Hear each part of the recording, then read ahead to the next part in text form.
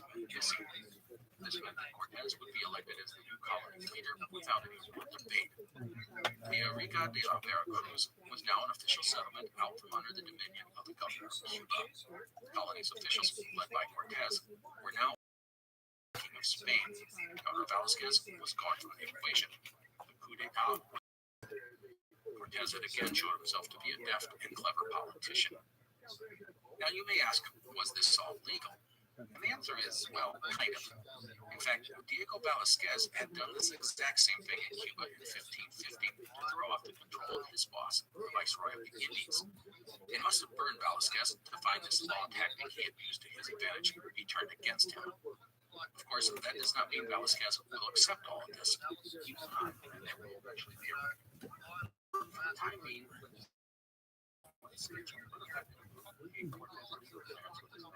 which is what they needed. That settles Cortez dealing with his other problem, finding a better site to build a new settlement. One of the expeditions would return and report a better spot. Someone was worried that the Aztec would eventually launch some offensive against him. He didn't set up a camp over about Central America. It was at this time that Cortez faced a possible insurrection in his ranks. The Chinese captains announced that some of the Cortez. Chains and hostile natives. These were different people with those who had encountered in the south. They were described as having piercing noses and beards, piercings large enough for their fingers. The two sides approached each other.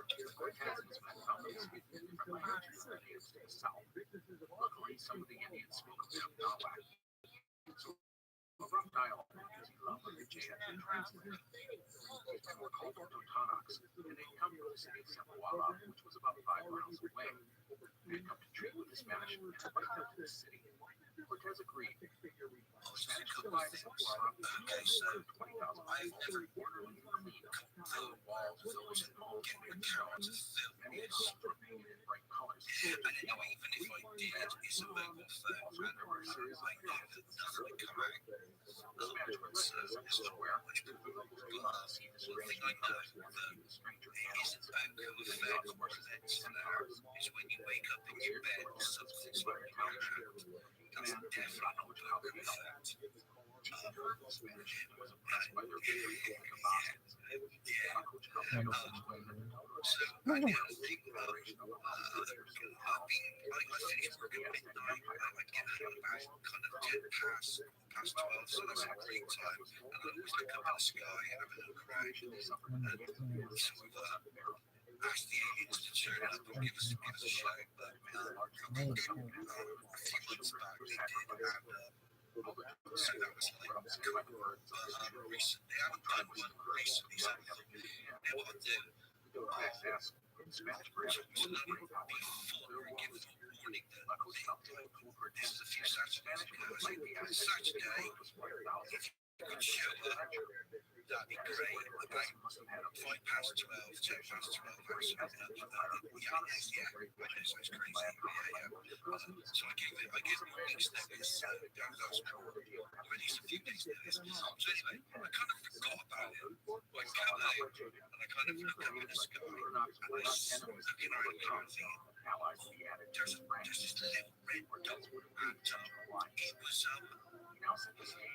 was hiding as the cloud in the middle of the cloud, and then it kind of came across the sky, and this is high up, it looked like part of the cloud, so it flew across, and I waved and said hello, and it only does that kind of like fishy tadpole kind of like, and I'm like, so I said hello, that's cool. And so I waved and said hello again, and it did that tadpole thing again. Wow, that's cool. And then it kind of like disappeared into space. So yeah, cool. But that is only they not actually start building anything until you pick the spot for the Zempoala. The publicity will have is that the ends of the river was shallow, and larger shoots could not be opened. This is the issue and when they say have their absolutely, that's super silly theory. I'm not too sure if they don't like the thing is, I know that they have, but whether they think of that also like they realize that they can project too, but they certainly got superstar hero. Because I've explained something to my friend in the pub, and I gave him my analysis or something like that, and they said it proved to me. They flew here's the right, a couple of years ago. Yeah, a couple of years ago, I was really pissed off with the skin brand of few the idiots of skin for firing his incidental money. I'm really pissed off. So I kind of set out to project and apologise. And to entities for that. And a couple of weeks later, I didn't really think much of it. But a couple of weeks later, they said, okay, this is a couple of years out of my death. Large, big window, and this weather manager is still coming down. My left field of vision was floating across, kind of stops about 100 foot up in the air, about 200 foot across the field. It kind of stops there and kind of flips horizontally across my field of vision. So I jump up and run outside to look about, it's kind of flashing these LEDs at me, and then kind of like just kind of flips and put my phone over the horizon. So that was kind of cool.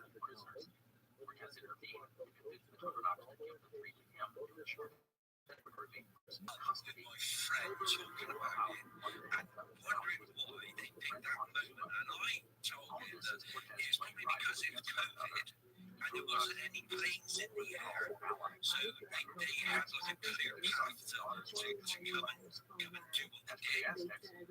Anyway, like literally 2 days later, I'm outside in the garden and I hear this airplane. It's a little bit cloudy, but I hear this airplane. I think it's a turbo. I hear it, and I'm like, God, that thing is like taking a long time to come over. So I stood there and I started looking up at the thing. Okay, so some people might have seen that cloud, that video footage of that cloud is on sparkly. Unbelievable white barcodes in the cloud and then floats across the rooftop. They kind of sparkle and then kind of the clouds kind of part. This thing turns into a silhouette of a plane flying over from me. And then the clouds, and it's literally about 3-4 seconds worth of that, and then the clouds covering up behind. And I'm fucking you cheeky bastards. Angry and having his time wasted, he will respond by forcing two rivals to put aside their sport test and fights that take a person's eye off the prize. Just look at what happened in Ferdinand Magellan. I can show you a reaction. I do. I never have had a reaction because I was kind of the first time I thought, yeah,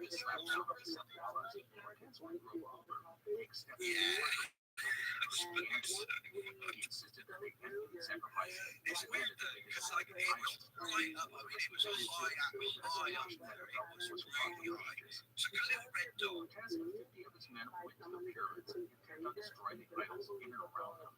People predictably freaked out. They thought the world would end if the sacrifices stopped and idols were destroyed. But their defiance, despite the budgets were back down, it would have been easy thought about it. But more than anything, he feared showing weakness in front of them. Barefoot running through our backyard. Threatening to kill the Sepulchre, after he commenced the standoff, Sepulchre leaders backed down. The Spanish proceeded to burn the idols, making a small down stairs to the pyramid and smashing them to pieces. Coconut was watching the war, and he thinking their world was going to end at that very moment. When done, the Spanish would convert one of the temples into a church, and there the many signs of sacrificial blood. Afterwards, said there's a consecrated shrine that stays unmade. Forecast by the Coconut. Reality of the situation is that the Coconut is above our yard. However, kind of like clouds, they have two options: fight back or cave into Spanish demands.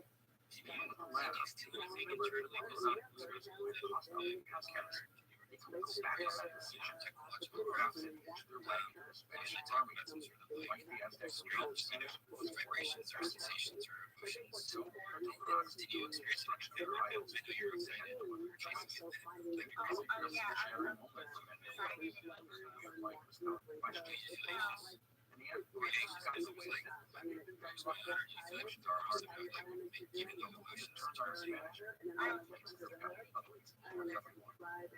With all this behind us, Cortez may have thought that he had something on the rise. Coincide with the arrival of the ship at Veracruz. The ship, like Caravel, was actually one that Cortez hired back in Cuba.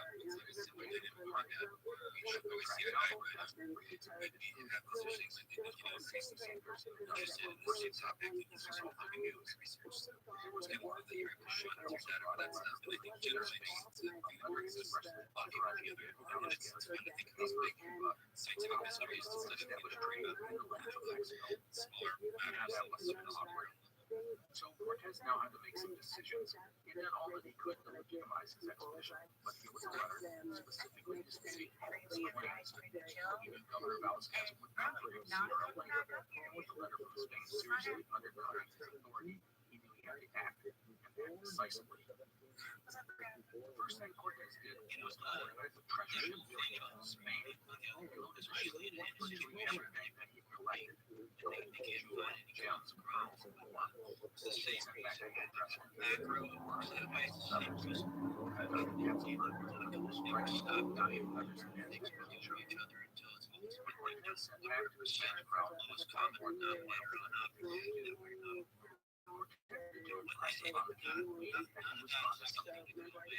they could not afford to lose 100% on the treasure ship. When I also sent first the letters, the straight letter was one of 5 that that's okay. And round about all the money Cortez obtained on his treasure. We sacrificed James all the accomplishments he achieved in the treasure he sent it back. How the treasure could come in the future. That is so long as Governor Vasquez was not allowed to interfere with what he has. That's why it really has this decision not sit well with some of the men. This may give away their treasure, but it was under footsteps. They have family waiting for them. Many of them have no real lead actually has a just one day home. It was here never was hatched by some real craft. The leader was a man named Pedro. One of Vasquez's relatives, Juan Vasquez, was amongst the conspirators. As with the men, Mars wanted to take a ship and get chased to the treasure ship headed back to Spain. Consciousness seems to change the dynamic. Similar towards the Red Indians, they planned to kill Cortez. I like It was to get some supplies from some pharaoh. However, as is so common amongst insurgent plots, someone got cold feet. The entire scheme was revealed. The leader of the plot, Pedro Escudero, was quickly executed. Gonzalo de Umbria, the ship's pilot, eventually had his nose cut off. A few others got 200 lashes, which easily many of the less sophisticated were eventually released by Cortez and encouraged by his officers. Many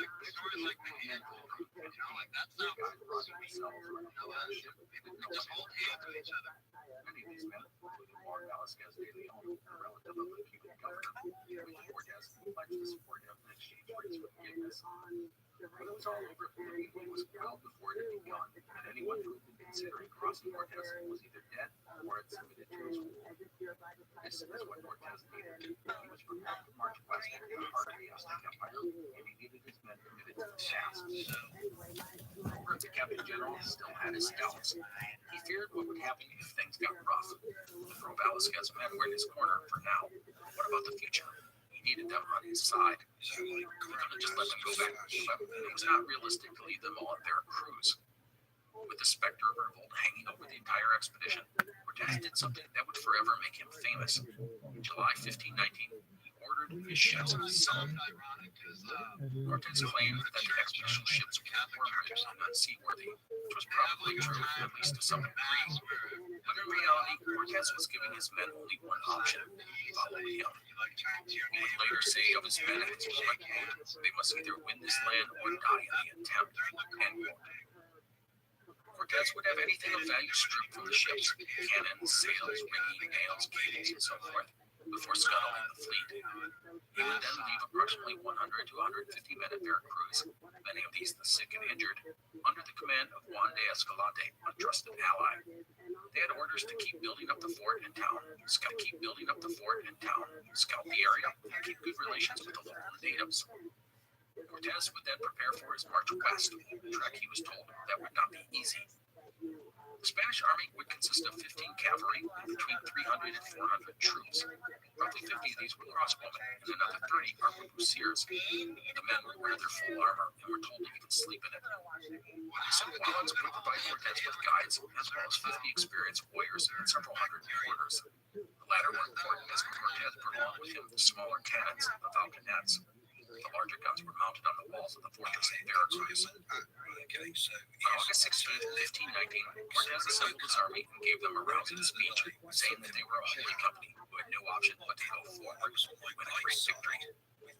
Ahead of the Spanish were jungles, mountains, and arid plains, and at the end of it all lay the great capital of the Aztecs, Tenochtitlan, and their mysterious, all-powerful emperor, Montezuma. With that, we will leave Cortez and his expedition here, poised to march west into the heart of the Aztec Empire. I hope you have enjoyed today's show. Thank you so much for listening. I will see you next time. The French Revolution set Europe ablaze. It was an age of enlightenment and progress, but also of tyranny and oppression. It was an age of glory and an age of tragedy. One man stood above it all. This was the age of Napoleon. I'm Aaron Rummage, host of the Age of Napoleon podcast. Join me as I examine the life and times of one of the most fascinating and enigmatic characters in modern history. Look for the Age of Napoleon wherever you find your podcasts. Hi, I'm Matt Elvis, host of the Pirate History Podcast. The Minutemen of the Golden Age of Piracy are some of the most infamous and often misunderstood characters in all of human history. You know their names: Anne Bonny, Henry Avery, Mary Read, Captain Kidd, Blackbeard. But do you know their stories? They're really stories. Every week over on the Pirate History Podcast, we examine what made these pirates sail the high seas in search of plunder and adventure and revenge. If you'd like to hear the stories of the real men and women who went on the account and sailed under the black flag, join us on the Pirate History Podcast. You're listening to an Airwave Media Podcast. This episode is brought to you by Travel Lodge by Wyndham. There's so much to discover, and Travel Lodge is your base camp for adventure. Get up and explore with free Wi-Fi, free coffee, and great night's rest, so you can be ready for anything. Whether you're exploring a national park, escaping to the beach, or discovering a new city, adventure isn't far away when you stay with Travel Lodge, one of the 24 trusted brands by Wyndham. Stay close to adventure at Travel Lodge by Wyndham. Get the lowest price at TravelLodge.com. Wyndham Rewards membership may be required. Restrictions apply. Hi, I'm Matt Albers, host of the Pirate History Podcast. The Minutemen of the Golden Age of Piracy are some of the most infamous and often misunderstood characters in all of human history. You know their names.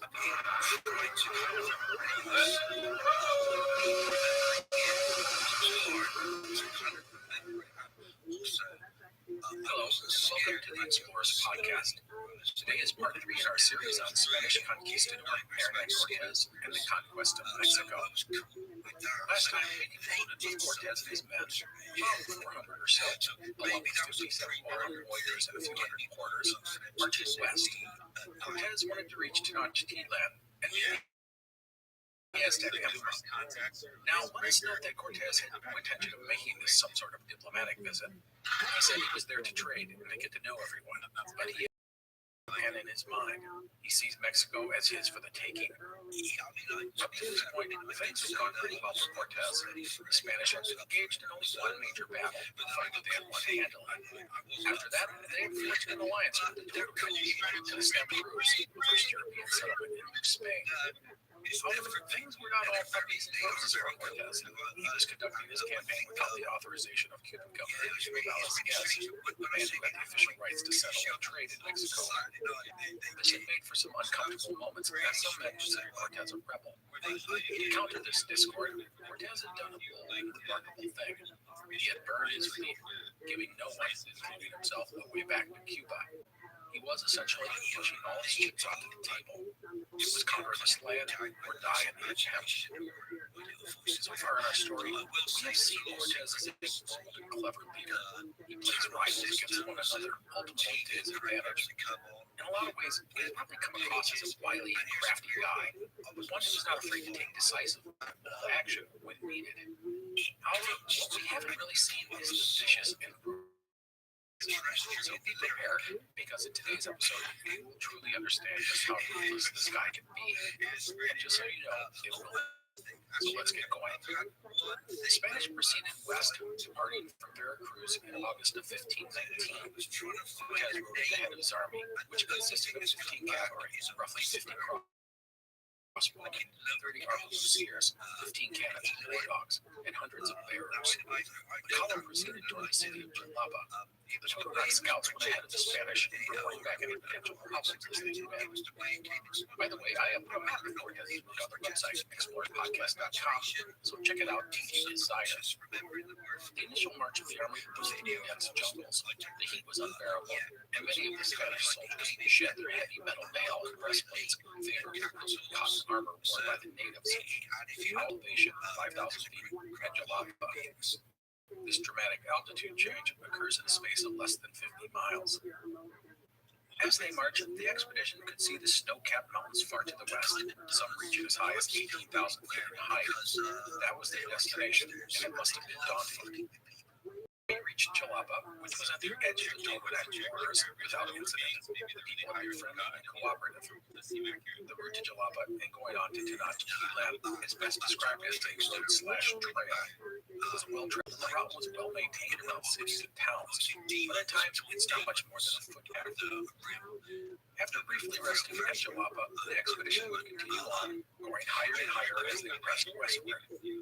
This will be an issue for many of the bearers, as the Seminolan and Cubans were just not dressed for the cold environment. Temperatures could drop dramatically, especially at night. The Spanish would eventually come to Aztec-controlled villages and towns, and no one was certain as to how they would be welcomed. Would the natives resist the Spanish, or would they flee from the army, or would these be peaceful encounters? The answer would be the latter. Cortez was pleased to find that the people were open and friendly. Not that these smaller communities could have done much to stop the Spanish, but Cortez did not need to be fighting every single town and village in his path. That would have just been wasteful. His powder and his supplies could only last for so long. As with every other encounter, at each settlement, the natives would be amazed at the strange-looking men with their beards and their fearsome animals and terrifying weapons. The big question was, who were these men? Last time we talked about this idea that the native people view the Spanish as gods. I want to reiterate that while this was possible, we don't know this for sure. Many historians think that the idea is more of a conceit of later writers. However, it doesn't mean it was wrong, at least to some degree. The Aztecs and natives of the region almost certainly had some serious conversations as to the nature of the Spanish. Remember, the Aztecs had never seen anyone like these discoveries in their lives. The animals and the technology were crazy, strange, and frightening. Without question, the appearance of the Spanish probably shook and threatened some of the foundational beliefs of many of these people. But we also have to remember that the Indians are not one mind. There are millions and millions of distinct individuals. Some probably did say, "Are these gods?"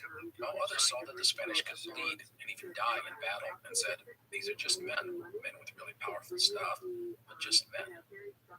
The big thing I want to stress is that I didn't put a whole lot into this idea that the Aztecs thought that the Spanish were gods, and thus would not challenge them.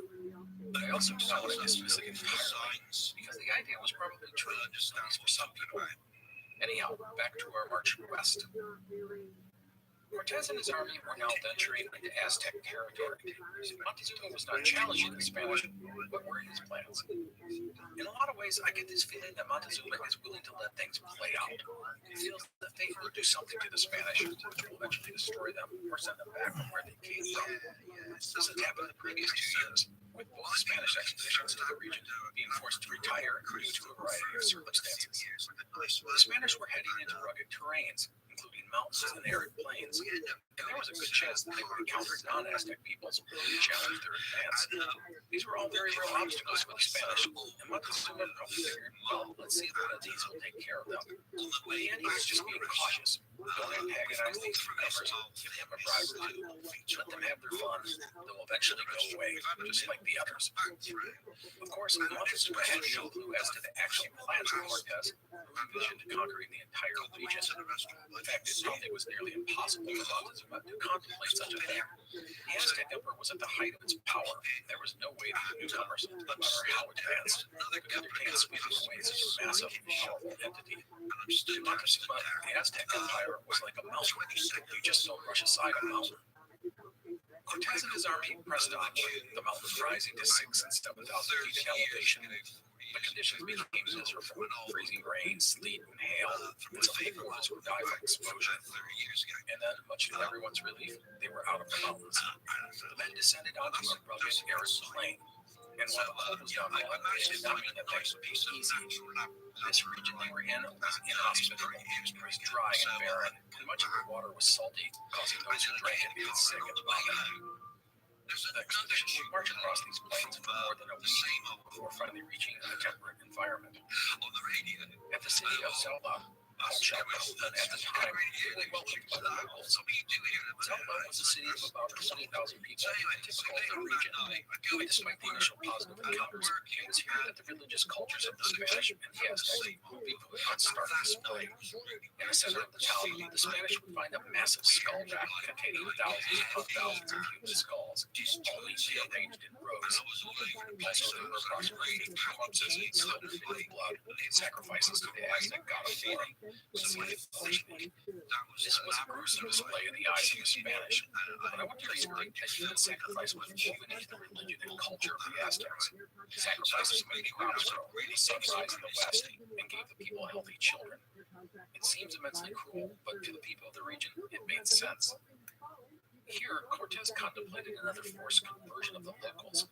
He wanted to march his men to the temples and smash all the idols, including the areas of signs of sacrifice. However, one of his priests, a man named Father Ootd, dissuaded Cortez from acting too hastily. He argued that there would be a time and a situation to convert the locals to the Christian faith. Now was not the time, and Cortez would agree. These outlaws, Cortez would speak in depth to the local chief, a man named Ootd. From Ootd, we find out more about the Aztec Empire. Cortez was told that the empire consisted of more than 30 kingdoms, which each would muster over 100,000 warriors. And the capital city of Tenochtitlan was a city on a lake, beautiful and impregnable. Now, if Cortez had any second guesses about his advance west, he lost them when Ootd described riches of Tenochtitlan and the emperor. Gold, silver, jewels, piles of it collected over the decades from the empire's various lands. More than ever, Cortez was determined to reach the fabled Aztec city. The Spanish would spend 4 days in the city, and while they were provided with food by the locals, it was meager fare, as the Aztecs were trying to discourage the Spanish from continuing their march. Eager to move forward, Cortez sent some of his symbolic messengers ahead to his next destination, the city of Tlaxcala. Tlaxcala was a place that intrigued Cortez because the Tlaxcala people were not part of the Aztec Empire. In fact, they were long-standing rivals. Cortez wondered if they could be potential allies. Thus, he sent his messengers ahead, telling the Tlaxcalans that he came in peace and that he just wanted to visit with them. The Spanish would spend 10 days marching west toward their destination. Along the way, they were, on orders from Montezuma, treated well by the local people. I get the feeling that Montezuma was hoping that the Spanish would reach Tlaxcala and proceed to get their butts kicked by the Tlaxcalans, who were fiercely independent people. On September 12, 1519, Cortez would reach the borders of Tlaxcala. Here he would find a stone wall 10 feet high and 20 feet thick, denoting the border. The gates to the wall were open and unmanned, so Cortez ordered his army forward. However, none of the Cephaloid messengers had returned, so Cortez and his men were prepared for the worst. The reality of the situation was that the Class Collins had imprisoned the Cephaloid messengers, and they were organizing their forces at that very moment to meet the advancing Spanish army. The Class Collins just did not trust the Spanish, as they seemed way too friendly with the Aztecs. The Spanish would have an initial skirmish with some Otomi warriors who were allies of the Class Collins. 2 of the Spanish forces would be killed in the melee, and the carcasses hauled off by the Otomi. A Spanish soldier would also be killed. By the way, the native peoples will eventually adapt to some of the challenges of the Spanish cavalry and firearms. Here, the Otomi learned to grab hold of the lances of the riders and pull the men off their horses. A short while later, a force of several thousand Class Collins attacked the Spanish army. Many of the fighters, who wore light armor and carried shields, had their faces painted red and yellow, or blue and red, or with black stripes, each color or pattern a recognition of their status as a warrior. Cortez noted the organization of the Class Collins. They were sharp and quick to deploy. The Spanish countered by setting up their own lines, with the crossbowmen, arquebusiers, and cannons ready to unleash their volleys when they were ordered. The fighting would go as expected. Class Collins had never encountered such warfare, and while fighting bravely, they would break when the Spanish war horses thundered onto the scene. So much for these guys, or so thought the Spanish. It did not take long for the real Class Collin army to appear. 40,000 men prepped and ready for battle. The sight of the 100-1 odds made many of the Spanish fear that they were doomed.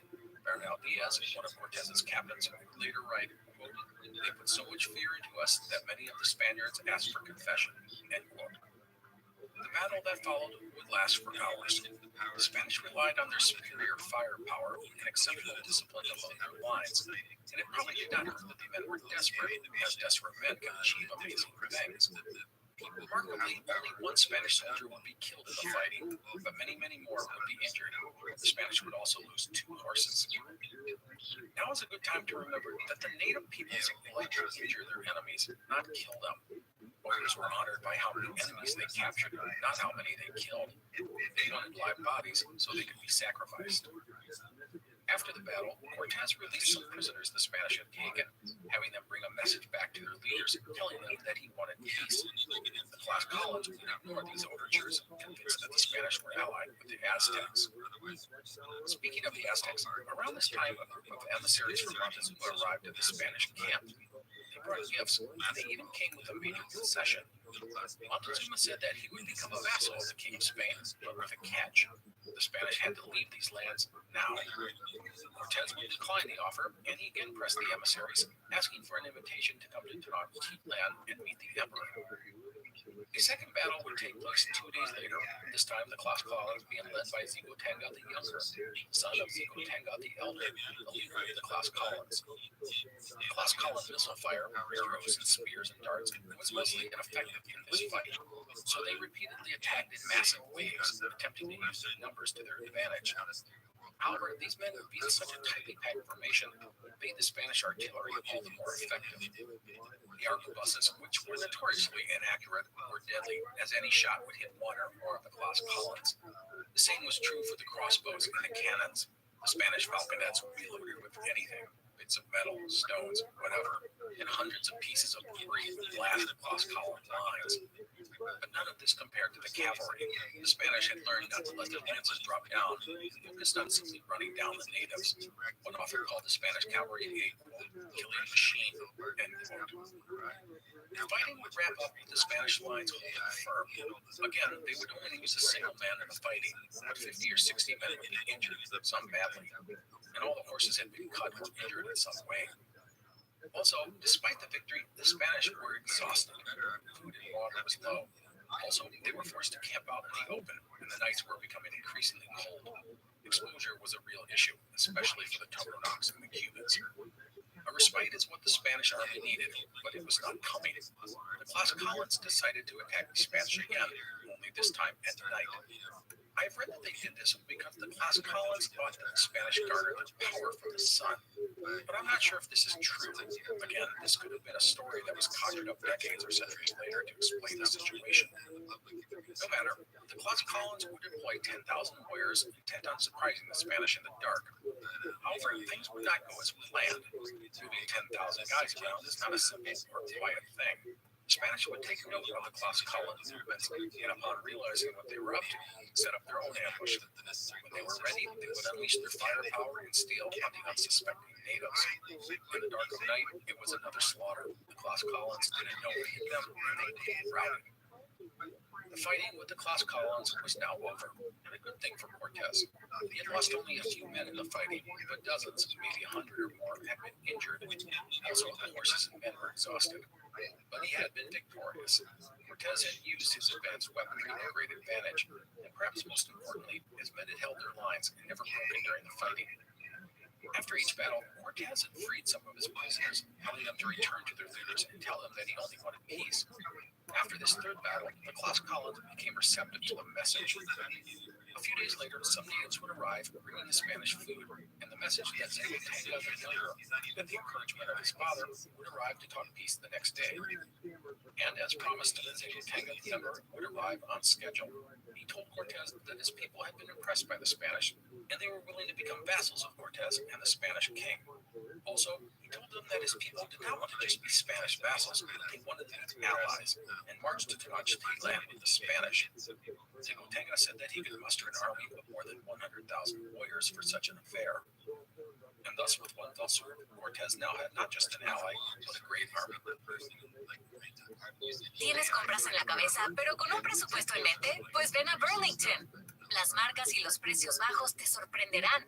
Hay un vestido que te quedará genial esperándote en la tienda.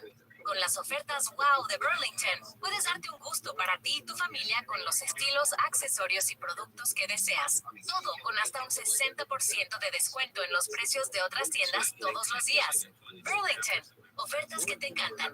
Los precios y la selección varían por tienda.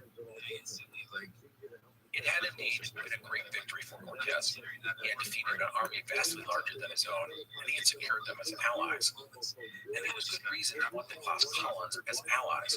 First, the obvious thing was that they could provide troops and supplies, and just as important, they hated the Aztecs. This would make them motivated and trusted. Now, one other thing regarding Cortez's victory. Remember, there had been some emissaries of Montezuma in the camp, and they had witnessed the battle. It must have scared the crap out of these guys. Everything they had heard about the Spanish had come true. These strangers had arcane and powerful weapons and commanded extraordinary animals. A mere 400 or so of them had defeated a force of 100 times their size. No doubt all of this information was quickly filtered back to Montezuma and his advisors. On September 23, 1519, Cortez and his men would enter the city of Tlaxcala, being greeted by Zengotenga the Elder, who was ill and blind. Everywhere the Spanish went, people flocked out to see these strange newcomers. The Tlaxcalans feted their new allies with food and gifts. Cortez would write to his monarchs about the grandeur of Tlaxcala, saying it was more bigger than Granada. The Spanish would remain in Tlaxcala for 3 weeks, recuperating from the recent campaign. During this time, Cortez would learn all he could about Montezuma and Tenochtitlan. By the way, the Tlaxcalans had little treasure. Instead, they would give the Spanish 300 women as a reward for their victory. Now, let's be clear, this is not much different than slavery. These women were to tend to any of the needs of the Spanish. They cleaned clothes, made meals, and provided sex when desired. We sometimes tiptoe around the sexual servitude part of this, but it was very real and very common. Also, while in Tlaxcala, Cortez would again flirt with the idea of forcing Christianity on the populace, but again, Father Olmeda talked him back from the idea, which was a good thing for the Spanish. The last thing Cortez needed was to recognize these new allies. By the way, as a nod to the religion of these newcomers, the Tlaxcalans would give the Spanish wanted their tenants to convert his church.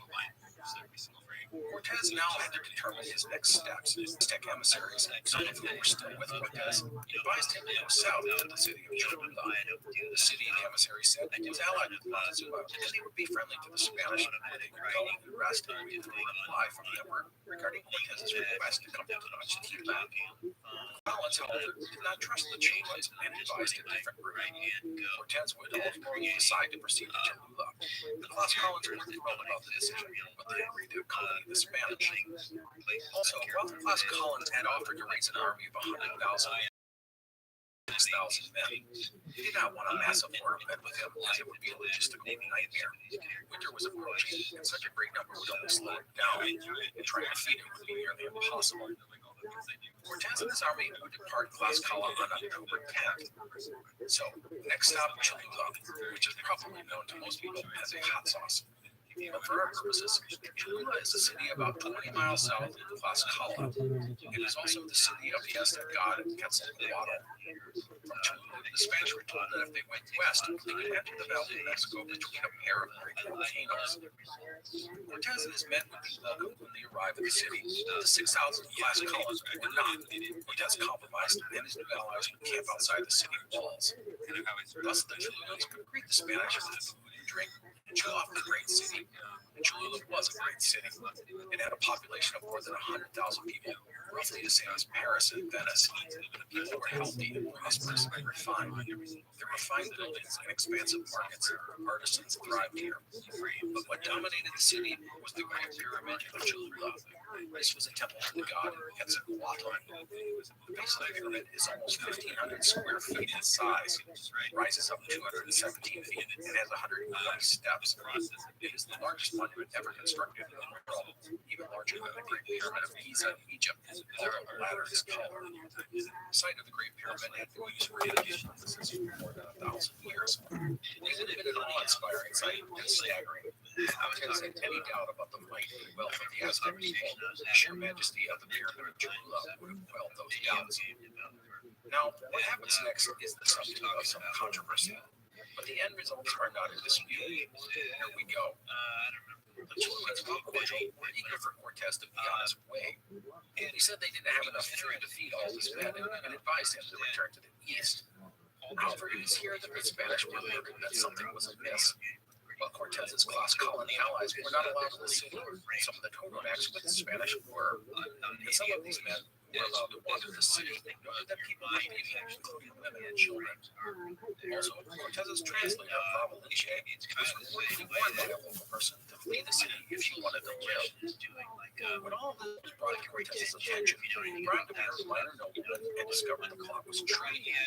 The Cholulans, Cortez was told, were supposed to trap the Spanish in the city, and then some elite troops sent by Montezuma would finish off the invaders. I have read that Montezuma's priests had delivered a prophecy that the Spanish would die in the city of Quetzalcoatl, and that this is the reason the Aztecs were planning the ambush.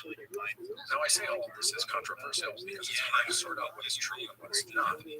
Cortez said that the Cholulans were plotting against him, and we only have the word of Cortez in his mind regarding this fact. Cortez's distractors say it was all a lie, and only an excuse for what was about to happen. So, what was about to happen? Well, let us find out. Cortez, now aware of the plot against him and his men, or perhaps just deciding to teach the Aztecs a brutal lesson, announced to the Cholulans that he was going to abandon his quest to reach Tenochtitlan and return east. He then asked the local leaders to gather for a farewell ceremony, which they agreed to. They were probably thrilled that Cortez was leaving and happy to see him off.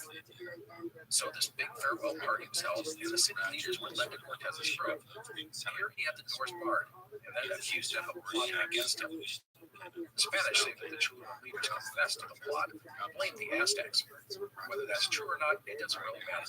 As in the courtyard below, hundreds of Cholulan nobles and their families were enjoying the going away feast. And then, on Cortez's signal, the men made their move. They swarmed into the courtyard and attacked the assembled Cholulans, most of whom were unarmed. The slaughter began. Swords and crossbows and war horses killed anyone in their path, men, women, and children. Some people fled up the Great Pyramid and threw themselves to their deaths rather than be butchered by the Spanish. And the killing did not stop there. Cortez and his men opened the gates for the glass column allies who went on a rampage. Anyone they caught, they killed. It is said that not a single person was left alive in the courtyard where the massacre had begun. By morning, 5,000 people would be dead and the city on fire. The Spanish would loot the palace of gold, precious stones, and anything of value. After a few days, order would be restored and the glass columns would be outside the city walls. The populace would slowly come out of hiding and return from the countryside to assess the damage and claim their dead. The massacre at Cholula was cold-blooded butchery on the part of Cortez. I do not doubt he suspected the Cherokee were up to some sort of treachery. The scale of the massacre was obscene. It really demonstrates just how ruthless Aaron and Cortez could be. In Tenochtitlan, Montezuma and his advisors were stunned by the events. Marching 1,000 people to a sacrificial death. Just butchering them in the streets was just mind-blowing. Montezuma said we were retreating to the location and spent a week waiting for some sign from gods. It was then that he received a visit or a vision from the god of war and sacrifice, Huitzilopochtli. A short while later, emissaries reached Cortez with this new message. Cortez and the Spanish were officially invited to the Aztec capital to meet the emperor, Montezuma. So there it was. The invitation Cortez had asked for months was now here. The road to Tenochtitlan was open. Before departing Cholula, Cortez allowed the Totonacs to return to their home in the east. The Totonacs simply weren't accustomed to or prepared for the coming winter or the mountains that lay ahead. And they had served the Spanish well. The Captain General noted their bravery and sent them home with many gifts. Going forward, the class Collins would provide bearers for the expedition. It was now time to head to Tenochtitlan, which was located in the Valley of Mexico. The Valley of Mexico, by the way, is a highlands plateau. It has a minimum elevation of 7,200 feet and is surrounded by mountains as high as 18,000 feet. Access into the valley was difficult, but it did thrive for thousands of years due to a mild climate, abundant game, and good land for large-scale farming. At this time, there were 5 lakes in the heart of the valley, connected and controlled by a sophisticated system of dikes and canals. Numerous cities and towns and villages surrounded these lakes, their population numbering over 1 million, a staggering total for the time. The crown jewel of all of it was Tenochtitlan, the capital of the Aztec Empire, which was on an island in the center of Lake Texcoco. The other 2 prominent cities were Texcoco, which was on the eastern shore of Lake Texcoco, and Tlacopan, which is on the western side of the lake. These cities, along with Tenochtitlan, formed the Aztec Triple Alliance. I have posted a map of the Valley of Mexico on exploredpodcast.com, just in case you want to see the specific locations of these cities. It's not essential for today's episode, but it will definitely help you in future episodes. Also, a quick naming note. In the last episode, I said that one of the Aztec Triple Alliance cities was Tacuba. I want to point out that at this time, it was called Tlacopan, which is what I will use going forward. The word that I will use, Tlacopan. So up into the mountains marched the Spanish army and their Indian allies. The trek would be a big one, as the men would go as high as 12 and 13,000 feet to make the crossing. I don't know if you've ever hiked at 13,000 feet, but if you are not used to it, I promise you it is brutal. And none of the Spanish or their allies were prepared for the thin air or the cold of this altitude. It was November 1519, and progress up the mountains would be slow, barely a few miles each day. The trail was rocky and slippery and dangerous. Cortez's army would eventually move between 2 volcanoes, Popocatépetl and Iztaccíhuatl, which rise up roughly 18,000 and 17,000 feet respectively. It must have been a stunning and humbling situation. 2 massive mountains on either side, one spewing smoke out of its peak. Cortez would have one of his captains, Diego de Ordaz, and a contingent of men climb to the top of the active volcano. Cortez would scale the side of Popocatépetl, weaving through snow and ash and lava flows to nearly reach the summit. I say nearly reach because they didn't quite get to the rim of the volcano as it was so hot their clothes began to catch fire. But when Ordaz returned, he reported seeing a city on a lake in the distance. Tenochtitlan would have been about 40 miles northwest of the volcano. He also saw a pass between the 2 mountains. Armed with this information, the Spanish pressed forward, battling snow and sleet and cold. Then, finally, the Spanish would make their way between the 2 great volcanoes at a place called Paso de Cortez, Pass of Cortez. Cortez and his expedition could now begin their way down. And before them lay their destination, the Valley of Mexico. Cortez could see it all, including the magnificent city on the lake, Tenochtitlan. There he knew resided the great power in the contest with anything was coming, Emperor Montezuma. And so, with the Spanish descending into the Valley of Mexico, that is where we will wrap up things for today. Next time, we will bring Cortez to Tenochtitlan, where the meeting of the Spanish conquistador and the Aztec emperor will finally take place. I hope you've enjoyed today's episode. We will see you next time. Thank you for listening. The French Revolution set Europe ablaze. It was an age of enlightenment and progress, but also of tyranny and oppression. It was an age of glory and an age of tragedy. One man stood above it all. This was the age of Napoleon. I'm Evan Rummage, host of the Age of Napoleon podcast. Join me as I examine the life and times of one of the most fascinating and enigmatic characters in modern history. Look for the Age of Napoleon wherever you find your podcasts. Have you ever gazed at one great character? Have you marveled at the golden face of Kentucky? Or admired the delicate features of Queen Elizabeth?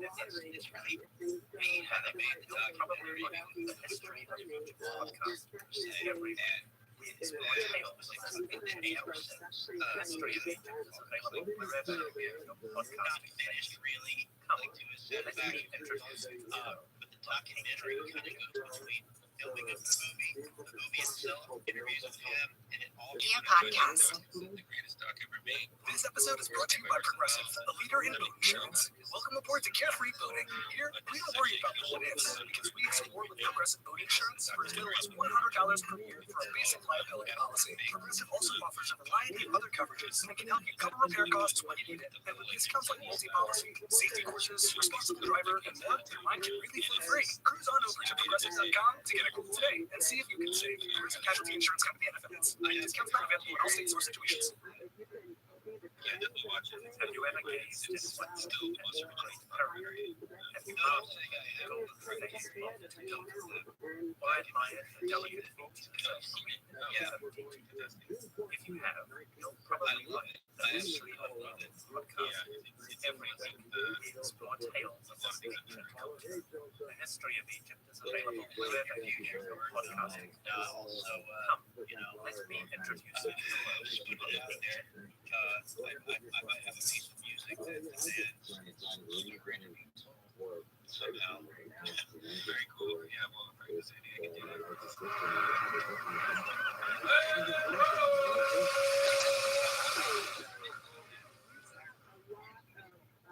Hello, and welcome to the Explorers Podcast.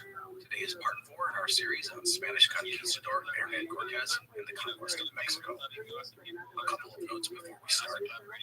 First, I have put a map of the Valley of Mexico, where much of our action takes place today, on our website, explorerspodcast.com. I recommend taking a look at it so you can better enjoy this episode. And second, I want to make a comment about some pronunciations in this series. There are a lot of Aztec names in these episodes, places and gods and so forth. I want to point out that some of these names don't sound very much like they are spelled. I want to mention that because you may look at a map and see a place spelled Tlaxcala and think it will be pronounced something like Tlaxcala, but in reality, I'm saying Tlaxcala. In the end, the Aztec language, Nahuatl, just doesn't always look how it's pronounced in English. Also, many of these places have both an Aztec name as well as a Spanish name, so that can be confusing. And I know that I mix them up, which probably doesn't help. These things are not a huge deal, but I wanted to point them out in case anyone gets confused by some of the odd spellings you may come across. Anyhow, that is it. On with the show. It was November 1519, and Hernán Cortez and his army, roughly 300 to 400 Spanish soldiers, 6,000 Tlaxcalan Indian allies, and several hundred porters had crossed over the mountains and descended into the Valley of Mexico. Their destination was Tenochtitlan, the capital of the Aztec Empire. Cortez had been invited to the legendary city by Emperor Montezuma following the massacre at Cholula, where the Spanish and their allies had slaughtered 5,000 Cholulans. Cortez claimed to have planned to ambush him and his men. The massacre was horrific, and it really demonstrates just how ruthless of a man Cortez could be when he felt threatened. Once over the mountains, Cortez and his army followed deep switchbacks into the valley, where they could see lakes, cities, and towns, as well as fields of maize and beans. Eventually, the army would come to the first settlements where they would be fed, and as always, be treated as a source of astonishment. Spanish weapons and armor, as well as the horses and dogs, terrified and thrilled all who saw them. I also want to note that many of these people were frightened, not just by Cortez, but by the thousands of Indians with him. The number I use is 6,000, but other sources prove as low as 5,000 and as high as 10,000. No matter, thousands of armed Tlaxcalan warriors were an alarming sight to the local Indians. The Spanish scared the Aztecs, but also enthralled them. However, the Tlaxcalans were a known enemy, and were the rampage of Cholula no doubt made people wary of their presence. Despite all of this, Cortez and his men were welcomed as they descended into the Valley of Mexico. The Captain General was surprised and pleased to find an undercurrent of discord amongst many of these people. They resented the high taxes imposed upon them, as well as the strict rule of Montezuma and his officials. Cortez loved this kind of stuff. He saw opportunities and even told some of the leaders that he might be able to help them with their burdens in the future. Eventually, emissaries of Montezuma would arrive to greet the Spanish, bringing gifts of quetzal feathers and gold. As you can imagine, the latter drove the Spanish into a tizzy. There are also stories that there were sorcerers amongst the emissaries, sent by Montezuma to try and curse or to charm the Spanish, but to no avail. The Spanish would approach the Aztec city from the southeast, reaching the southernmost of the 5 interconnected lakes in the Valley of Mexico. This was Lake Chalco. By the way, regarding the 5 lakes, these were fed by springs as well as runoff from the mountains. There was no connecting river. As a result, they were quite swampy. However, the Aztecs would build nearly 100 structures, dikes and levees and so forth, to improve the quality of the water and to keep it from becoming stagnant. We'll talk a bit about this later. The Spanish would be met by Cacamatzin, the nephew of Montezuma and the king of Texcoco, which was located on the eastern shore of the lake of the same name. Texcoco was part of the Aztec Triple Alliance and widely seen as the second most powerful city in the region after Tenochtitlan. The Texcoco king, Cacamatzin, came with much food and ranch, arriving in a litter decorated with silver jewels and feathers. It was a lavish display, unlike any ever seen before by the Spanish. The king would escort the Spanish into the city of Iztapalapa, which was across the lake from Tenochtitlan. Iztapalapa was ruled by Huitlahuac, the brother of Montezuma. The Spanish were impressed by the beauty and craftsmanship and quality of the city, as well as the other communities they had seen on the march into the Valley of Mexico. So, a few geography notes. Tenochtitlan was on an island about 5 square miles in size, on the western side of Lake Texcoco, which was about 30 miles wide. By the way, I misrepresented the size of Lake Texcoco in the first episode, saying it was much smaller. Not a big deal, but I thought I would acknowledge that. To get to Tenochtitlan, 3 causeways had been constructed, each, if I have done my calculations correctly, was roughly 3 to 5 miles in length. The causeways were straight and made of stone. They were essentially raised roads. The Aztecs built bridges into the causeways, which allowed small boats and canoes to travel under them. These bridges could be removed, like a drawbridge, if the city was attacked. With the drawbridges raised, the city was very difficult to get into or out of. The descriptions of them with berries, Cortez says they were as wide as a lance, which would have made them about 10 to 12 feet wide. Leonel Diaz, one of Cortez's captains, said the causeways were wide enough for 10 horses to walk side by side, which would have been upwards of 30 feet. No matter the great innovations, causeway from Iztapalapa to Tenochtitlan was called the Tepeyac Causeway. It was approximately 5 miles long. On November 8th of 1519, the Spanish assembled to march into the Aztec capital. Cortez would pull out all the stops for the event. He and his men wore their battle armor and finest clothing. Swords and helmets were polished, banners and flags were unfurled. And all around the causeway, canoes were waiting to watch the approach of the mysterious strangers from the east. The Spanish and their Indian allies set out across the causeway, accompanied by the Aztec nobles, Huitlahuac and Cacamatzin. As the Spanish advanced, they marveled at what they saw. Stone aqueducts, 2.5 miles long, brought fresh water from the surrounding countryside to the city, as the lake's water was brackish, especially on the eastern side, and was not the best for drinking or bathing. And to the east, the Spanish could see a great dike, 10 miles long, 25 feet high, and 3 to 4 feet wide. Its principal function was to protect the city of Tenochtitlan from the high water levels of Lake Texcoco, but it also kept much of the brackish waters of the lake away from the area around the capital city. The lake, by the way, had many islands on it. Some were dedicated to growing flowers or specific plants. Also, there were these things called chanapas, essentially floating gardens. I want to take a sidetrack here and talk about them because they are A, really cool, and B, a really cool way to understand just how innovative the Aztecs were. The chanapas were really quite unique. The Aztecs essentially secured these massive rafts on the lake, and on them dumped piles of lake bottom soil and waste, creating these incredibly fertile islands, which were fed by the water table below. In a land where you had a lot of people and limited space for growing crops, finding a way to produce more food is critical. So this is perfect. The built floating gardens provided the city with an additional source of produce. Again, this is a really cool engineering feat, and I want to point it out because sometimes I try and talk about how advanced the people in this region were. What we focus on is the grandeur and the soaring temples, the great causeways, and the huge public markets. All of that is amazing, but it is not the whole story. It's often these smaller things, like the chanapas, that really demonstrate how innovative and sophisticated the Aztec people were. Now, unfortunately, for all their ingenuity, the Aztecs lacked the ability to work metal like the Europeans. This was a key piece of technology they did not possess, and it will be their downfall.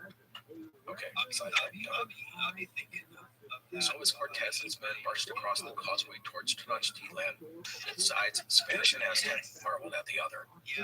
In addition to being accompanied by Cacamatzin and Cortez rode with his translator, Lava Linche. By the way, she had become, or would become, Cortez's mistress and would be a valued advisor to him. It said the Aztec people were in awe of her, as she was held in such obvious esteem by Cortez. The 5-mile march across the causeway passed without incident, and Cortez and his army were led over a drawbridge onto the main island, right to the gates of Tenochtitlan. After a welcoming ceremony, the Spanish would wait for the arrival of Montezuma. This was a monumental moment. Two complex civilizations, not known of each other until a few years ago, civilizations that evolved independently, were now coming together. The emperor of the Aztecs would arrive in the center of 2 long processions of nobles, all elaborately dressed in their finest clothing. Montezuma would be carried on a gold-plated litter adorned with quetzal feathers and decorated with gold, silver, and gems. When the litter stopped, Montezuma emerged. Cloaks were laid before the emperor, so his feet did not touch the ground as he walked. His servants, per custom, did not look directly at their lord. Montezuma wore gold-soled sandals and a brilliant green headdress with quetzal feathers. His cotton cloak was studded with jewels. His lower lip was said to be pierced with a blue stone hummingbird, and his nose and ears were also pierced. It is said that Montezuma walked with grace and dignity, not surprising as he had commanded his people for nearly 2 decades, and his word was law. When the emperor approached the Spanish, Cortez reportedly tried to embrace Montezuma, but was quickly stopped by aides of the Aztec ruler. No touching the emperor. The ceremony that followed was long and elaborate, with Cortez being introduced to many Aztec nobles. When done, Cortez presented the emperor with a necklace of pearls and cut glass, and through his translator, Lava Linche, asked, "Are you Montezuma?" The emperor replied, "Yes, I am." Gifts for the Spanish would follow, and that included necklaces and jewelry and gold and flowers. Like beautiful feathers, the Aztecs loved flowers, and they were highly prized in their culture. The emperor had extensive gardens in the city and on the islands and surrounding lakes. At this point, Montezuma departed, saying that he would meet with Cortez later. The Spanish were then led into the city. They were taken to an expansive compound in the northwest section of Tenochtitlan, near the Tlacopan Causeway. This was the palace of Mashaya Katz. Mashaya Katz had been Montezuma's father and the previous emperor. The compound was large and able to house the entire army, upwards of 7,000 people. It was comfortable, and the men, even the cloth columns, were well cared for. The palace had a walled central courtyard, and Cortez and his officers immediately went about fortifying the location. Cannons were placed on the walls, and guards were stationed at key points. Almost immediately, the Spanish conducted some military drills in the courtyard, mainly to fire off their weapons, a way to frighten the Aztecs. It was a tactic that would work. None of these people had heard such thunder. Later that day, Cortez and his top officers would be summoned by the emperor. Here, they would be given more gifts, an extravagant display of the wealth and power of Montezuma. In addition to woven garments, feathers, and textiles, there was gold and silver in quantities greater than any of the men had ever seen in their lives. Both Both sides exchanged polite words, with Cortez assuring Montezuma that he was a friend to the emperor. The Spanish would depart peacefully and be invited to enjoy the splendors of Montezuma's city. All in all, it had been a successful day for Cortez. He had impressed the Aztecs, and any fears about being ambushed had been unfounded. However, Cortez and his men were keenly aware of their vulnerability. They were on an island of more than 200,000 people, and the only way off, the three causeways, could be shut down at a moment's notice. If things went badly and they needed to retreat, they were in for a world of hurt.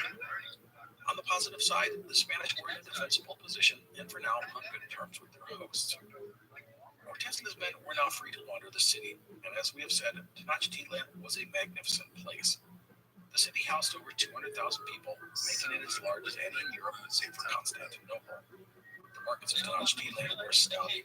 There were slaves and textiles and food and pottery and skins and a million other items available. You could also find chocolate and tobacco, both unknown to the Europeans at this time. Cortez reported that 60,000 people came to the market every day, but this is likely an exaggeration. Historians say it was probably closer to 20,000, but still immense. The city had many other highlights. There were extensive botanical gardens, an aquarium, a huge ball court, a great aviary and zoo. In them you could find crocodiles, jaguars, snakes, mountain lions, eagles, falcons, hawks, as well as the beautiful colored birds loved by the Aztecs. 300 people were employed caring for the animals. Cortez would be given a tour of the city's center, a massive complex of more than 100 rooms. Here he would see not only the administrative center of the empire, but its finest craftsmen, such as jewelers and potters and feather workers. They were the best of the best, and Cortez said that they produced goods equal or better than their European counterparts. The city itself was orderly and well maintained. There was an advanced sewer system, and the streets were cleaned daily. And we can't forget the grand palaces and homes. It was said that Montezuma's palace was guarded by 3,000 men and 1,000 servants, and he only had the finest in all aspects of life. It is said that the emperor would touch a bowl or goblet or plate only a single time in his entire life. And the marvels did not stop there. We mentioned the aqueducts earlier, which brought fresh water to the city. Also, there were canals that had been dug all over the island, allowing boats and canoes to travel in an orderly and efficient manner throughout the city. Another amazing thing was how many buildings were constructed not just on the island, but in the waters around the island. These buildings hugged the shores and extended out to the lake. All of this was wondrous, but nothing garnered the Spaniards' attention like the city's temples. These were extraordinary, and none so towering as Temple Mayor, the main temple of the city. It was dedicated to Huitzilopochtli, god of war and sacrifice, and Razo, the god of rain. Each had a shrine at the top of the pyramid. The temple of Huitzilopochtli was the personal shrine of Montezuma. The Great Temple was about 200 feet high and 260 by 330 feet at its base. It dominated the city, physically and spiritually. A few days after arriving, Cortez asked to see the temple, a request he was granted, which was a rare thing. The climb was steep, with over 100 steps, and Cortez and his men were winded when they reached the top. We can't forget that they were an altitude of more than 7,000 feet, which they were not accustomed to. Inside the temple, they were repulsed by what they saw. This was where much of the human sacrifice took place, and the Spanish were overwhelmed by the sight and smell of it all. There were thousands upon thousands of skulls in the temple, and blood was everywhere. Cortez, never one to be subtle, tried to preach to Montezuma about the merits of Christianity and attacked the Aztec emperor's religion, condemning the blood sacrifice. He even told Montezuma that he should erect a cross at the top of the temple. The emperor was patient with Cortez at first, but cut him off when the captain general attacked the Aztecs' religious views. Cortez wisely did not press the issue at this time. He would, however, have a chapel constructed at his army's compound, with Montezuma even providing supplies and laborers to aid in the efforts. Thus, here was Cortez and his army in a fortified position in the heart of the Aztec emperor. Tenochtitlan had surpassed their wildest dreams. It was so mesmerizing, Cortez would call it the city of dreams. This episode is brought to you by Progressive, the leader in bone insurance. Welcome aboard Carefree. Here, don't worry about the ifs, because we can get bone insurance as little as $100 per year for a basic liability policy. Progressive also offers a variety of other coverages that can help you repair costs when needed. Discounts like multi-policy, safety courses, responsible driver, and more. Your mind can really feel free. Cruise on over to progressive.com to get a quote today and see if you can save. Progressive Casualty Insurance Company and affiliates. Discounts not available in all states or situations. So Cortez had made it. He had reached the city. He had met the emperor. What to do next? Well, that is easier said than done. Because to be honest, we are entering a very murky section of our narrative. We get confusing and conflicting stories. And knowing exactly what happened is almost impossible. However, we do know the end result, which is the most important thing. That said, buckle up. I'm going to take you through some of these muddy waters until it clears. Here we go. Sometime between November of 1519 and April, Cortez and Montezuma hostage. The Spanish claim this happened in November, not long after arriving in Tenochtitlan. They say it was in response to an attack on some Spanish troops in the east by Aztec forces. This attack left 7 Spaniards dead, including Juan de Escalante, the Spanish commander at Veracruz. Some sources say that Cortez took Montezuma back to his compound and had to run the empire from there, with Cortez pulling all the strings. Other sources claim that Montezuma was kept at his palace, but under the watchful eye of Cortez and his men. Either way, the result was the same. While he tried to put on a good face to save his dignity, Montezuma was humiliated by this. In fact, his humiliation was so great that he feared for his own life if he returned to his people, who hated him for becoming a pawn of the Spanish. As you can imagine, dissent grew during the pseudo-imprisonment of the emperor. A plot to free Montezuma and destroy the Spanish, led by the emperor's nephew, Gautamatze, would be uncovered that spring. This would lead to the arrest of the king of Texcoco and other prominent Aztec nobles. They would be placed by men loyal to Montezuma and thus Cortez. Okay, that is one take on things. However, I find some of it hard to believe. That Cortez can keep the emperor on a string for months and months is just not that plausible. At some point, the emperor or his people could have engineered an escape, or a rebellion, or something. It's hard to believe that it went on for 5 months. I guess the whole Stockholm thing could have been in effect here. But the idea that Montezuma was not a simpleton and had ruled a massive empire for 2 decades is so odd and overwhelmed by a people that could not understand, even if they did have firearms and swords, is kind of hard to believe. But again, maybe Montezuma had allowed it all to happen, believing that the Spanish would go away once they had all the loot that they could carry. We just don't know. So what is the alternative? Well, some argue that Cortez and the Spanish operated on roughly friendly terms with the Aztecs and Montezuma for a lot longer than just a couple of weeks, maybe all the way up to April 1520.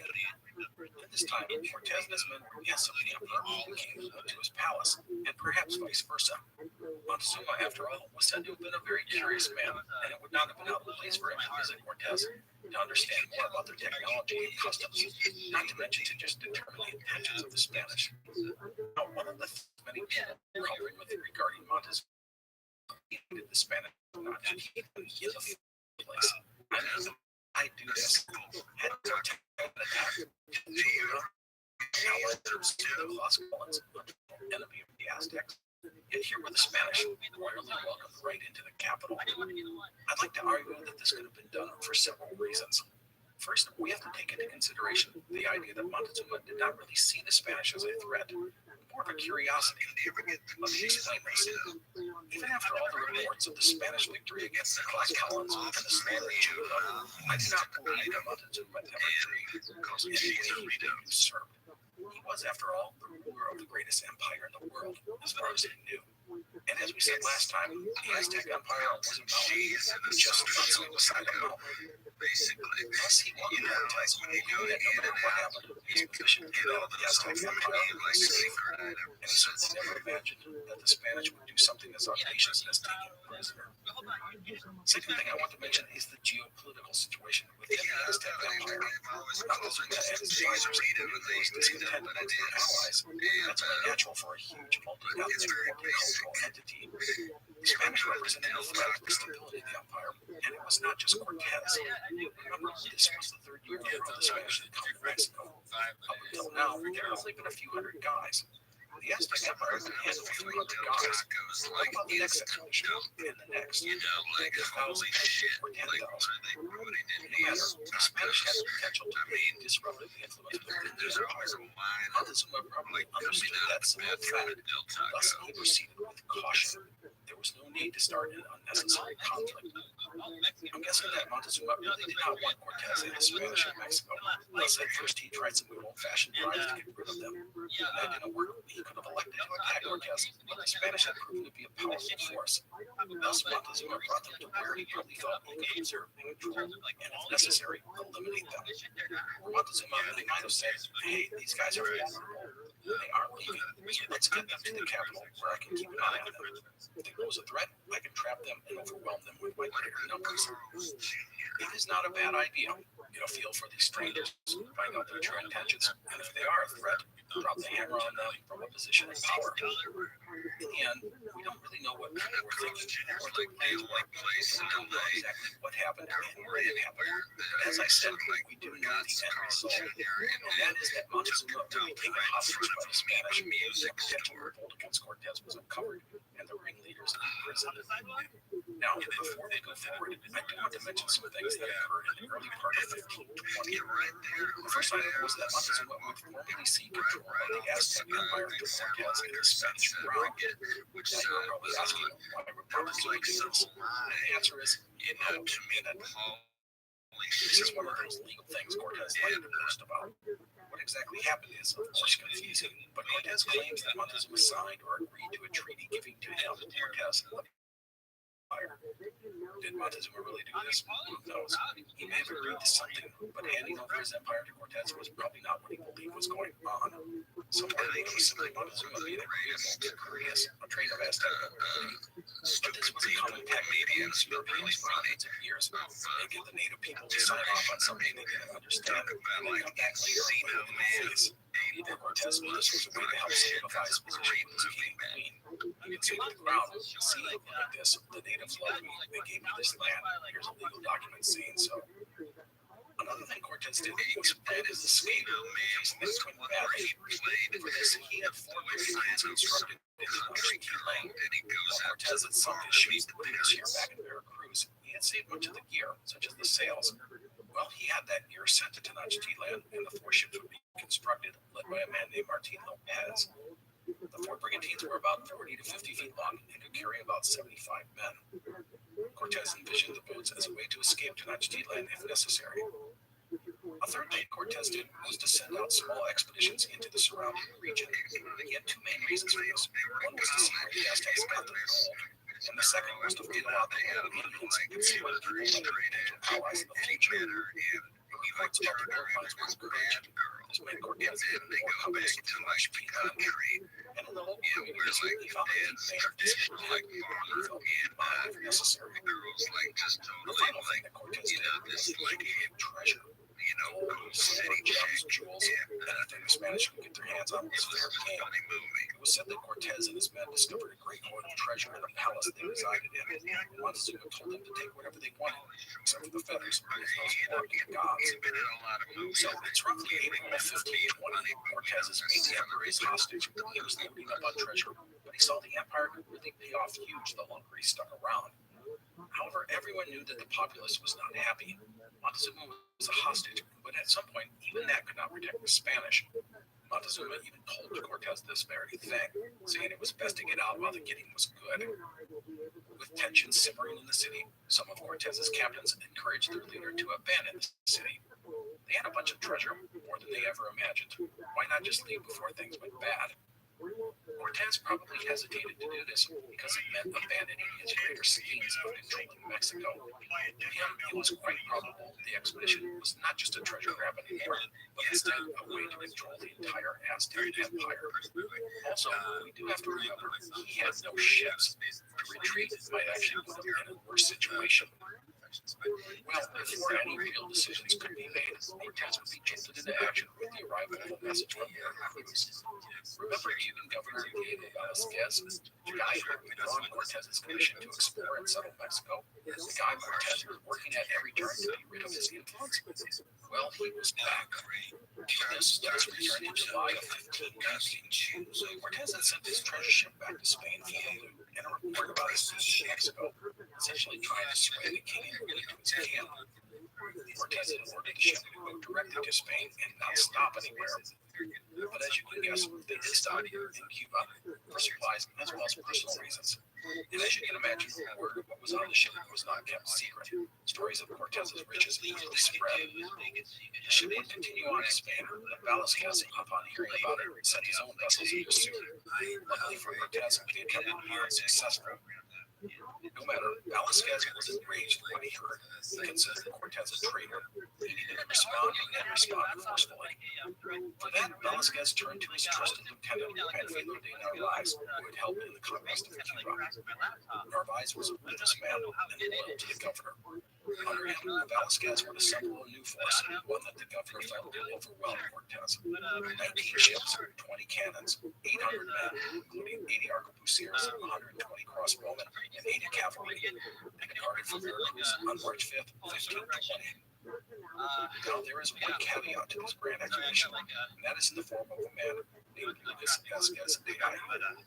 Upon hearing of this big expedition be assembled by Velasquez, representatives of the Spanish crown dispatched a man to Cuba to see what was going on.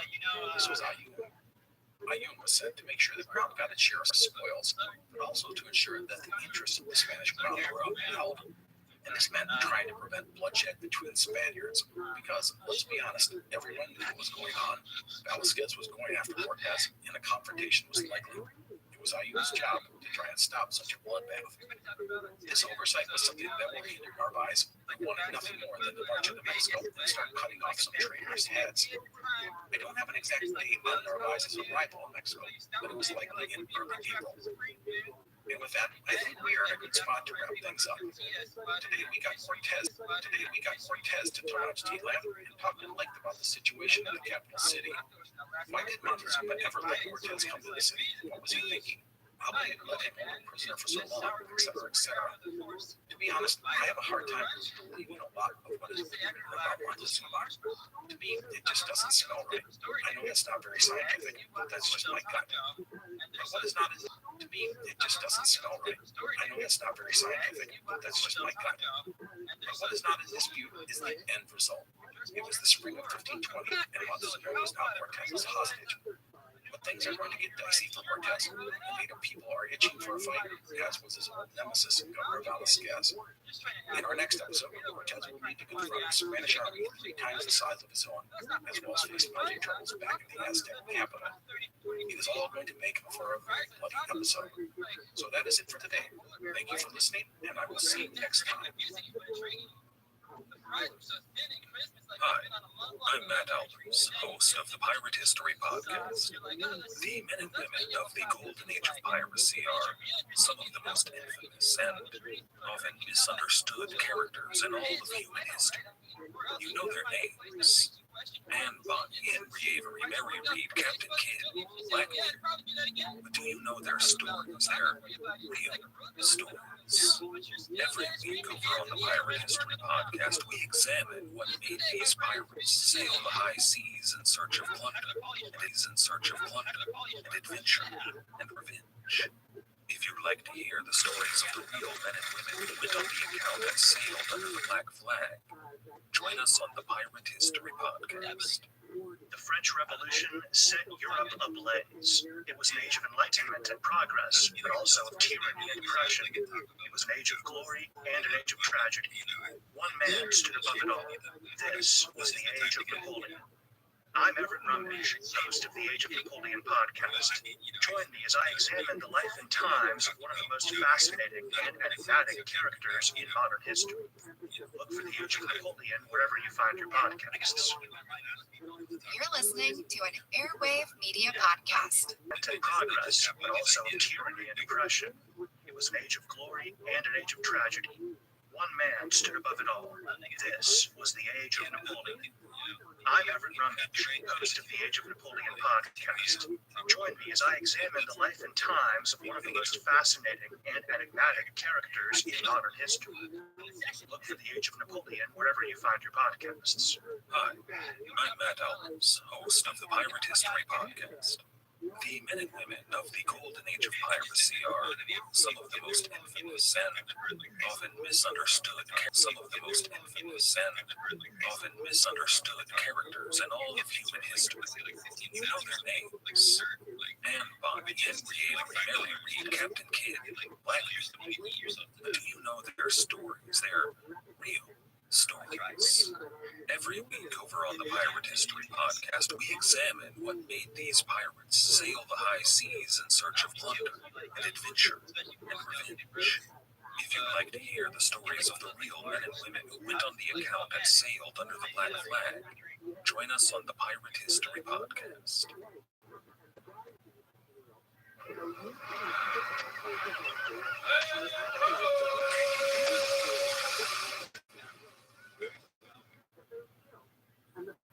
Hello, everyone. Welcome to the Explorers Podcast. It is time for some more fun with Hernán Cortés and his gang of Spanish conquistadors as they try and wrest control of Mexico from Emperor Montezuma and the Aztec Empire.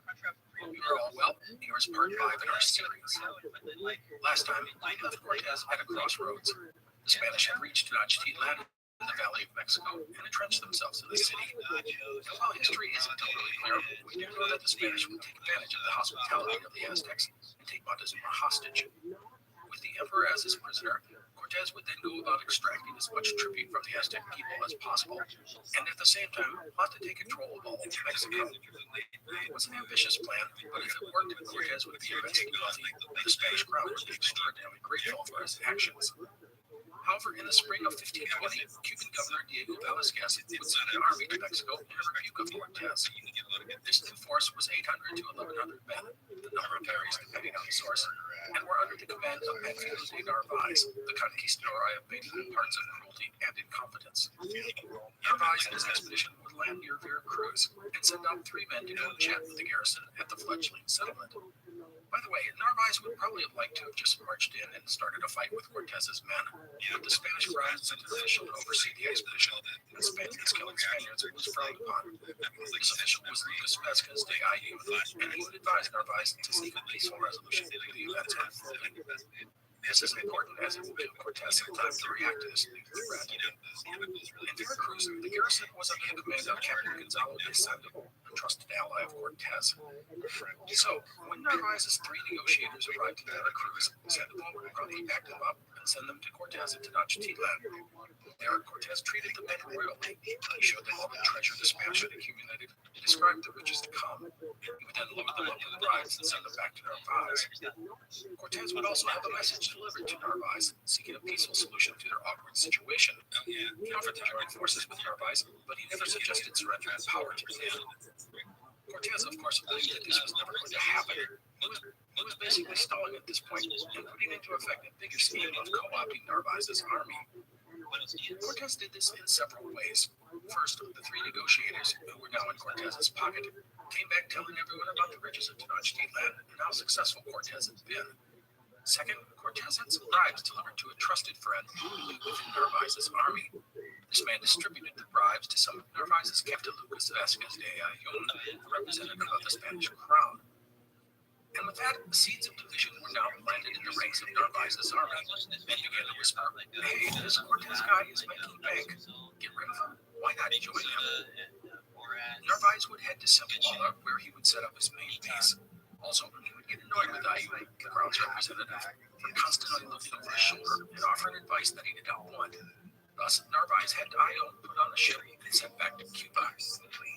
This is really not a huge deal, but it will help make Ayun sympathetic to Cortés when he reports back to the Spanish crown.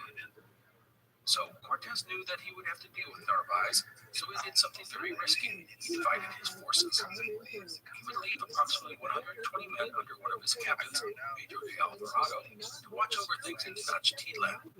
Cortés would then take approximately 250 to 300 men and head east. In order to move quickly, he leveraged his artillery, the cannons and arquebuses in Tenochtitlan. Now, let us not make any noise about what Cortés was planning. He would not relent to Narvaez, and he vowed to fight his countrymen if necessary. He would say, quote, "Death to him and anyone who argues about the matter," end quote. On note about Cortez's force. Despite being inferior to Narvaez's army and the others, these were now hardened and experienced men. And just as important, they were heavily invested in Cortez. They did not want to have Narvaez. At this time, Cortez would claim that he learned that Narvaez was in communication with Montezuma, with the emperor offering to help Narvaez and Montezuma to become pen pals, especially when you factor in the distance between the two, and more importantly, the language barrier. Any sort of communication would have been very simple at this time. Thus, the idea that they were plotting together just smells wrong to me. Perhaps it was just a rumor that Cortez used to cast Narvaez into the Spanish crown, and probably Cortez is the true brave hero, worthy of the support of the king and queen. So, Cortez and his army would march east. The exact date is hard to discern, but if I'm correct, it would have been roughly around May 1st. At Guadala, they would with a small contingent of soldiers dispatched from Veracruz under the command of Captain Gonzalo de Santo. The combined force would then continue on toward a confrontation with Narvaez. Let us take stock of the situation. Narvaez had at least 3 times more men than Cortez. In addition, 20 cannons, arquebuses, and an equal number of war horses. Cortez had a few horses and a handful of arquebuses. That's it. Cortez was pretty much outgunned and outmanned at every turn. Narvaez probably felt pretty confident about his situation. Thus, as Cortez's army advanced east, he dispatched some emissaries to find out the intentions of Cortez. About 45 miles from Zempoala, the emissaries reached Cortez and his army. One of these emissaries was a man named Andre de Duero, who would help Cortez organize his own expedition to Mexico. The two men trusted and respected one another. Duero would advise Cortez to submit to Narvaez, believing Narvaez's numbers would overwhelm Cortez's men in a fight. But Cortez refused, saying he only answered to the king. And thus the die was cast. A fight was inevitable. In Zempoala, Narvaez readied his army. But even as that happened, Andre de Duero and other Cortez allies were greasing the palms of the men they felt to be threatening to Cortez's side. I read that upwards of a fifth of Narvaez's men were set to join Cortez if the opportunity presented itself. Meanwhile, Cortez would prepare for the upcoming confrontation. He had gotten detailed information as to the makeup of Narvaez's camp, meaning the numbers and locations of men and artillery and supplies and so forth. Armed with this information, Cortez elected to make his move. He would not wait for Narvaez to come to him, and instead set out to attack his enemy at his camp in Zempoala. This attack would take place on May 28th and would be a night assault. Cortez's strategy was simple yet wise. He would use speed, stealth, and surprise to neutralize his enemy's strengths. Cortez's army advanced on Zempoala in the rain and in the dark. It was muddy and mucky, and the men were drenched. Yet here, the discipline of Cortez's soldiers paid off, and they did not waver or complain. The weather really played to Cortez as Narvaez and his officers did not expect an attack in such conditions. Also, the rain would help cover the sound of Cortez's advancing army. Still, the advance in the dark and in the wet was dangerous. Near Zempoala, 2 of Cortez's men were swept away by a fast-running river. As they neared Narvaez's camp, Cortez's men came upon a pair of sentries. One was captured, but the other managed to escape, running to Zempoala. When the guard reached Narvaez, he and his officers were slow to react. Some doubted that it had to come in the rain or at night, and others did not believe that Cortez would have reached Zempoala so quickly. Eventually, the arm would be raised, but it would be too late. The attack had already begun. One contingent of soldiers would make straight for the artillery and seize it. Another group of soldiers went for the war horses, cutting their girth straps, making them unrideable.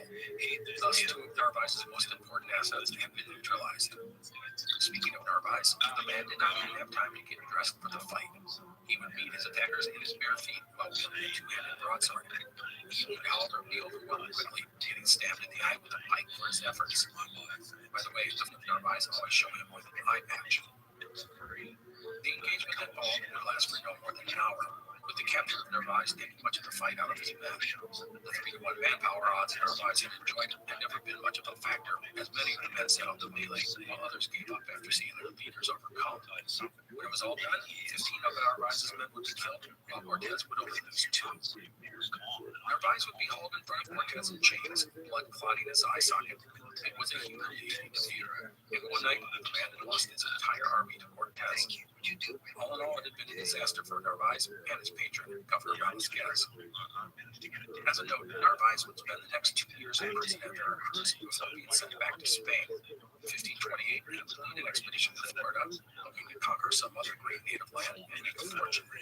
He would fail, and all but 4 of his 300-man force would die on the ill-fated Narvaez expedition, which is an episode we did a while back. I recommend you listen to it if you have not already done so. Narvaez would be amongst the dead, drowning in the Gulf of Mexico. And with that, enough of advocating for Narvaez.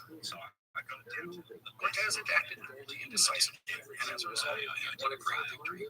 His bribes paid off big time. The man of Narvaez's expedition quickly signed on with Cortez, convinced that following him was the road to riches. Now, the defeat of Narvaez would bring Cortez a great windfall in the form of men and supplies. He added upwards of 1,000 men, 80 horses, plus a bunch of arquebuses and crossbows and cannons. And there were the supplies Narvaez had brought with him, food, wine, and even livestock. Things were going great, right? Well, we know what that means. When something is going great, it seems inevitable that something bad is going to happen. And something bad did happen. Not long after defeating Narvaez, Cortez would receive a message from Tenochtitlan. It was from the man he had left in command of the city, Captain Alvarado. The message, Tenochtitlan was in revolt. Revolt. In hindsight, you can see this coming a mile away. There was no way hundreds of thousands of Aztecs were to let a couple of invaders run their world, not without a fight. So let's find out what happened. Before Cortez departed the city, he had given his blessing for the Aztecs to celebrate the festival of Tashkatl, which was dedicated to the god Tashkatl, one of the central gods of the Aztec pantheon. The festival was conducted from roughly May 5th to May 22nd, which is the driest part of the year. It is an offering to the gods before the onset of the rains, which were critical to the crops in the area. Now, the narrative about this time frame is muddled as we get some conflicting stories, but here's a rundown with some red flags. After the departure of Cortez, the Spanish commander of the city, Captain Pedro de Alvarado, said that the native population changed. He said that Montezuma became really petulant. The people stopped bringing food and water to the Spanish compound, and servants no longer came to wash clothing or clean the palace. Rumors began to spread that the Aztecs were planning on revolting, and the Spanish would be used as human sacrifices at the conclusion of the upcoming festival. Alvarado says that he extracted a confession under torture from some natives involved with the festival, that there was indeed a plan to attack the Spanish. If all of this is true, we don't really know, but it is likely that tensions were running high in the capital, and the Aztecs were almost assuredly planning on how to proceed should it take place. The departure of Cortez may have been pulled up as well. Look, you need to understand that Alvarado is a sketchy source, as he was trying to justify the actions that are about to take place. So, several days into the festival, there was a celebration called the Serpent Dance, which was held in a place called the Patio of Dances, which was a large area part of a great temple. It had 3 gates and it had thousands of people. The Serpent Dance event was attended by the elite of the Aztec society. There were nobles, priests, and military heroes and leaders. It was an exotic celebration with 500 to 600 dancers and a few thousand onlookers. They were all unarmed. As the event progressed, Captain Alvarado led 60 or so of his men to the patio dances, as well as upwards of 1,000 classical players, and positioned them around the 3 gates. Alvarado said he was there to make sure the Aztec lords weren't using the situation to block mutiny, but many historians believe that Alvarado went there intent on punishing the Aztec nobles who he felt were plotting to kill the Spanish. Others claim that Alvarado and his men went to watch the celebration, but upon seeing the breeches worn by the Aztec nobles, jewelry and gems and so forth, were overwhelmed by greed and attacked them. Whatever the answer, the result would be horrific. At some point during the celebration, the Spanish closed the gates to the patio of dances. Alvarado supposedly then yelled out, "Let them die," and the massacre began. Musket shots rang out, men advanced with swords and spears and pikes. The shots from the arquebuses freaked out the Aztecs, and people began to rush away in all directions, many trampled by their own family and friends. The Spanish and their Indian allies were merciless. They cut through the unarmed Aztecs, killing everyone. It was a bloodbath. Those who tried to fight back were killed. Those who surrendered were killed. Anyone who hid was killed. An account from an Aztec survivor said this about the massacre. Quote, Some tried to escape, but the Spaniards murdered them at the gates while they laughed. Others climbed the walls, but they could not save themselves. Others entered the communal house, where they were safe for a while. Others lay down among the victims and pretended to be dead. But if they stood up again, they, the Spaniards, would see them and kill them. The blood of the warriors ran like water as they ran, forming pools, which widened as the smell of blood and entrails found the air. And the Spaniards walked everywhere, searching the communal houses to kill those who were hiding. They ran everywhere, they searched every place. End quote. Only a handful of people managed to survive the slaughter. The Spanish then went about plundering the bodies of the dead, snatching up precious stones, pearls, necklaces, bracelets, and anything they deemed of value. Well, as you can imagine, this slaughter is not going to go unnoticed by the Aztecs. Soon, drones began to sound from atop the Great Pyramid. These were war drones. The Spanish had finally pushed the Aztec people too far. Rebellion was at hand. Captain Alvarado gathered his forces to march back to their compound at the palace of Basha-Yakats, fighting the Aztec people every step of the way. As this was happening, the remaining men back at the palace went into action. Remember, in addition to Montezuma, the Spanish had imprisoned a host of Aztec nobles. Cortez had learned were plotting a rebellion against him. This included Cacamanza, the king of Texcoco, as well as Cuitlahuac, Montezuma's brother. All of these nobles, with the exception of Cuitlahuac and Montezuma, were executed premeditated. Which makes sense. Alvarado was, after all, only following in the footsteps of his boss, who had done this exact same thing in Cholula the previous year. Alvarado suspected the Aztecs were up to something, and he had responded with a brutal display. However, if he thought the massacre would cow the Aztecs, he was badly mistaken. They had been enduring months of uncertainty, humiliation, and the attack finally set them over the edge. So, two things that happened quickly after the massacre at the festival of Tashkotl. First, to the dismay of his men, the four ships built by the Spanish as a way to escape Tenochtitlan were burned by the Aztecs. And second, the Aztecs began to dismantle the bridges on the causeways leading in and out of the city. The Spanish were now trapped. It was time for a siege. Alvarado and his men used their armored buses and cannons to disperse the Aztecs where they tried to swarm the walls of their compound. But around them, the insurgency would grow every day. Things were bleak for the Spanish and their Tlaxcalan allies. Food and fresh water were in short supply, and their numbers were no match for the Aztecs, so a forced breakout was impossible. The Spanish even hauled up their hostages, Cuitlahuac and Montezuma, to the top of the walls and had them request their people to cease their attacks. But this was not working. Again, the Spanish had just pushed things too far. Alvarado could only try and smuggle an urgent message out of the city, begging Cortez for his return. There are really many reasons to listen to our podcast, Big Picture Science. It's kind of a challenge to summarize them all, Molly. Okay, here's a reason to listen to our show, Big Picture Science, because you love to be surprised by science news. We love to be surprised by science news. So, for instance, I learned on our own show that I have been driving around with precious metals in my truck before it was stolen. That was brought up in our show about precious metals and also rare metals, like most of the things in your catalytic converter.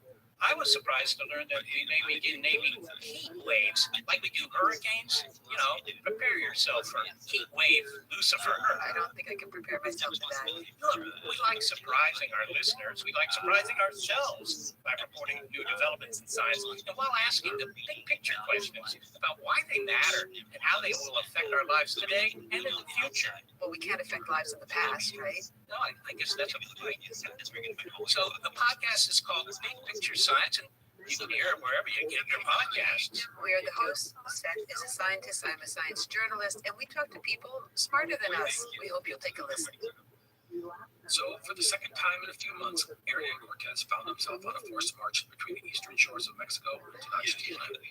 He had with him 1,000 or so men. This included 100 cavalry. Also at Tlaxcala, 2,000 native warriors would join him on his march west. Cortez's army would approach Tenochtitlan through the city of Texcoco. By the way, you can see a map of all these places we're talking about on our website at explorerspodcast.com. The march into Texcoco would have been crowded. No longer were the streets filled with awed native peoples and welcoming dignitaries. Now they were mostly deserted, small villages up from the Aztec capital. Reports would come to Cortez, and he learned that Alvarado and his men were still alive, trapped in the palace complex. From Texcoco, Cortez and his army would march around the northern tip of the 5 lakes that made up the chain of lakes in the Valley of Mexico and head for the city of Tlacopan. He did this because the causeway from Tlacopan to Tenochtitlan was the shortest of the routes into the capital. Also, he had received reports that the other causeways were blocked or had their bridges removed. From Tlacopan, Cortez paused his army and considered the next step. Many advised him to stay put and force the Aztec armies to come to him out in the open, where he could use his artillery and cavalry to great advantage. But Cortez was not one to wait around and let things come to him. On June 24th, 1520, after Mass, he mounted his horse and led his army into Tenochtitlan across the Tlacopan causeway. The march across the causeway was ominously quiet. All around the Spanish waters were completely devoid of canoes. And once in the city, it was like entering a ghost town. No one was in the streets or at the market. You might think that the Aztecs were purposely allowing Cortez into the city, and that might have been the case. One explanation for the silent populace was that the city had gone into an 80-day period of mourning after the massacre at the festival of ROTHSCHILD. No matter, they must have rooted out the Spanish. At the palace of the Shayatats, Captain Alvarado and his men rejoiced at the arrival of Cortez and his army. They were starving and exhausted. The first thing Cortez did was find out what had happened, and he would be none too pleased to discover the details about the massacre. Alvarado would try and explain what happened, but the Captain General was furious at the idiocy. It was here that Cortez probably knew that resting in Mexico in a relatively peaceful manner was beyond him. Tenochtitlan was, by all descriptions, a jewel, and no one, not even Cortez, wanted it destroyed. The population of rebellion, such a thing would be difficult. Still, Cortez would make one last attempt to salvage his dreams. For this, he returned to Montezuma, the emperor of the Aztec people. The Spanish say that Montezuma was a broken, shell-shocked man at this point. He was in chains at all times and did what he was told. Also, the people despised him for what he had allowed to happen. Now, as we discussed the last time, some people dispute this caricature. They say it was more of a concoction of later writers who found an easy narrative to describe Cortez's shocking conquest of the Aztecs. No matter the answer, Montezuma either refused to talk to his people, or he convinced Cortez that the people no longer respected him, and anything he said would only be ignored. He then suggested that Cortez free his brother, Tlalhuac, who he said would go and try and talk down the insurgents. Cortez would agree to this plan, and it would be a huge mistake. Montezuma's brother, once released, became the leader of the Aztec resistance. I've read some sources say that Montezuma was removed as emperor, and Tlalhuac would be the title. Other sources say that Tlalhuac did not actually become emperor until after Montezuma's death. Others have speculated that Montezuma, knowing that he was no longer a viable leader, engineered the release of Tlalhuac, told him to take command of the empire. Again, we don't know if any of that is true. In the end, all of this really doesn't matter, because now, with Tlalhuac as their leader, the Aztecs intensified the siege of the Spanish. The fighting around the palace of Ashayacats would rage on. We won't do a blow-by-blow of the fighting, but it was pretty intense. The Spanish would send out sorties during the day, trying to break the Aztec resistance, but to no avail. The Aztecs, the Spanish said, were enraged by all that had occurred, and furiously threw themselves at their enemies. Also, as we noted in an earlier episode, the Aztecs began to adapt to the Spanish tactics and technology. For example, they set barricades in the streets of Tenochtitlan, which forced the Spanish cavalry to slow down or stop, thus reducing their effectiveness in the fight. So, for a week, vicious hand-to-hand fighting would continue. The Aztecs would use flaming arrows to try and light the wood with some fire. And all day they would taunt the Spanish, saying they would make sacrifices out of them and cut out their hearts. The attacks were unrelenting, and the Spanish were exhausted. Hundreds of men were now injured, and dozens were dead. Cortez would be injured in one of the melees, his hand getting smashed. Cortez would make a final appeal to Montezuma, ordering the men to try and calm his people. The emperor would refuse, saying, "I wish only to die." But Cortez would still have the emperor brought to the walls of the palace in an effort to quell the revolt, but it was useless. The Spanish sources claimed that they tried to protect the emperor with their shields, but Montezuma's people showered him with arrows and rocks, badly injuring him. He would then die a few days later from his injuries. Aztec sources said that many Indians carried out the Spanish and threw it off the wall. I tend to believe this latter theory, as the Spanish probably realized Montezuma was worthless to them at that point, to help in a detriment, and so they just got rid of him. No matter the details, Montezuma would be dead. We will talk a bit more about the man at the end of this episode, but now back to Tenochtitlan. Cortez, recognizing that his position in the city was untenable, made the decision to make a run for it. The plan was to catch the Aztecs by surprise and try and exit the city at night. The only viable route was the Tlalpan Causeway. However, there was a major issue as the Aztecs would remove bridge sections of the causeway at night. For this, the Spanish hastily constructed a huge portable bridge. This would be carried by 40-class columns and used to span any gaps in the causeway. Another issue was treasure. The Spanish had tons of it, literally tons of it. Writer Rabbi said that there were 8 tons of gold and silver and gems. Cortez had a bunch of this packed up, and with the rest, they told them to take what they wanted. Soldiers, giddy at the sight of all the treasure, began to load up their pockets and satchels with food. Many of the men, especially the newer soldiers, those who had come with their eyes, overloaded themselves with treasure, and they would pay a price for it later. The Spanish and their Tlaxcalan allies would slip out of the palace of the Shayakats just after midnight on July 1st, 1520. It was foggy and there was a light rain, which was perfect because it would provide cover for Cortez's army. The escape from Tenochtitlan went pretty well for the Spanish at first. A detachment of 200 men under Gonzalo de Sandoval led the retreat along the Portable Bridge. However, moving thousands of people is not exactly a quiet affair. Sooner than later, someone saw what was happening, and the alarm was raised. Drums sounded from atop the great temple, and all around the Spanish came the enraged Aztecs. By this time, the Spanish were on the Tlalpan Causeway, strewn out for miles. The portable bridge was laid down, and it was effective in moving the Spanish across the first gap of the causeway. The fast approaching Aztec canoes were everywhere. The fight out of Tenochtitlan and across the Tlalpan Causeway would be best described as chaotic. On the causeway, the Spanish could not use their fortresses or cannons, and as time passed, the number of Aztecs only increased. The Spanish forces fought their way west, but the Aztecs were overwhelming. The Spanish did not fight quickly, and were able to harass and continue firing arrows from their canoes or rushing up the causeway sides and trying to use their numbers to overrun their enemies. Some men, weighed down by treasure, slipped and fell or were dragged into the waters of Lake Texcoco to drown or be subdued. There was one place in the causeway called the Toltec Canal, which became a major bottleneck. This was, if I have figured out this whole mess correctly, the second large gap in the causeway. Unfortunately for the Spanish, they didn't have any other portable bridges, and thus they had to climb down into the canal and cross to the other side. This was, as you can imagine, a really slow process. However, it would become really deadly once the Aztecs arrived in force. It didn't take long for the Toltec Canal to be a mass of drowned men and horses. It was said that there were so many bodies in the canal, a person could get to the other side by walking on the bodies of the dead. Still, the Spanish and the Tlaxcalans fought on because retreating offered nothing but death. The flight out of Tenochtitlan would be a disaster. It would be called La Noche Triste, a sad night, or the night of sorrows. The exact numbers of dead is not exactly known, but the number most quoted is between 400 and 800. 600 is a solid guess, meaning at least half of Cortez's men. The Tlaxcalans, by the way, were hit equally as hard, losing roughly 4,000 of their 8,000 men. Also gone were all the cannons, most of the gunpowder, and many of the arquebuses and horses. We can't forget about all the armored weapons, such as shields and swords. Also gone was the treasure. Tons of it, most of it condemned to the bottom of Lake Texcoco. Cortez, who was injured in the fighting on the causeway, would survive, along with his key commanders, Alvarado, Ordaz, and Sandoval. Lazo Jane, Cortez's translator, also survived. Martin Lopez, the shipbuilder who led the construction of the brigantines that reached Spring on the Lake, also survived. I mention him because he will be important to our story later.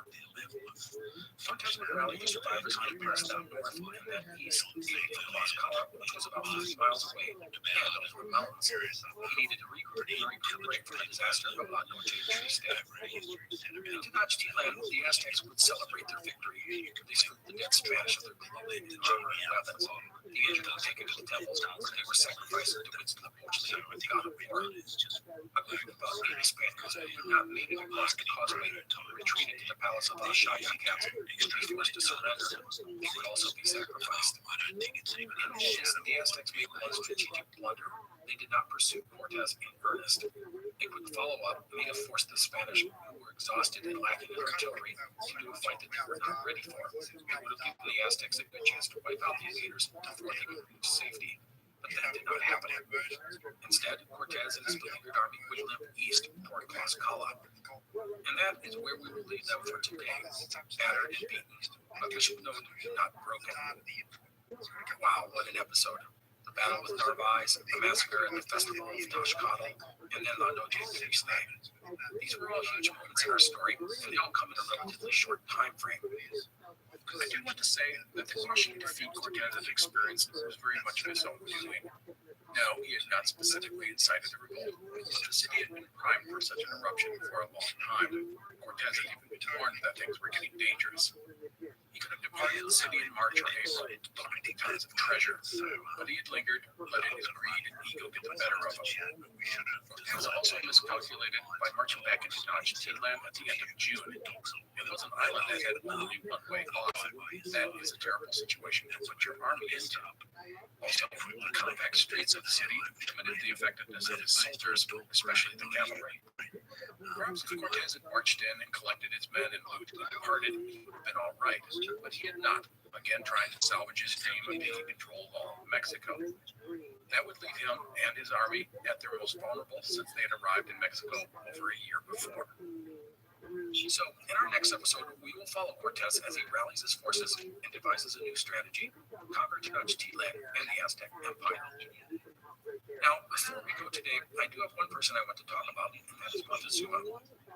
I've spent the past couple of months reading and researching and trying to understand the man, and I admit it is difficult. Traditionally, the Spanish sources have depicted him as this weak-willed, anxiety-ridden man, and we've talked about this. However, I do want to add that some argue this man was promoted by the native people in the aftermath of the collapse of the Aztec Empire. The Aztecs had lost, and someone needed to be made into a scapegoat. Montezuma fit that bill. All of this makes Montezuma a villain to the native peoples. He was the guy who had gotten them into a colossal mess due to his ineffectual leadership and lack of vision. However, I do want to note that a lot of people have revisited the legacy of Montezuma over the years. They say the classic view of Montezuma as a weak-willed and superstitious leader was simply not true. Some even paint him as a symbol of resistance and defiance. All of this makes him a hard person to get a hold of. You just don't know what is true and what is not. Hopefully, as I've said in the past, my best guess is that there is a bit of truth in all of the depictions. Today, we remember Montezuma in many ways.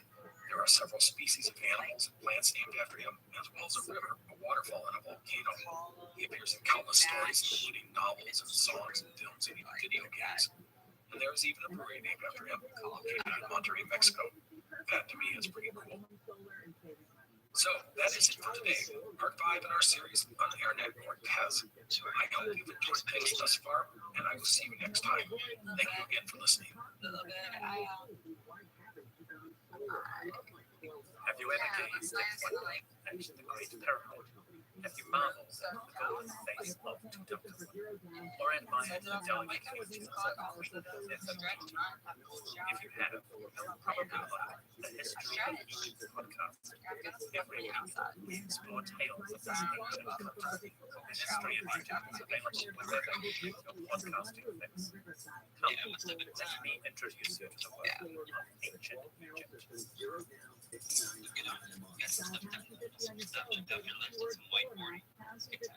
You're listening to an Airwave Media Podcast. Lunchtime can come soon enough with Popeye's chicken sandwich combo. It's just $7.99.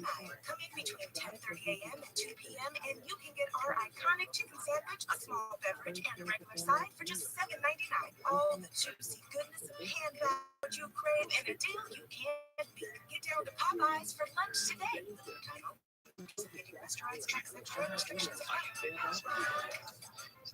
The French Revolution set Europe ablaze. It was an age of enlightenment and progress, but also of tyranny and oppression. It was an age of glory and an age of tragedy. One man stood above it all.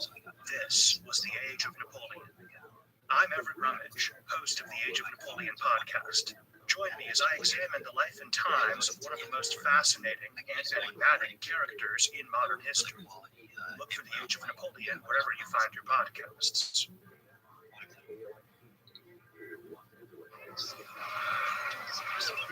Hey,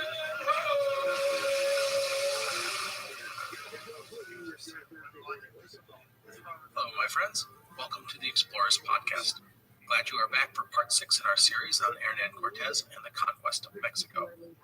Our last episode was a doozy. Cortez had defeated an army of fellow Spaniards under the command of Panfilo de Narvaez, but had then been forced to rush back to Tenochtitlan to confront a revolt by the Aztec people following the massacre at the festival of Tenochtitlan. After that, things did not go well for the Spanish. They ended up trapped in the city as the insurgency grew around them. In the process, Emperor Montezuma would die, and his brother, Huitlahuac, would ascend the throne. Huitlahuac would throw all the might of the Aztec Empire into the fight, forcing Cortez and his men to try and slip out of the city on July 1st, 1520. The retreat would be a disaster for the Spanish and their Tlaxcalan allies, with at least half of their numbers, maybe more, being killed in the fighting. The Spanish also lost most of the treasure they had looted from the Aztec coffers. The defeat would be called La Noche Triste, the Night of Sorrows. I also want to point out something that I did not mention in our last episode. This defeat was not just about the Spanish and their Tlaxcalan allies. We cannot forget about the non-combatants, such as the women, slaves, and porters. There were hundreds, maybe even thousands of these people, many of whom would die in the flight from Tenochtitlan. Cortez and the survivors made their way east, aiming for the safety of Tlaxcala. But that was more than 50 miles away, as the crow flies, and over the mountains. And we can't forget that this was a battered force. They were exhausted and hungry and weak. There were hundreds of injuries, many men unable to walk without the help of a colleague. And the Spanish had lost all of their artillery, not to mention many of their prized war horses. Things looked bleak. In the last episode, I noted that the Aztecs didn't follow up quickly and pounce on Cortez while his men were weak and disoriented, and that is true. If they had hounded him relentlessly, the Spanish would have been hard-pressed to survive. And while this did not happen, it doesn't mean the Aztecs were ignoring Cortez. Huitlahuac would eventually order his brother, Matlatzincatl, to gather a force and pursue Cortez. Cortez and the survivors ascended the mountains surrounding the Valley of Mexico, battling cold and hunger, not to mention constant attacks from Aztec skirmishers. It was in the mountains, after about a week of marching, that the Aztecs under Matlatzincatl caught up with the Spanish in the Valley of Ootd with an army that numbered between 10 and 20,000. Cortez had maybe 400 to 500 men, and many of his Tlaxcalan allies had already moved on to their home, so the number of natives fighting with Cortez may be as low as 1,000. The situation was dire. The Spanish were weak and tired. The Aztecs, fresh off of victory, were confident and enjoyed overwhelming numbers. Still, with death facing them in the face, Cortez and his army lined up on the plains and engaged the Aztec army. Now, the size of the Aztec force was daunting, and their overwhelming numbers almost won the day for them. However, these men had never faced cavalry in battle, not like this. They had seen the cavalry in the narrow streets and causeways in and around Tenochtitlan, but here in the open fields, the Spanish war horses were in their element. The horses thundered from one side of the field of battle to the other and back, again and again, crushing those in their path. The Aztec warriors had never experienced anything like it. At one point, the cavalry would take aim at the Aztec chiefs, who were easy to distinguish due to their elaborate clothing and decorative featherwork that they wore. One of Cortez's captains, Juan de Salamanca, would reach the Aztec commander, Matlatzincatl, and kill him. By the way, Matlatzincatl had been wearing a plumed headdress, which Salamanca took as a prize. He would later use the decorative plume in his family's coat of arms. With their leader dead, the Aztecs' will to fight waned. They would exit the field of battle, the Spanish and Tlaxcalans still standing. But let's not sugarcoat things here. This had been a hard-fought and desperate battle. Losing meant losing everything to the Spanish. Their lives were on the line, and they fought accordingly. About 75 Spanish soldiers would be killed in the battle. Cortez himself would suffer numerous injuries. The victory at Ootd may have been Cortez's finest moment as a general. His men were at their lowest point, and he led them to a stunning victory, saving not just their hopes of conquering Mexico, but their very lives. 3 days later, on July 11, 1520, the Spanish army reached Tlaxcala. Here, the Spanish would enjoy a respite from the fighting. However, things were pretty dire for some of the injured, including Cortez. At Tenochtitlan and Ootd, Cortez had taken multiple injuries. He had had 2 fingers crushed and a knee badly injured and a number of minor wounds. But he had also been hit in the head several times, and here the Captain General would finally be overcome by all of this. Cortez would fall into semi-consciousness, maybe even coma. He had a fever and battled an infection. He would spend a week like this before finally recovering. By the way, in 1946, Cortez's remains, which had been thought lost, were rediscovered. His skull showed several fractures, consistent with the injuries he had suffered. The Spanish would spend 20 days in Tlaxcala, recuperating from the fighting and the flight from Tenochtitlan. Now, in addition to Cortez's health, another serious issue would arise that threatened the lives of the entire expedition. In the wake of the defeat at Tenochtitlan, the Tlaxcalans were reassessing their relationship with the Spanish. The Aztecs had reached out to the Tlaxcalans looking to establish a truce. Some nobles, including Xicotenga the Younger, son of the Tlaxcalan leader Xicotenga the Elder, championed the idea of turning on the Spanish. But Cortez still had many supporters, and they would win the day, but not without negotiating new conditions to the Spanish-Tlaxcalan relationship. The Tlaxcalans would extract many concessions, territories, treasure, exemption from paying tribute to the Spanish crown, that sort of thing. Cortez would agree to all of these provisions as the Tlaxcalans were critical to his plans, which, if you have not guessed, included the retaking of Tenochtitlan and the subjugation of the Aztec Empire. When word of Cortez's plans spread to his men, there was a ripple of uneasiness from within the ranks. I mean, hey, they had just gotten their butts handed to them by the Aztecs in Tenochtitlan. They were happy to be alive. And now Cortez wanted to go back and do it again. Men thought the man crazy, and they said so. Some accused him of being obsessed with glory and greedy. It also didn't help that Cortez ordered all the treasure had been squirreled out of Tenochtitlan was to be given back to him. He needed this to fund his upcoming war with the Aztecs. The men reluctantly complied with the order, but they were not happy. In the end, Cortez was said to have swayed many of his men with an impassioned speech, appealing to their honor and faith, not to mention their greed. Also, and this is very important, it didn't hurt that Cortez's junior leaders, his captains and lieutenants, were committed to him. They would be crucial to keeping the rest of the men in line. And finally, the men all knew how much treasure had been left in Tenochtitlan. They no doubt imagined getting that back. No one, after all, wanted to go home empty-handed. So, it was August 1st, 1520. The Tlaxcalans were in Cortez's corner. The calls to abandon the campaign were reduced to whispers. Supplies and a handful of reinforcements had come from Veracruz. And most importantly, many of the sick and injured were now recovered from the disaster in Tenochtitlan. Cortez, just a month removed from the most devastating defeat in his career, was back on the offensive. Going forward, Cortez would have a new strategy for defeating the Aztecs. It would be a brutal and methodical assault on his enemy. It was not a march in and grab the loot kind of affair, but a slow and deliberate military campaign aimed at the destruction of the foe. It would start by securing the lands and the supply lines between Tlaxcala and Veracruz. Cortez would depart from Tlaxcala with 450 soldiers and 2,000 Tlaxcalan warriors. He had less than a dozen crossbowmen and a limited number of horses. The destination was Tepeaca, which was about 25 to 30 miles southeast of Tlaxcala. The Tepeacans were allies of the Aztecs, and in the past they had attacked Spanish supply columns and the trolls. In Tepeaca, Cortez would issue a statement to the populace, essentially saying, surrender or be punished. Very simple. The Tepeacans defied Cortez. They had heard about his recent defeats and were confident in their chances. Plus, they probably expected support from the Aztecs. In the first battle between the two sides, Cortez would not lose a single man, while killing 400 Indians. The second battle a day later would yield similar results. The Spanish would march into the city and smash the idols and burn the temples. Cortez would then collect all the men and women and children, as well as any captives taken in the earlier battles, and sentence them for their rebellion. He would have a G burned into their cheeks, a G for guerra, which means war. These people were now slaves. I want to note that the Catholic Church frowned upon making people slaves, but they also frowned upon people rebelling against their true Christian monarch, and that is what the Tepeacans were doing, at least in the eyes of Cortez. Remember, Cortez had said that Montezuma had ceded the Aztec Empire to the Spanish crown. This made Tepeaca, in his mind, a rebellious state, which meant the Spanish would treat the rebels, I'm using air quotes there, in any way they saw fit. For 3 weeks, Cortez and his army would ravage the region. In one city, he executed 2,000 men, while 4,000 women and children did not. He then had the women and children branded and enslaved. Also, Tierra Cortez would found a new settlement, Seguera de la Frontera, meaning security of the frontier, thus establishing a permanent base in the region. All of this accomplishes several things. First, the victories quelled any discontent within the army and with his allies, the Tlaxcalans. Cortez and his men were back in the victory column again, and this helped everyone's confidence.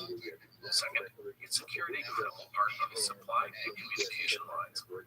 Third, it hurt the Aztecs. They could no longer expect any kind of support from Tepeaca. And fourth, it set an example. Cortez's brutal handling of the Tepeacans showed other native peoples what to expect if they defied him. So all of this was the first step in the grand plan of Cortez. The expedition to go and grab a bunch of treasure was now a military campaign. March in, subdue, and pacify the population so they are no longer a threat. Build permanent bases, create a secure supply line to the rear, that sort of thing. Cortez did all of this while thinking about the end game, the capture of Tenochtitlan. With that in mind, he dispatched Martin Lopez, who was the man who had overseen the construction of the brigantines on Lake Texcoco the previous year, into the mountains in search of timber. And why timber? Well, the answer is for ships. Cortez felt that if he was going to capture Tenochtitlan, he would have to control the lakes in the Valley of Mexico. Currently, the city could be resupplied via the thousands of canoes that the Aztecs possessed. Being on an island, Tenochtitlan could withstand a siege indefinitely as long as they could keep bringing in men and food and provisions. Also, as the Spanish had learned on the Night of Sorrows, trying to fight across the causeways into Tenochtitlan was a deadly proposition. The Aztecs would swarm the causeways by boat, making the Spanish forces extraordinarily vulnerable. Thus, being able to neutralize the Aztec canoes would be a critical part of any attack on the city. So, Cortez dispatched Martin Lopez to find, cut down, and transport back to Tlaxcala the timber that would be needed to build a bunch of ships on Lake Texcoco. Now, you may be saying to yourself, why bring all of this to Tlaxcala? And that's a good question, but we will answer that in a bit. Just hang on. So, with the great ship project underway and the pacification of Tepeaca wrapping up, Cortez would get a boost with the arrival of several ships at Veracruz. In all, he would add 200 men, some horses, gunpowder, and other much-needed supplies. Cortez was ready to move on to the next phase of his plan. But before we go there, you may be wondering what was happening with the Aztecs at this time. I mean, why were they letting Cortez just roam around wherever he wanted to destroy a valuable ally? Well, there are a couple of reasons for this. The first is that the Aztec emperor, Huitlahuac, had his own political issues to deal with.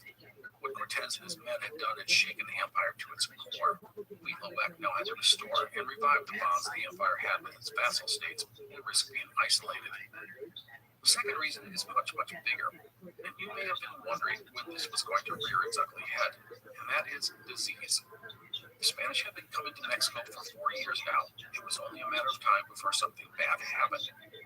It is believed that an African slave with Narvaez's expedition would transmit smallpox to some of the native Indians in Zempoala. Smallpox had already ravaged Puerto Rico, Hispaniola, and Cuba. From Zempoala, the disease would quickly spread, and by the fall of 1520, it would reach Tenochtitlan. So, just as Cortez and his men were rampaging across Mexico, the native people began to fall sick and die. By the way, smallpox is a viral infection, and it is especially devastating to the native peoples, as none of them have developed an immunity to it. The result was something totally new and alien to the people of Mexico. Years later, a native said this about the disease, quote, "Sores erupted on our faces, our breasts, our bellies. We were covered in agonizing sores from head to foot. The illness was so dreadful that no one could walk or move. The sick were so utterly helpless that they only laid on their beds like corpses, unable to move their limbs or even their heads. If they did move their bodies, they screamed in pain." End quote. Smallpox would be an epidemic amongst the native people, something that would repeat itself over and over for hundreds of years throughout the Americas. Nothing the Aztecs did could cure this mysterious illness. In fact, the customs of the Aztecs would contribute to the spread of the disease. In Mexico, families often slept in communal beds, and many cities had human pools and steam baths. All of this helped spread the disease. By the way, something I never mentioned about the Aztecs was that they were very clean people. In Tenochtitlan, the average citizen would take at least one bath a day. You'll find comments from the natives about how dirty and smelly they thought the Spanish were. Unfortunately, these cleaning habits would help contribute to the spread of smallpox. So the Great Rash ravaged the Valley of Mexico and much of the Aztec Empire. It decimated the population, some saying that half of those exposed would die. Also, it delivered a psychological blow to the survivors. It also affected the populace in other ways, such as addictive food production. In the Valley of Mexico, the fighting the previous spring and summer meant that there were fewer crops planted, and the deaths that followed meant smallpox affected the ability to harvest and transport food. This meant that food shortages were now plaguing Huitlahuac and the entire nation. Here's another quote about about the situation found in the Florentine Codex. Quote, many died from this plague, and many others died of hunger. They could not get up or search for food, and everyone else was too sick to care for them, so they starved to death in their beds. By the time the danger was recognized, the plague was well established that nothing could halt it. End quote.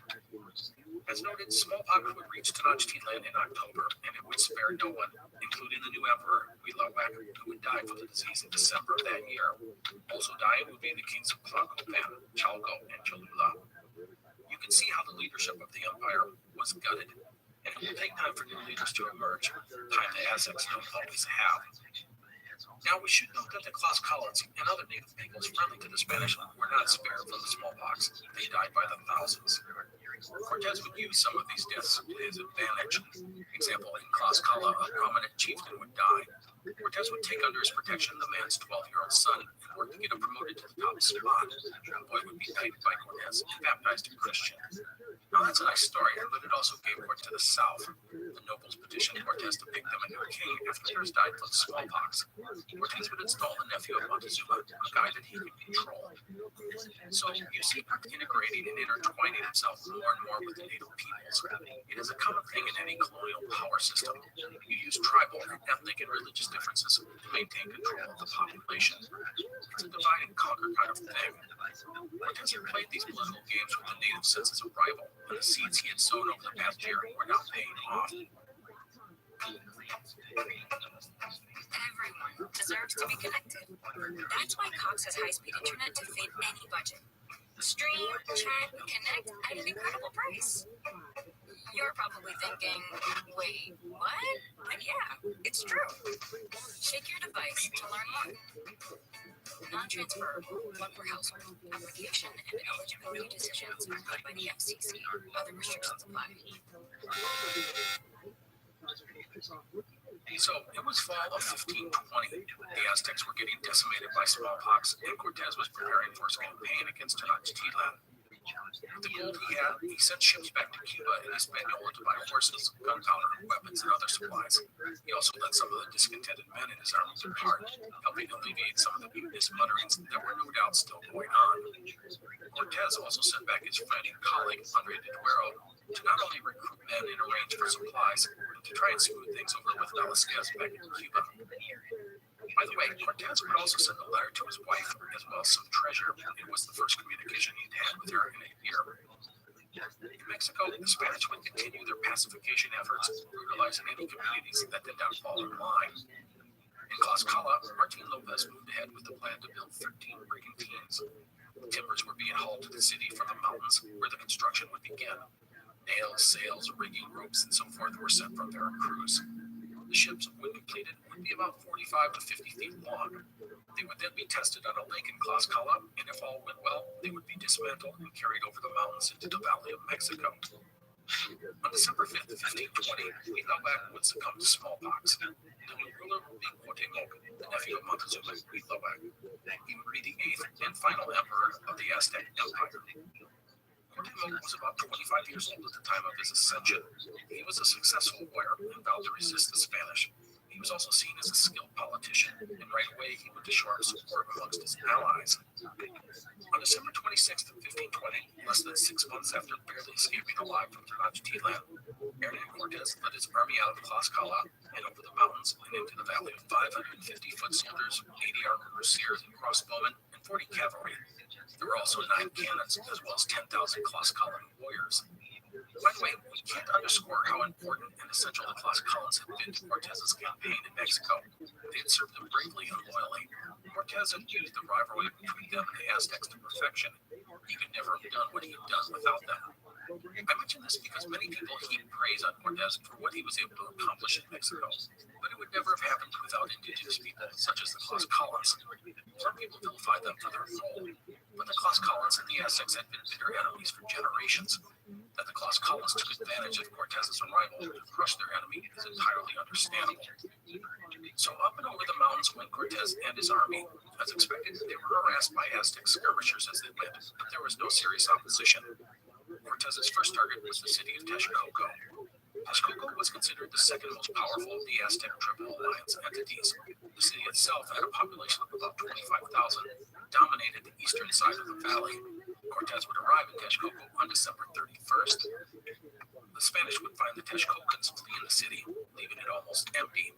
The king of Texcoco, Canacotzin, had fled and had ordered everyone in the city and the surrounding settlements to go to the hills or head to the other side of the lake. The Spanish responded in their typical way, burning stuff and destroying idols and that sort of thing. Anyone that they captured, they branded and enslaved. Cortez would then set up a new king of Texcoco, a young boy that he could control. However, the boy would die of smallpox within 2 months.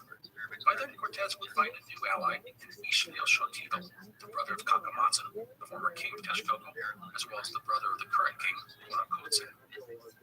Ixtlilxochitl had known Cortez and been favorable to him and his cause, and when Texcoco had an opening for a leader, he was a perfect fit. All of this would help lure the population back to Texcoco. I mean, who wants to live in the woods or in overcrowded villages when they could be at their homes in a nice city? Thus, a normalcy returned to Texcoco. Bakers baked bread, traders brought in goods, farmers went to the fields. For Cortez, that is what he wanted and needed. So, if we take a step back, we can see what Cortez has done. He had set up a line of control all the way from Veracruz to the Valley of Mexico. The route is safe and secure. Now, with Texcoco in his hands, he had an ideal base of operations for the region. So, Cortez would spend the winter and spring of 1521 consolidating power in the Valley of Mexico and trying to isolate Tenochtitlan and the new emperor. Cortez would conduct a deliberate military campaign one by one, picking off vulnerable or wavering Aztec allies. With this campaign, we are not going to go into a full-scale description of every step the Spanish took, but we will touch on some highlights and points of interest.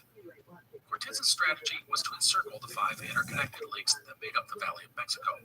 With Texcoco as a base, he pushed north and south, going around the lakes and gradually isolating or conquering or flipping to his side the various cities that made up the valley.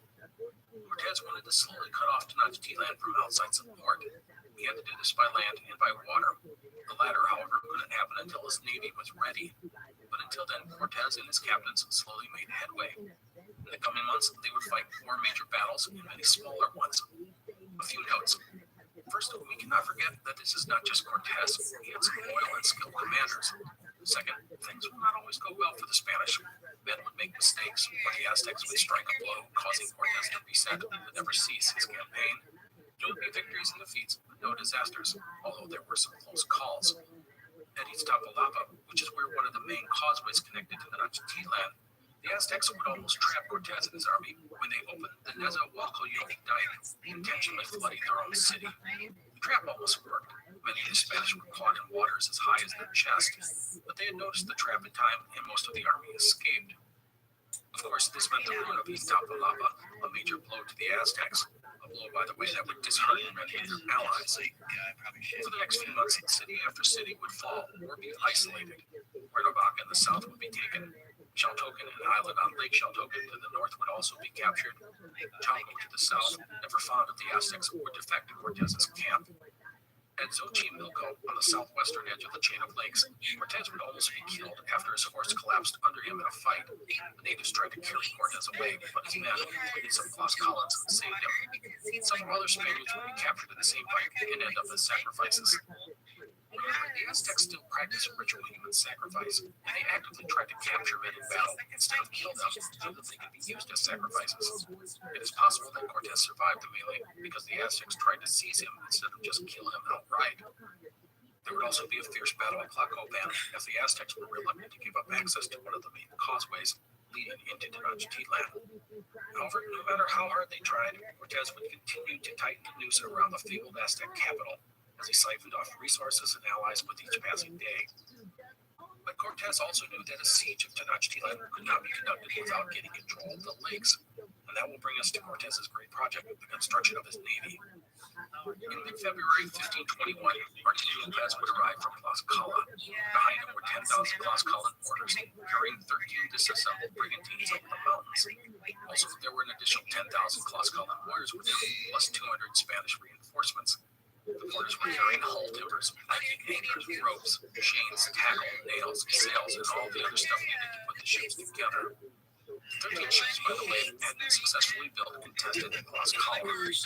They had been disassembled for the journey over the mountains. Now, here in Texcoco, there were two critical tasks to undertake.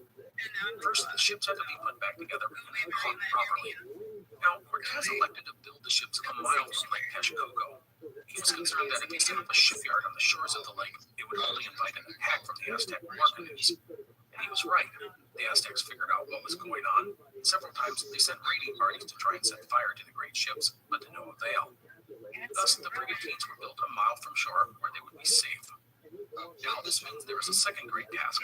Cortez would need a way to get the ships into Lake Texcoco. For this, a mile-long canal, 12 feet wide and 12 feet deep, would be dug. The task would take 2 months, with 40,000 men working day and night in shifts. It was an enormous and audacious feat. By late April 1521, Martin Lopez was ready. The mile-long canal to Lake Texcoco had been dug. Brigantines had been assembled. Now it was time to launch them.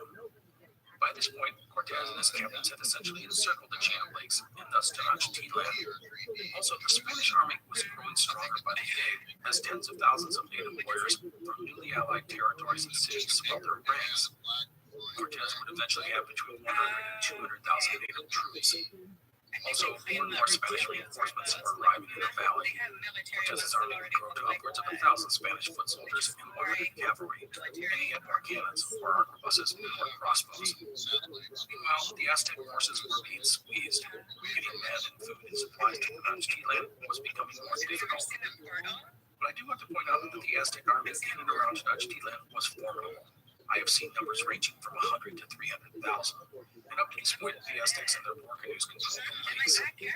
So that sets the stage for our next episode, the Siege of Tenochtitlan. However, before we wrap up, I do have a couple of notes. First, in April of 1521, Cortez would have to deal with yet another insurgency from within his ranks. A plot led by Antonio de Villafana was hatched.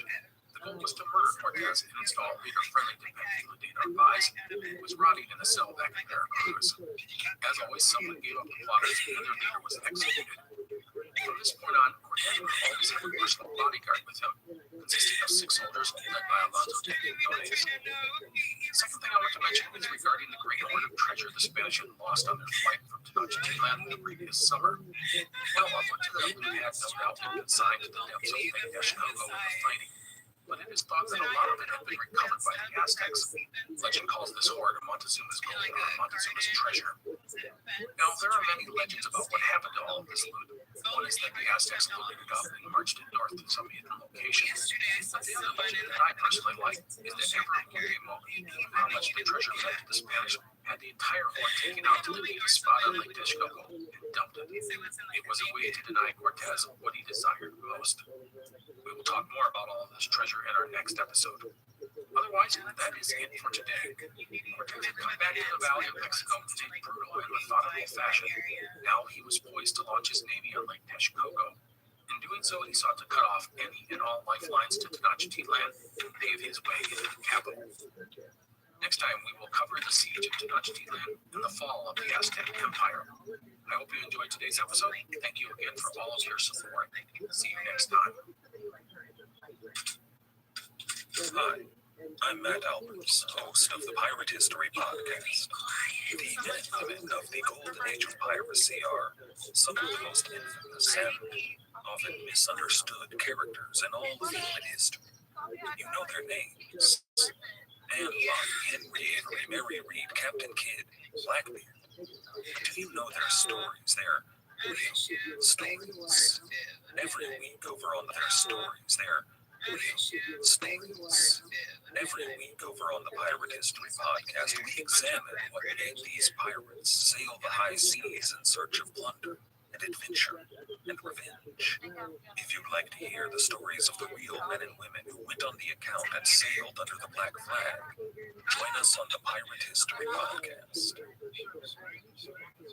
Have you ever gazed in wonder at the Great Pyramid? Have you marveled at the golden face of Tutankhamun? Or or admired the delicate features of Queen Nefertiti. If you have, you'll probably like the History of Egypt podcast. Every week, we explore tales of this ancient culture. The History of Egypt is available wherever you get your podcasting plays. Come, let me introduce you to the world of ancient Egypt.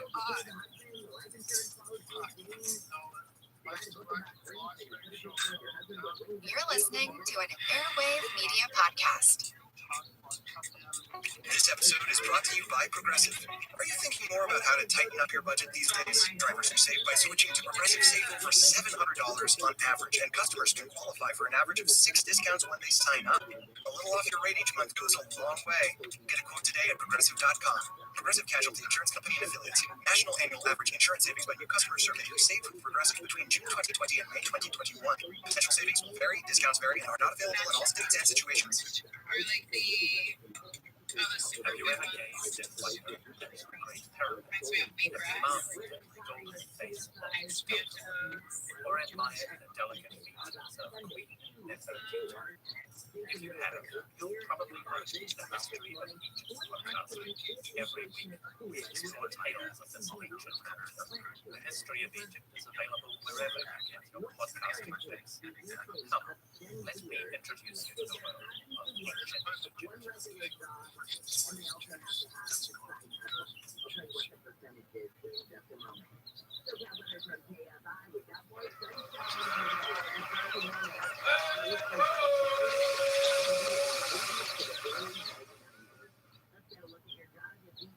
Hello, and welcome to the Explorers Podcast. Today is part 7 in our series on Hernán Cortés and the conquest of Mexico. Well, it has been quite the ride with Cortés, and the end is in sight. Today we bring together the Spanish invaders and the Aztec Empire in an epic clash for control of Mexico. So, last time we concluded with the Spanish and their Indian allies preparing to launch an all-out push against the heart of the Aztec world, capital Tenochtitlan. Let's start today with a few reminders. It is the spring of 1521. Cuauhtémoc is now the emperor, following the death of his uncle, Cuitlahuac, who died of smallpox. In fact, smallpox had spread throughout the empire, killing upwards of half of the population and causing food shortages throughout the region. Cortés had returned to the Valley of Mexico, taking control of Texcoco and making it a base for his operations against the Aztecs. The Spanish would push north and south, fighting a number of battles and essentially encircling the lakes that made up the valley. Cortés and his captains would capture a number of key locations and bottle up many of the towns and villages on the shores of the lakes. In the process, the Spanish had gotten some of the local towns and kingdoms to abandon the Aztecs and join them. These defectors included Chalco, an important city to the south, and many Texcocans. Some people may ask why this happened. Why did the indigenous people side with these newcomers instead of banding together and fighting them? Well, one reason was the fear of Cortés's wrath. As we've seen, those that defied the Spanish ended up dead or enslaved.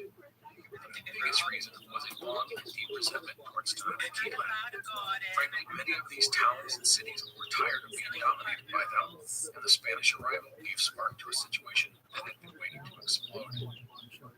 So, the Spanish armies did what they needed to do on land, circling the lakes and pushing themselves for a push to Tenochtitlan. And that leads us to Cortés's plan to launch 13 ships on Lake Texcoco, a way to break the naval advantage that the Aztecs enjoyed. This was critical to Cortés for a few reasons. To control the lakes meant denying food and water and supplies and reinforcements to Tenochtitlan. Until he did that, the Aztec capital could withstand a siege almost indefinitely. Also, the ships would provide combat support for the Spanish as they moved along the causeways leading into the cities. And finally, another essential thing that they would do was provide transportation and communication throughout the lake. The Spanish will establish several bases around the lakes, and they will use the ships to transfer men and supplies or deliver messages in an expedited manner. This will greatly aid the Spanish throughout the upcoming siege. So that's about it. Let's get into the siege of Tenochtitlan. Cortés's master shipbuilder, Martin Lopez, would launch his fleet on April 28, 1521. The class Colon and Texcocan laborers dug a mile-long canal from the shipyard to Lake Texcoco for this movement. A stupendous feat. The fleet consisted of 13 brigantines. These were roughly 45 to 50 feet in length and could be propelled by oar and by sail. Each carried roughly 25 men, including a dozen oarsmen and another dozen crossbowmen and arquebusiers, not to mention a captain. Each ship had a small cannon mounted on its larger than the others. This was called a capitan and would be the fleet's flagship. So, with the fleet ready, Cortez sent out calls to his native allies to gather their forces and join him for one final push against Tenochtitlan. Thus, the first few weeks of May would be spent gathering allies and preparing for this final campaign. Regarding the army, Cortez organized them into 4 divisions. One of these was the naval division, which he would personally command. The land divisions would be armies commanded by 3 of his most capable captains, Pedro de Alvarado, Gonzalo de Sandoval, and Cristobal de Ootd. Each would have roughly 150-foot soldiers, 30 cavalry, and some arquebusiers. There would also be a contingent of native soldiers, each at least 10 to 20,000 strong. I do want to mention that Cortez still held out hope that the Aztecs would surrender. He wanted Tenochtitlan attacked if possible. He hoped that Cuauhtemoc would see that the odds were now stacked against him and realized that submitting was his only real option. But that was not going to happen. Cuauhtemoc never entertained surrendering to Cortez. He vowed to fight to the end, and he would never waver on that vow. Now, before we set off on our final campaign, I do want to mention one thing that occurred. Xicotenga the Younger, the son of the Tlaxcalan leader, arrived at this time with several thousand warriors to join the campaign. However, something would happen that caused Cortez to accuse Xicotenga of treason. The circumstances of the situation are not totally clear, but we should remember that Xicotenga had never been a big fan of Cortez, and he had even recommended turning on the Spanish the previous summer after their defeat in Tenochtitlan. Thus, Cortez probably did not like the guy, and he may have wanted him gone. Historians believe that a rival chief may have lodged the accusations against Xicotenga to further his own ambitions, or even at Cortez's request. No matter, Xicotenga the Younger would be hanged in Texcoco for his supposed crimes. Now, like something of such a prominent Tlaxcalan noble, you would think it would raise some concerns. The Tlaxcalans were, after all, the most loyal and valuable ally the Spanish had. But the ramifications appear to have been minimal. It may have been that the Tlaxcalans were happy to be rid of a major contender for their throne, and they went along with the execution. We just don't know the specifics. In the end, it really does not affect our story, but I did want to make sure that I mentioned it. Now, on to the siege of Tenochtitlan. The upcoming campaign against the Aztecs would have several military elements. The first would be Alvarado's army, which would go around the northern tip of the lakes and capture the city of Tlacopan and its critical causeway. The second element would be Cristobal de Ootd's army, which would head towards Coyoacan on the western side of Lake Texcoco, which had a short causeway that connected to the Iztapalapa causeway, which came from the south.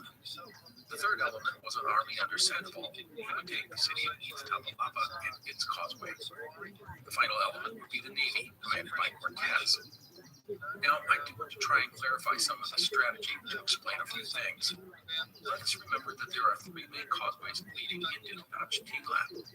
And I want to remind everyone that a causeway can be described as essentially a raised road, and even the term land bridge is a bad descriptor. These are not wooden bridges, but earth reinforced with stone and timber. Depending on who you read, the causeways around Tenochtitlan are between 15 and 30 feet wide. There were gaps built into them, bridges, so boats could travel from one side of the causeway to the other. As for the Tenochtitlan, they made causeways. First, there was the Tlacopan causeway, which was the shortest causeway that connected Tenochtitlan to the western shore of Texcoco. Second, there was the Tepaniac causeway, which connected to the northern shore of the lake. On the south, you would find the Iztapalapa causeway. This was the longest causeway into the city. But this last causeway actually consisted of 2 sections. Iztapalapa actually went northwest and reached the island. From there, it continued directly north to Tenochtitlan. However, there was another very short causeway that connected to that same island. This was the aforementioned Coyoacan causeway. On this is a small fortress called Holok. To the east of the plan, once the ground forces were cut with the brigantines onto the lake, there he would support the armies as they causeways, and at the same time, if there was a supplies episode, I really recommend checking out map of them on our website, explorerspodcast.com. With the help you understand the upcoming action, if you can explorerspodcast.com. With the help you understand the upcoming action. However, if you cannot go and see the map, the strategy boils down to this. Cortez's plan is to block the three main enforcements. From there, it will be a slow advance across the causeway. The final phase of the Aztec campaign began on May 22nd, 1520 city. The final phase of the Aztec campaign began on May 2nd, 1521. Alvarado nations of Tlacopan and Coyoacan. However, they would have a task to accomplish first, which was a detour to the city of Chapultepec, which was located between Tlacopan and Coyoacan. We have not mentioned this place before, but it was critical for one reason: water. The Chapultepec aqueduct provided fresh water to Tenochtitlan, and everyone knew it was a vital resource to the city. Alvarado and Alvid were tasked with cutting off that source. The fighting around Chapultepec would be fierce, but the spears and the bows of the Aztecs were no match for the steel of the Spanish. Not to mention their cross column, the town would be taken and the aqueduct destroyed. The Aztecs were now without fresh water. Alvarado would then head to Tlacopan and find it abandoned, except for the entrance to the causeway, which was heavily guarded. He attempted to push his men onto the causeway, but he was forced to retreat until he could get naval support. In Coyoacan, he would find the city abandoned, retreat until he could get naval support. In Coyoacan, he would find the city abandoned, but the causeway undefended, would take up a position. To the south, Sandoval and his army would reach Iztapalapa on May 31st and engage with the Aztecs. With the armies in place, it was time for the Navy. Martin Lopez, the ship, would be the captain. The fleet would move toward Iztapalapa to support Sandoval and his army. With the Spanish Navy on the move, it was time for the Aztecs to challenge them. They would send thousands of war canoes to intercept the Spanish Navy. A great battle would follow. The first battle of the lake would demonstrate just how formidable the Spanish brigantines would be. Their size and sturdiness allowed them to plow into the Aztec canoes, shattering them. And then there was the fire from the cannons and crossbows. The Aztecs found their slings and spears and arrows were futile against the hulls of the ships. And unless the brigantines were not moving, they were almost impossible to swarm around and board. In the end, the Aztecs would retreat, shattered canoes and bodies filling the lake. Meanwhile, the Spanish under Ovid would come across the Coyoacan causeway and engage the Aztecs at Joloc. This is where the causeways of Iztapalapa and Coyoacan converged. It was a critical location. The Aztecs fought hard to maintain control. The Spanish would end up taking the island and its fortress when Cortez and his fleet arrived. The Captain General would land some troops to join the offensive, and the brigantines would provide support for the ground troops. All of this would force the Aztecs to abandon their positions. But that did not mean the end of the battle. Even before the smoke had cleared, the Aztecs would attempt to retake Joloc when Cortez sent a host of canoes on a surprise night attack. However, before the attack, Cortez would land 3 cannons on the island. They would prove to be an important part of the upcoming fight. But nothing would be as important as the naval support. The brigantines would, again, be critical to fighting off the native attack, as they would flank the Aztecs on the causeway, providing a sustained volley of crossbow and arquebus and cannon fire. The Aztec attack would therefore be repulsed, and Joloc would be firmly in the hands of the Spanish. The fortress of Joloc would become Cortez's camp on the causeway and his headquarters for the coming campaign. With all of these moves, Cortez had essentially blocked the causeways in the south and west, but there was also the Tepeya causeway in the north. Cortez had purposely left this open. He had done this for 2 reasons. First, he hoped the Aztecs would try and flee Tenochtitlan, and by keeping the causeway open, he wanted to give them an out. Second, if they did flee the causeway, he would have the opportunity to attack them while they were exposed and vulnerable, just like they had done to him the previous year. If they instead used the causeway to bring in a steady flow of food, water, and reinforcements, this would cause Cortez to dispatch Sandoval and his army to seal off the causeway. Now, Cortez had 3 armies poised at the entrances to the 3 causeways leading into Tenochtitlan, and with the navy in operation, it was time to start squeezing the Aztecs. This episode is brought to you by Progressive. What's one thing you'd purchase with a little extra savings? A weighted blanket, a smart speaker, that new self-care trend you keep hearing about. Well, Progressive wants to make sure you're getting what you want by helping you save money on car insurance. Drivers who save by switching to Progressive save over $700 on average, and customers can qualify for an average of 6 discounts when they sign up. Discounts like having multiple vehicles on your policy. Progressive offers outstanding coverage and award-winning claim service. Day or night, they have customer support 24/7, 365 days a year. When you need them most, they're at their best. A little off your rate each month goes a long way. Get a quote today at Progressive.com and see why 4 out of 5 new auto customers recommend Progressive. Progressive Casualty Insurance Company and affiliates. National annual average insurance savings by new customer survey to save with Progressive between June 2020 and May 2021. Potential savings will vary, discounts vary, and are not available in all states and situations. I'm going to run through the typical fighting that is about to take place. This will be a day-by-day slaughter, so what I describe is pretty much what will happen for several weeks. But one thing I wanted to note was that the fighting that had been happening, and that was about to happen, was fierce. The Aztecs had their backs to the wall, and they were desperate. As the Spanish had shown at the Battle of Truman, this desperation often brings out an extra edge. Also, this fighting is not something that will allow for fighting their traditional enemies, plus Collins. No quarter would be given or asked for on either side. And the Spanish certainly understood that if they were captured, they were destined to become sacrifices for the Aztec gods. This all makes for a bloody and brutal fight, with all sides committed to wiping out the other. As I said, there will be no half measures here, just the destruction of one's enemy. So let us get an understanding of the combat on the causeways leading into Tenochtitlan. Here's how it would typically go. The Spanish and their allies would advance up the causeways. On both sides, the Spanish would have at least one brigantine. The Aztecs would send out a bunch of canoes, and the warriors would swarm up any unsupported embankment. This was the nightmare that the Spanish had experienced the previous year on their flight from the city. Thus, the ships protected the flanks of the foot soldiers as they advanced up the causeway. By the way, the Spanish cavalry was mostly worthless on the causeways and was not used often. Now, the Aztecs would set up barricades and traps and did try and swarm the Spanish at times, and fighting was always happening, but the superior weaponry and technology of the Spanish and coordinated defense usually allowed them to prevail. The biggest issue for the Spanish were the gaps in the causeway that I mentioned earlier. These gaps were normally covered by bridges, but the Aztecs had destroyed these, leaving a chasm filled with water that needed to be crossed if one wanted to move forward. Now, these gaps might not be that huge or even that deep. At times, it may have been like walking across a deep stream, but these were natural choke points, and the Aztecs could send canoes at them and rain down missile fire on the men who tried to cross them. On the Night of Sorrows, these gaps in the causeways had proven to be devastated to Cortez and his men. Thus, the Spanish tried to fill them in. They would use anything: timber, stone, sacks of earth, reeds, and so forth. Once a gap was filled, the Spanish would push on until they came to another gap, and the process repeated itself. As darkness fell, the Spanish and their allies would retreat from the causeways and go back to their base, whether at Tepeyac, Colac, or Tlacopan. The reason for this was that the causeways were much more difficult to defend at night, even with the brigantines, as the canoes of the Aztecs could strike quickly in the dark.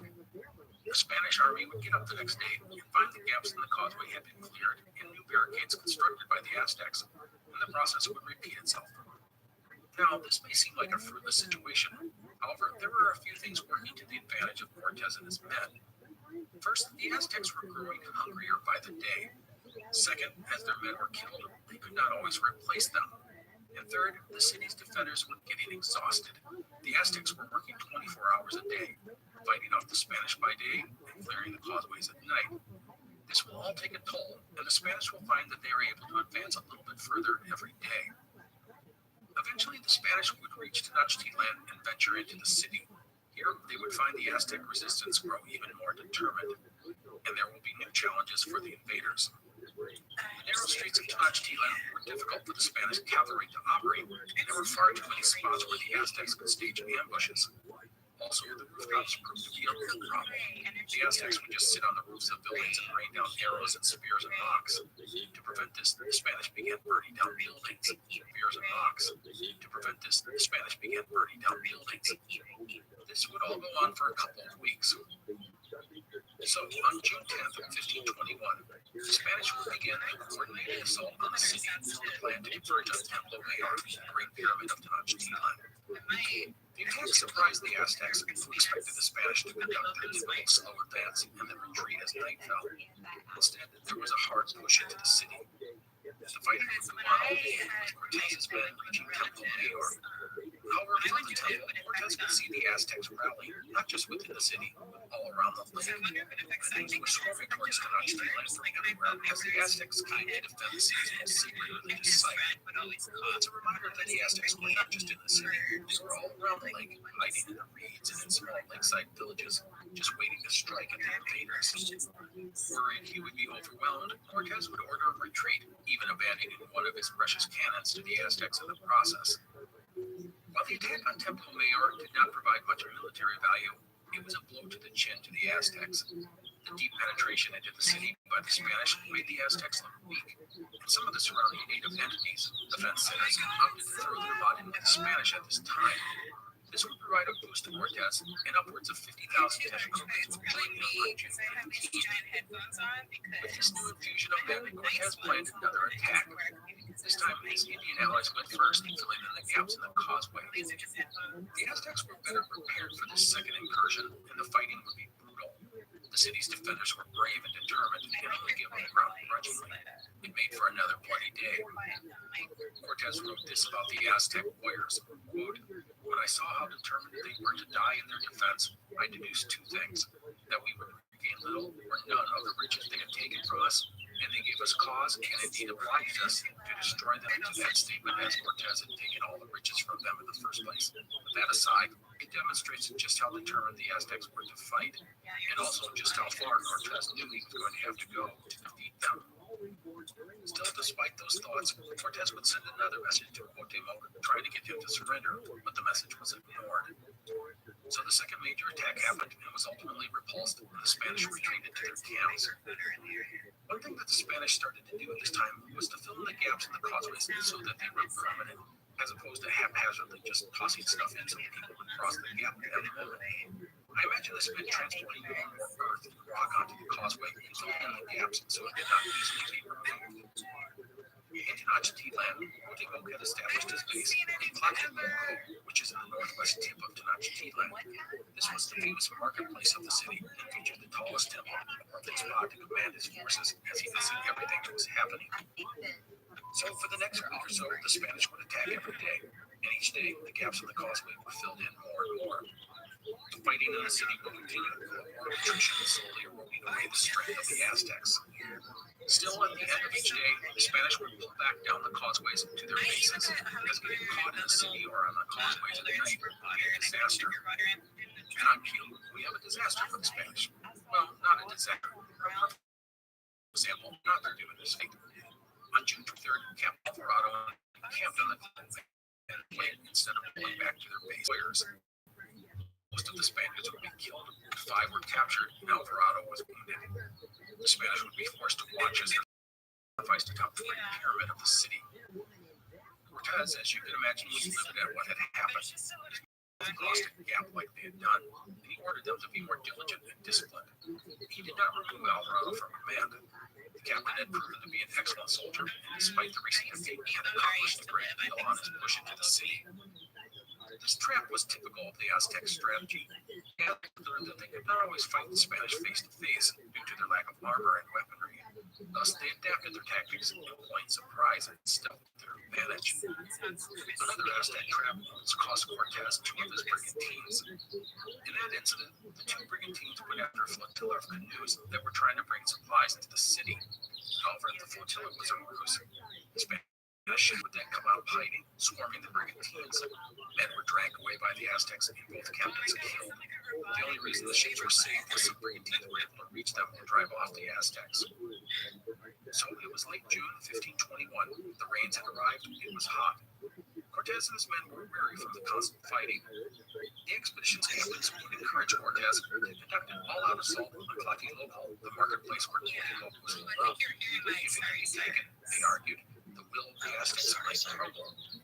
Cortez would agree to this attack, which began at sunrise on June 30th.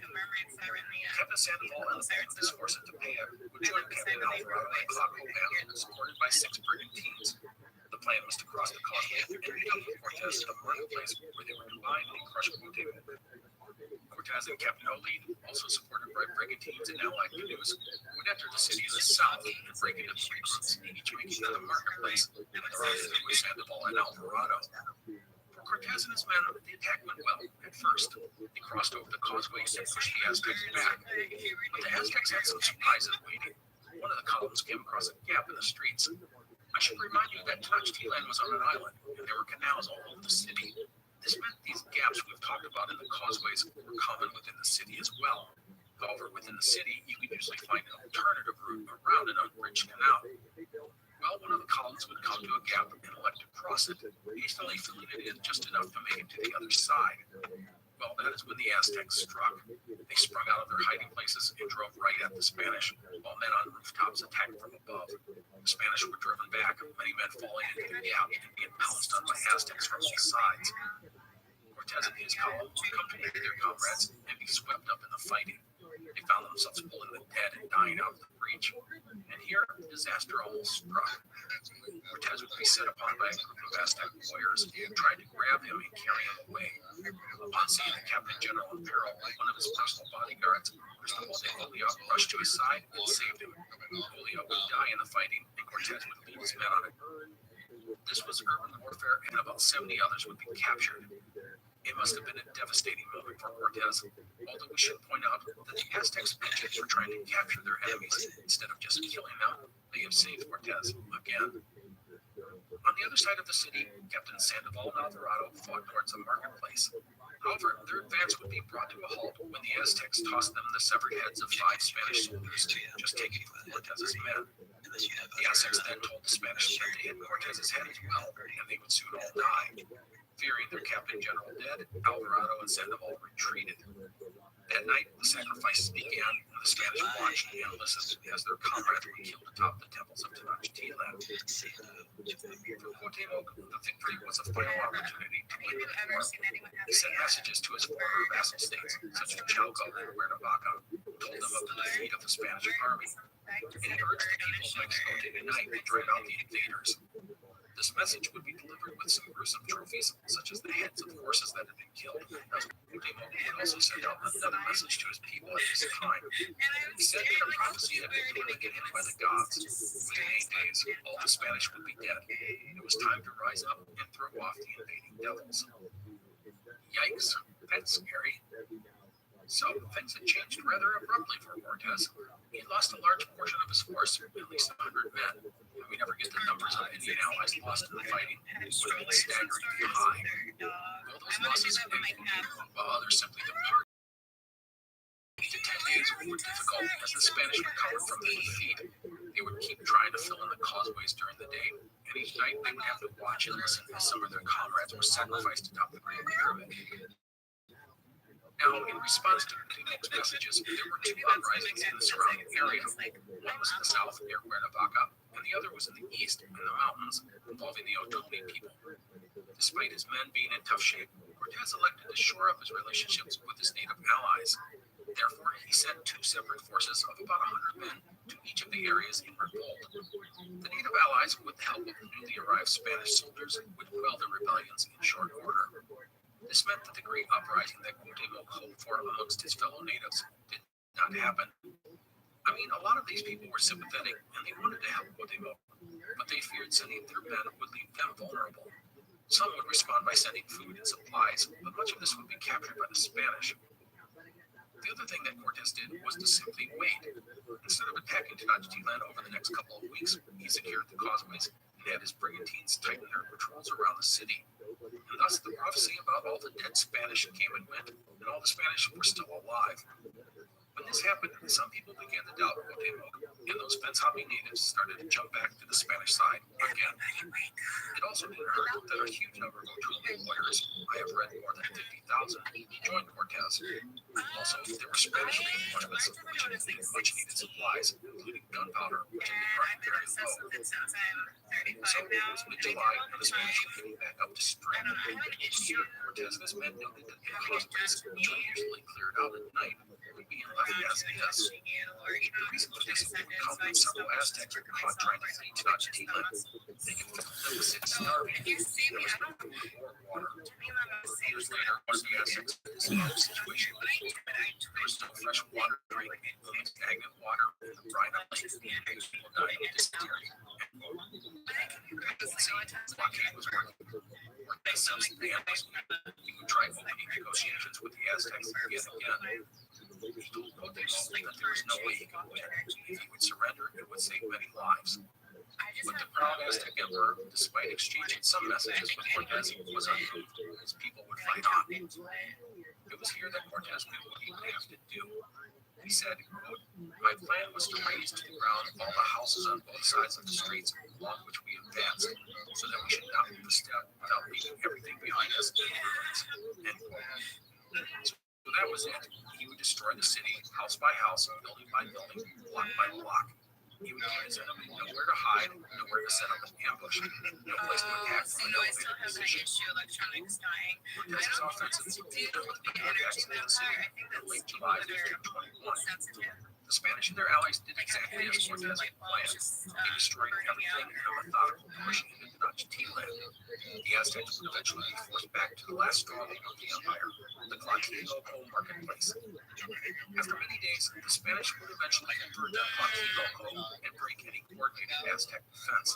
The Spanish flags were raised atop the city's temples, and the idols were tossed down the steps. At this point, Cortez controlled about 90% of the city, with the Aztecs holed up in a few bunker-like locations, refusing to surrender. Fighting would continue around the city, but waned as each pocket of resistance was pacified. Meanwhile, people would emerge from the rubble of the city. Everyone, the women, the children, the warriors, were emaciated and exhausted. Most had no will or strength to continue. Unfortunately, the survivors would face the wrath of the lost colonies, who unleashed years of anger and rage against the defenseless civilians. The result was a slaughter. No one was spared, not even the women or children. Cortez would see this as a situation. No race, however savage, has ever practiced such fierce or unnatural cruelty as the natives of these parts. End quote. That's a pretty harsh review from a guy who would butcher thousands and maybe more thousands. In the end, it is said that upwards of 50,000 people were killed and enslaved after the fall of the city. So Cortez waited for Cuauhtemoc to give up the fight, even trying to engage him in negotiations, but it was fruitless. Finally, Cortez ordered an assault on the last stronghold of the Aztecs. This sent people fleeing to Tenochtitlan in the chaos, something I should note that had been happening for days. People got in canoes and tried to paddle to safety, or they swam to the lake shores and made for a friendly town or village. Spanish brigantines tried to stop these people, but it was impossible to get everyone. On the night of August 12, 1521, after 75 days of fighting, Cuauhtemoc, along with the king of Copan, as well as their families, tried to join the exodus out of the city. They hopped into a canoe and tried to slip away in the dark. However, they would be stopped by a Spanish ship and captured. And that pretty much signals the end of the siege of Tenochtitlan. Cortez was victorious, although all he had was a city in smoldering ruins to show for it, and a lot of dead bodies. Cuauhtemoc would be proud of Cortez, and with Bob and Luce translating, he was recorded as saying, quote, "I have already done everything in my power to defend my kingdom and free it from your hands. And since my fortune has been unfavorable, take my life, which would be very just, and this will put an end to the Mexican kingdom, since you have destroyed my city and killed my vassals." End quote. So that is it. The date was August 13th, 1521. The Aztec Empire was done, as was the city of Tenochtitlan. Wow, that is quite the experience. I'm going to leave things right here for today, but note that there is one final wrap-up episode that we will do, and there's a lot to cover. We will examine the aftermath of the fall of Tenochtitlan, but at the 30,000-foot level, as it is a huge subject. Also, we will touch on the lives of some of the participants in the series, including Cuauhtemoc, Bob and Luce, Cortez's captains, and we will cover the remaining years of Cortez's life featured not uneventful. So that is it for today. I hope you've enjoyed our narrative, and we'll see you next time. Thank you so much for coming along on this ride. I wish you all safety and good health. Hi, I'm Matt Albers, host of the Pirate History Podcast. The men and women of the golden age of piracy are some of the most infamous and often misunderstood characters in all of human history. You know their names: Anne Bonny, Henry Avery, Mary Read, Captain Kidd, Blackbeard. But do you know their stories? Their real stories. Every week over on the Pirate History Podcast, we examine what made these pirates sail the high seas in search of plunder and adventure and revenge. If you'd like to hear the stories of the real men and women who went on the account and sailed under the Black Flag, join us on the Pirate History Podcast. The French Revolution set Europe ablaze. It was an age of enlightenment and progress, but also of tyranny and oppression. It was an age of glory and an age of tragedy. One man stood above it all. This was the age of Napoleon. I'm Everett Rummage, the life and times of one of the most fascinating for the age of Napoleon, wherever you find your podcasts. You're listening to an Airwave Media Podcast. I wish I Have you could ever gazed at aesthetic one semi-conscious. Have you marveled at the golden face of I'm pretty sure most of us or admired actually the around delicate understand. and of Egypt? If you have, you'll probably like the history of Egypt podcast. Every week, we explore tales of this ancient culture. The history of Egypt is available wherever you get your podcasting fix. Come, let me introduce you to the world of ancient Egypt.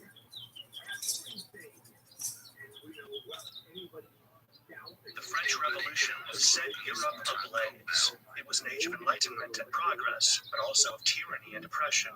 It was an age of glory and an age of tragedy. I'm Everett Rummage, host of the Age of Napoleon podcast. Join me as I examine the life and times of one of the most fascinating and enigmatic characters in modern history. Look for the Age of Napoleon wherever you find your podcasts.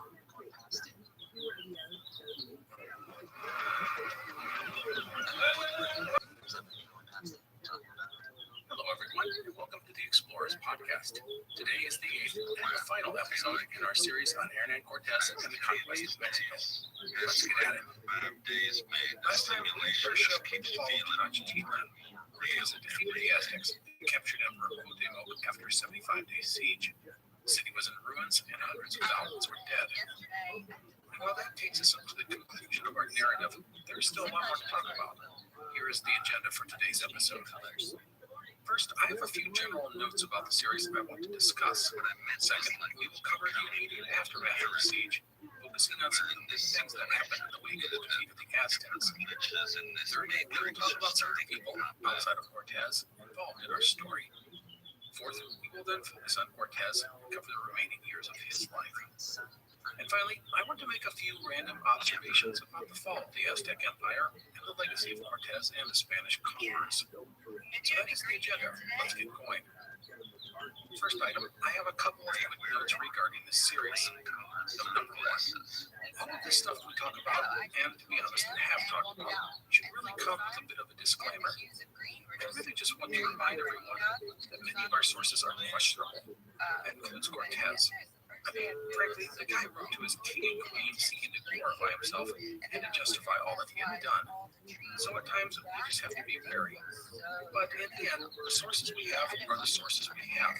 We just have to go with it and know that there are some tricky parts here and there. Note number two, this series on Cortés was different than what we've done in the past. While Cortés set out to explore, we always had profit and glory in mind.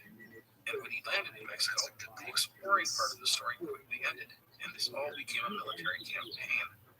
That's fine, but I just want to acknowledge that these stories of exploration can change focus very quickly, and I hope I did justice to the narrative. Okay, that wraps up the loose ends. Let's move on to our second section, the aftermath of the fall of Tenochtitlan.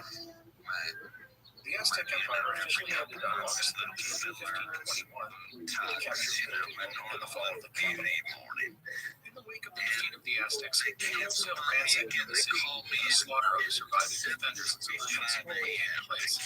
The death toll was staggering. Including the 75-day siege plus the killings after the city's capitulation, upwards of 200,000 Aztecs were dead, including most of the nobility. Tens of thousands more were enslaved. As for the Spanish, the exact number of dead is all over the board. I generally see numbers ranging from 3 to 500, and that is just in these final months of fighting. Overall, the Spanish would lose over 1,000 men during the campaign, maybe even closer to 2,000. As for Cortez's Indian allies, their losses are hard to know as well. The Tlascalans probably suffered between 20 and 40,000 dead during the campaign against the Aztecs. So the city of Tenochtitlan was in ruins, and the dead were everywhere. Cortez had won, so what's the first thing he wants to find out about? Well, you guessed it, treasure. Cato reported 8 tons of silver and gold and jewels and pearls and other sparkly stuff that the Spanish so desperately desired and had lost on the night of sorrows earlier. No one asked about it. The Aztecs just shrugged and said, yeah, we're not telling you anything. Of course, this did not go over well. Cortez or his men. They wanted to lose. They had to come to Tenochtitlan for a bunch of ashes and dead bodies. So if the Aztecs were going to fess up as to where all the treasure had gone, old-fashioned torture ready to be served up. Thus torture would be put on the menu, and they meant some answers for Cortez, although they were answers he did not like. Cortez said that he had dumped all the treasure in the lake, away to spit in the eye of Cortez. This was incomprehensible to Captain General. And simply throw away all the treasure was madness. No one would do something like that. It must be some more torture. Now, the truth is, we don't really know exactly what happened to all the treasure. Cuauhtémoc may very well have dumped it all in Lake Texcoco, or, as we mentioned a couple of episodes ago, there are some legends that say the treasure was spirited out of the city and hidden away in the mountains. Some stories put its location even as far north as modern-day Utah. But it all in Lake Texcoco is a more likely story. Or maybe it had just been pocketed by the thousands of Aztec warriors and civilians in the aftermath of the Night of Sorrows, and the Spanish had lost it all fleeing the city. No matter what, not into the treasure, it is very unhappy like 50 fucking units. The Spanish were torturing women as well as $8.99. They captured the city in like $3,500. Women would die as a result of the torture. And as for Cuauhtémoc, well, the Spanish would soak his feet in oil and light them on fire. The emperor would not die, but his feet would be permanently damaged and he would walk with a limp for the rest of his life. The Spanish would, of course, search the ruins of the city for the treasure, and they would send divers into Lake Texcoco looking for it. They would find some stuff, but it reportedly paled compared to what they had lost the previous year. To this day, people will still go searching for Montezuma's gold. If the trove exists, it has never been located. Although occasionally, someone in Mexico City does find some Aztec gold while digging under their home or in their garden. Now, let us not cry over Cortez's lost treasure. He would still find plenty of loot in the city, and let's not forget, he was extracting tribute from all sorts of native towns and kingdoms. In the end, he would have a bunch of gold and silver and jewels. How much treasure? Well, I have read that the king's fifth, the 1/5 of the treasure owed to the Spanish crown, was sent back to Spain later that year, and it included 500 pounds of gold and hundreds of pounds of pearls. With that as a measuring stick, that means that Cortez had still managed to collect 2,500 pounds of gold. By the way, the loot destined for the Spanish crown would be captured by French privateers off the Azores, and instead of going to Spain, would end up in the coffers of the French government. Karma, you gotta love it. So, as for the rest of the treasure, well, Cortez would keep a fifth for himself, and then he would make sure his captains and keepers were taken care of. And then there was all those people that he owed money to back in Cuba and Hispaniola, which was not insignificant. And then there were other payments which needed to go to the Spanish officials in the Americas and back in Spain. After all these people got their shares, Cortez would find that he didn't have much left to pay off his men, which meant that he had an unhappy army. They had expected a lot of treasure, and what they were given was mostly abandoned compared to what they had been promised. It was so bad that there was a threat of mutiny as rumors went around that Cortez had rooms full of gold and was hoarding it for the men. Rumors, by the way, that were kind of true. Well, ultimately, there would be no mutiny. Cortez would manage to fulfill many of his obligations in other ways, including giving out lands and commissions and positions.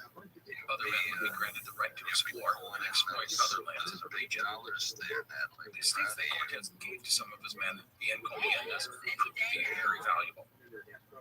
So, once the cleared the siege of Tenochtitlan, Cortez would face the fact that he now had a huge territory to govern. He would start electing to rebuild Tenochtitlan, would call Mexico City.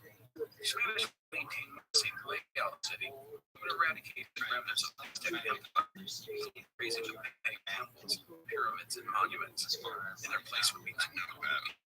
Called up, would start to evaporate, and the lake would eventually begin to shrink. The population of the Valley of Mexico after the fall of Tenochtitlan, primarily due to disease. So, outside of Mexico City, Cortez would see the sights on the surrounding cities and kingdoms of Mexico. He would dispatch his captains along with his Indian allies in all directions, bringing the entire region under his control.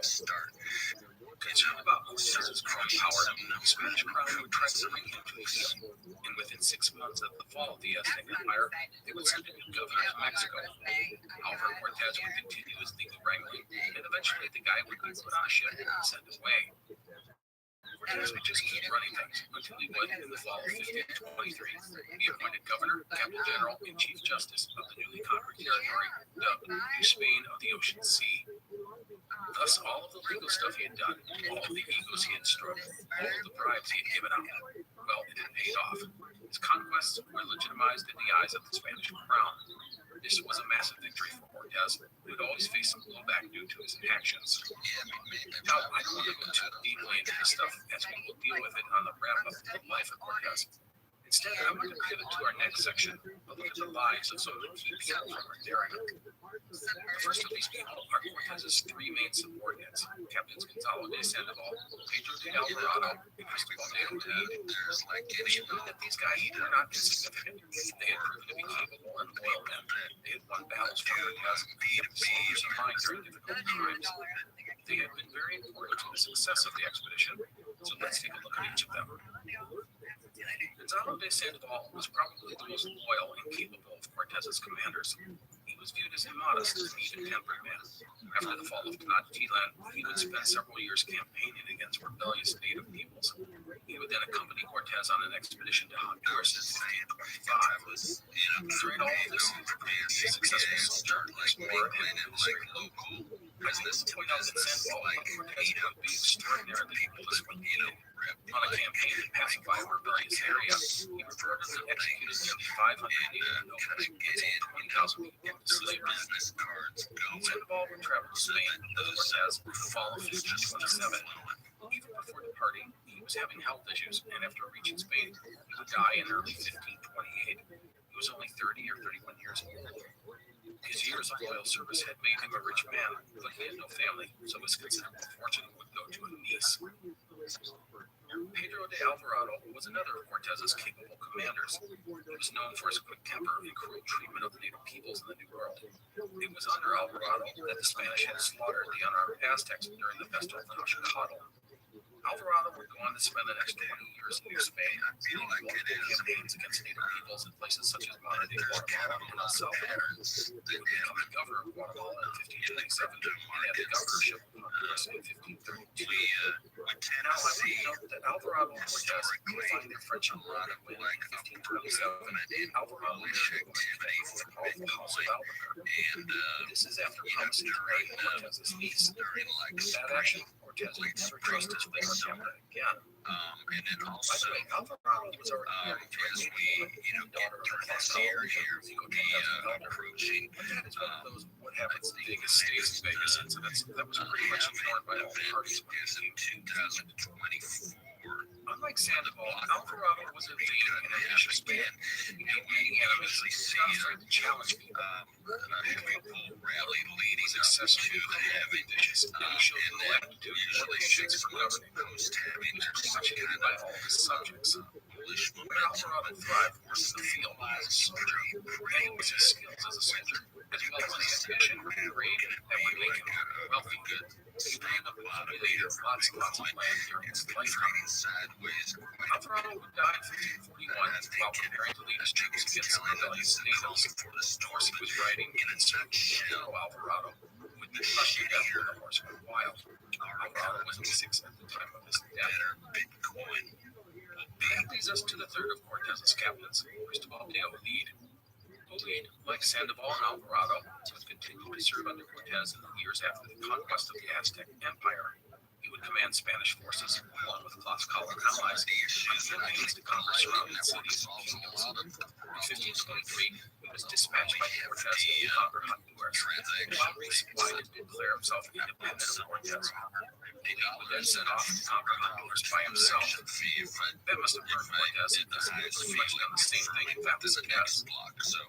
Cortez, as you can imagine, was not the kind of person who let such insults stand. He would send a force to deal with Ootd. A battle ended up taking place, and Cortez's former captain would be defeated.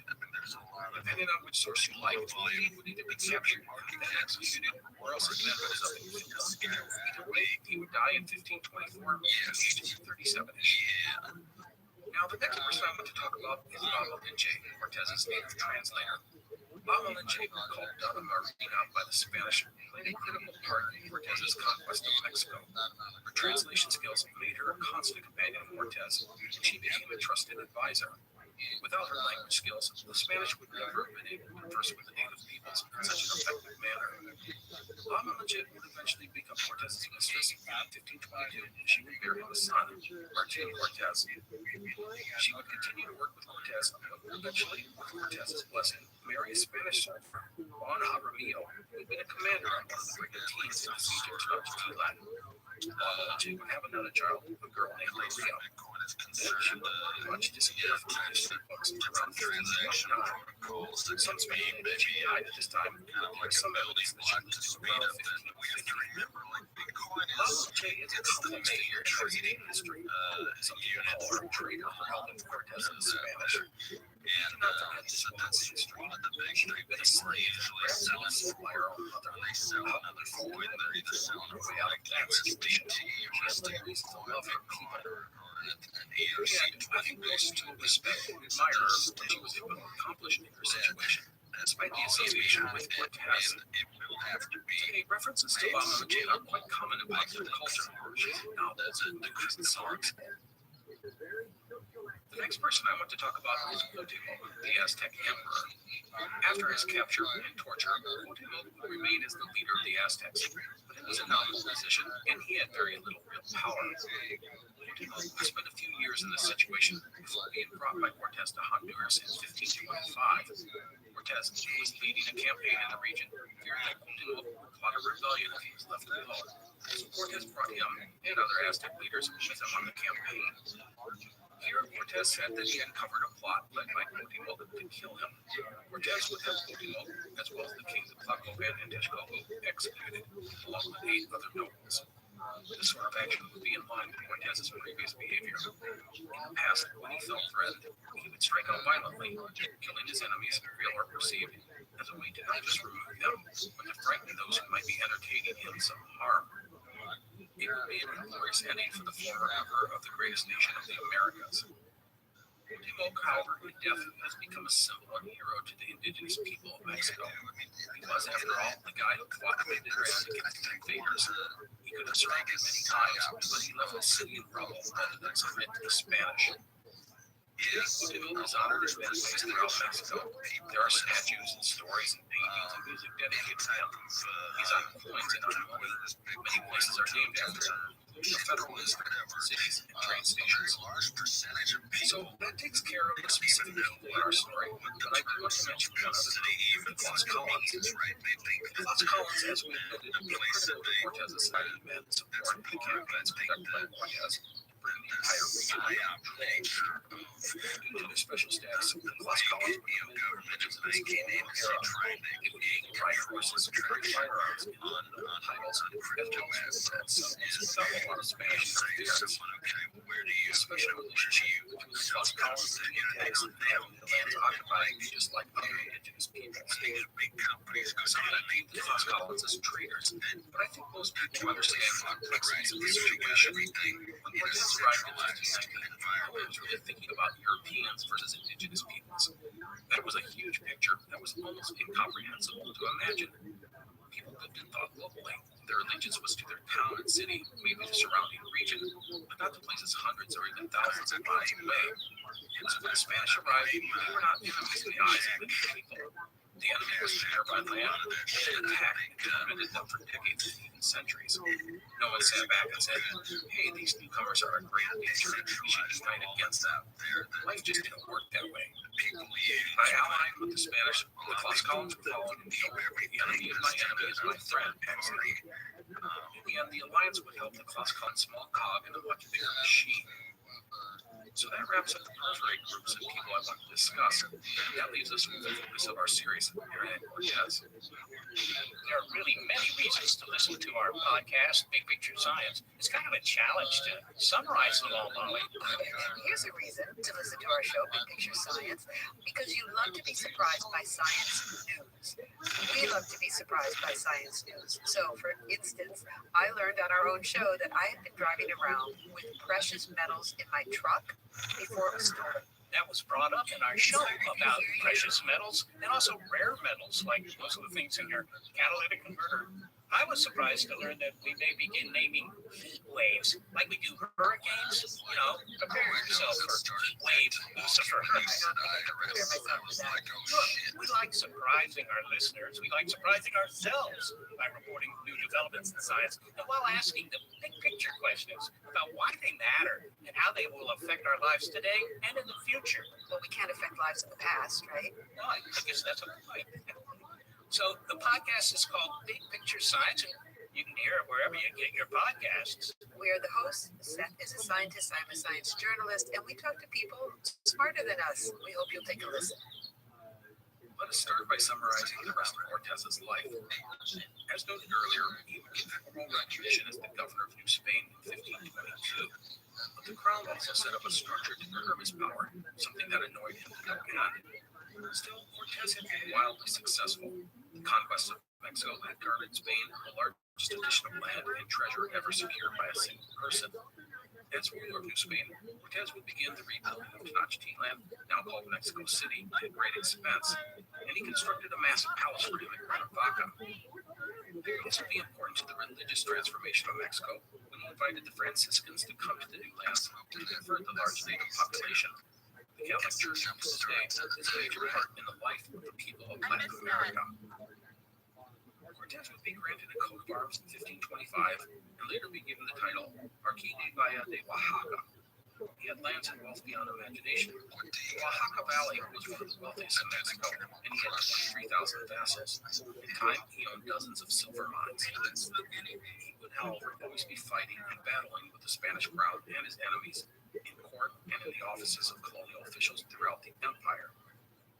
The truth is that many people resented Cortez and how he acquired his fortune, and many feared the power he had accumulated.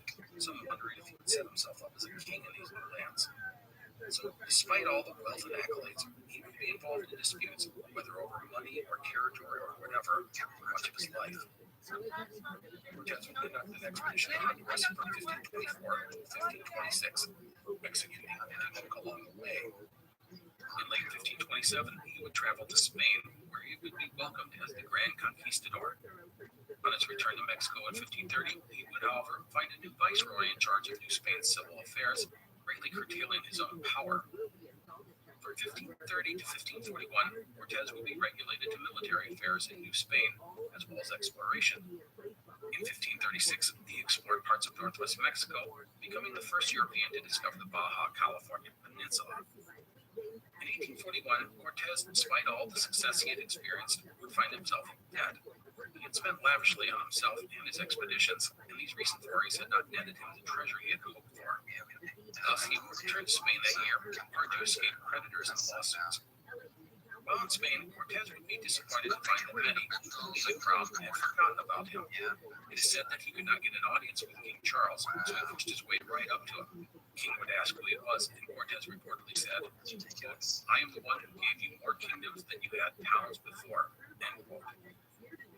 While in Europe, Cortez would take part in an expedition against the Ottoman Empire in 1541, attacking the city of Algiers on the Barbary coast. The massive expedition under the command of King Charles was a dismal failure. Over 17,000 men were killed or captured, and 150 ships were lost in severe weather. Cortez almost drowned in the storm. Cortez would hang around Europe for the next few years before deciding to return to Mexico. However, before he could depart, he was sick from dysentery, and on December 2nd, 1526, in Mexico, and his body would finally be sent there in 1556, and he was buried with his mother and one of his sisters. For the next few hundred years, the body would get moved several times, and then in 1823, after the independence of Mexico, it was feared the body would be desecrated, as Cortez represented the things that so many hated about the colonial past. Thus, everyone thought Cortez's body had been sent to Sicily, but in reality, it had only been moved to a different spot in the same building. Then, 13 years later, it was moved to a church. Again, this was all kept a secret. Cortez's body would be rediscovered in 1946 when a secret file discussing the movements of the body was made public. Thus, the location of Cortez's remains was revealed to be in Mexico City. By the way, sorry if I messed up that name. After the bones were officially identified, they were resealed in the wall of the church where they remain to this day. A modest plaque marks the site that the bones should be destroyed and thrown into the ocean. Instead, they remain in the church where they are, as one website put it, uncomfortable guest. End quote. So, that is the story of Cortez's remains. Now some notes about his family. If you recall, Cortez had a wife, Catalina Suarez, and he had not seen her for several years. Also, he had numerous mistresses, one of which was his translator, Lalo de J. Catalina Suarez would arrive in Mexico in the fall of 1522 and find Lalo de J toting around and named Martin Cortez. Yeah, that must have been awkward. However, Catalina would die in November of that year. There were whispers that Cortez had murdered his wife. He was never officially accused of any crime. Did he kill her? Well, we don't really know. Cortez had many enemies, and they very well may have fueled the speculation about his wife's death to discredit him. In the end, it's all just speculation. Cortez would marry in 1529 Juana Ramirez de Arellano. They would have 6 children, 1 girl and 2 boys. One of the girls and one of the boys would die shortly after childbirth. As noted, Cortez had a son, Ronald J., and he fathered numerous other children with various native women. Cortez's official line of male descendants, officials and air quotes there, would die out in 1629, but there are those alive today who can trace their lineage directly to the conqueror of Mexico. So that is the life of Hernán Cortez. The man is, as you can imagine, not a beloved figure in Mexico, but he certainly has not been forgotten. Popular culture in Cortez shows up in movies and novels and songs. One of the most famous of them is probably the young song, Cortez the Killer. Also, there is currently a big-budget miniseries about Cortez being produced by Steven Spielberg for Amazon. It will star Javier Bardem as Cortez. That could be very interesting, but we have to remember that Hollywood is not always great with regards to historical fiction on this era. Just look at Ridley Scott's 1492 Conquest of Paradise. Yikes. So, a little more about Cortez. There are many places named after him. Paso de Cortez was mentioned in an earlier episode, and you'll find monuments and statues, not necessarily extolling to him, but at least acknowledging him. For instance, in Mexico City, there is a monument commemorating the first meeting of Cortez and Montezuma. In the end, Cortez simply represents an untearable time in the history for most of the indigenous peoples of Mexico, and it's hard to find people who really like the guy. Personally, I find Cortez to be a complex character, at least from my view of history. I admire the man's bravery and abilities as a soldier. He was a skilled leader and diplomat, and his ability to play the various factions of Mexico to his advantage was quite remarkable at times. But let's be honest, it's hard to like or admire the guy. He was an evil maniac, he was paranoid, he was duplicitous, and he was ruthless, especially when he felt regret. The slaughter of children was especially nasty, but that kind of behavior was not a one-off thing. Mass killings and enslavements were the norm, not the exception of Cortez or most of the Spanish at this time. I will say that Cortez is unique amongst our stories on the show, in that he ended up being more of a conqueror than an explorer. In this podcast, we usually find that explorers are the harbingers of what's to come. They show up, find stuff, maybe even make their mark on these places, but in the end, they go away. They are in no position to do much more. Other men follow the explorer, and that is when the dramatic changes usually occur. But Cortez was like a tidal wave to the Aztec Empire. He was a force that powered in and swept up everything in his path, brought it down. So that is my take on Cortez. I want to finish up with some observations about this series and make some notes about the ramifications of Cortez's campaign against the Aztecs. Here we go. The first thing I want to do is answer the simple question of how did Cortez accomplish what he did? How did 500 to 600 Spanish soldiers manage to bring down an empire of millions? The question still boggles. Here's my short and simple list. 1. Technology, in particular firearms and steel. The native peoples just had no answer in combat to cannons and crossbows and swords and armor. These were elements that were simply unimaginable to the Aztecs, and their inability to overcome them was a critical reason for the success of the Spanish. 2. Horses. The Spanish cavalry was, in several battles, the single most important element involved in the fight. On multiple occasions, it won the day for Cortez and his men. Like the firearms and steel, great war horses were something that the Aztecs could not counter, and they paid dearly for it. 3. Politics. Weaknesses of the Aztec Empire.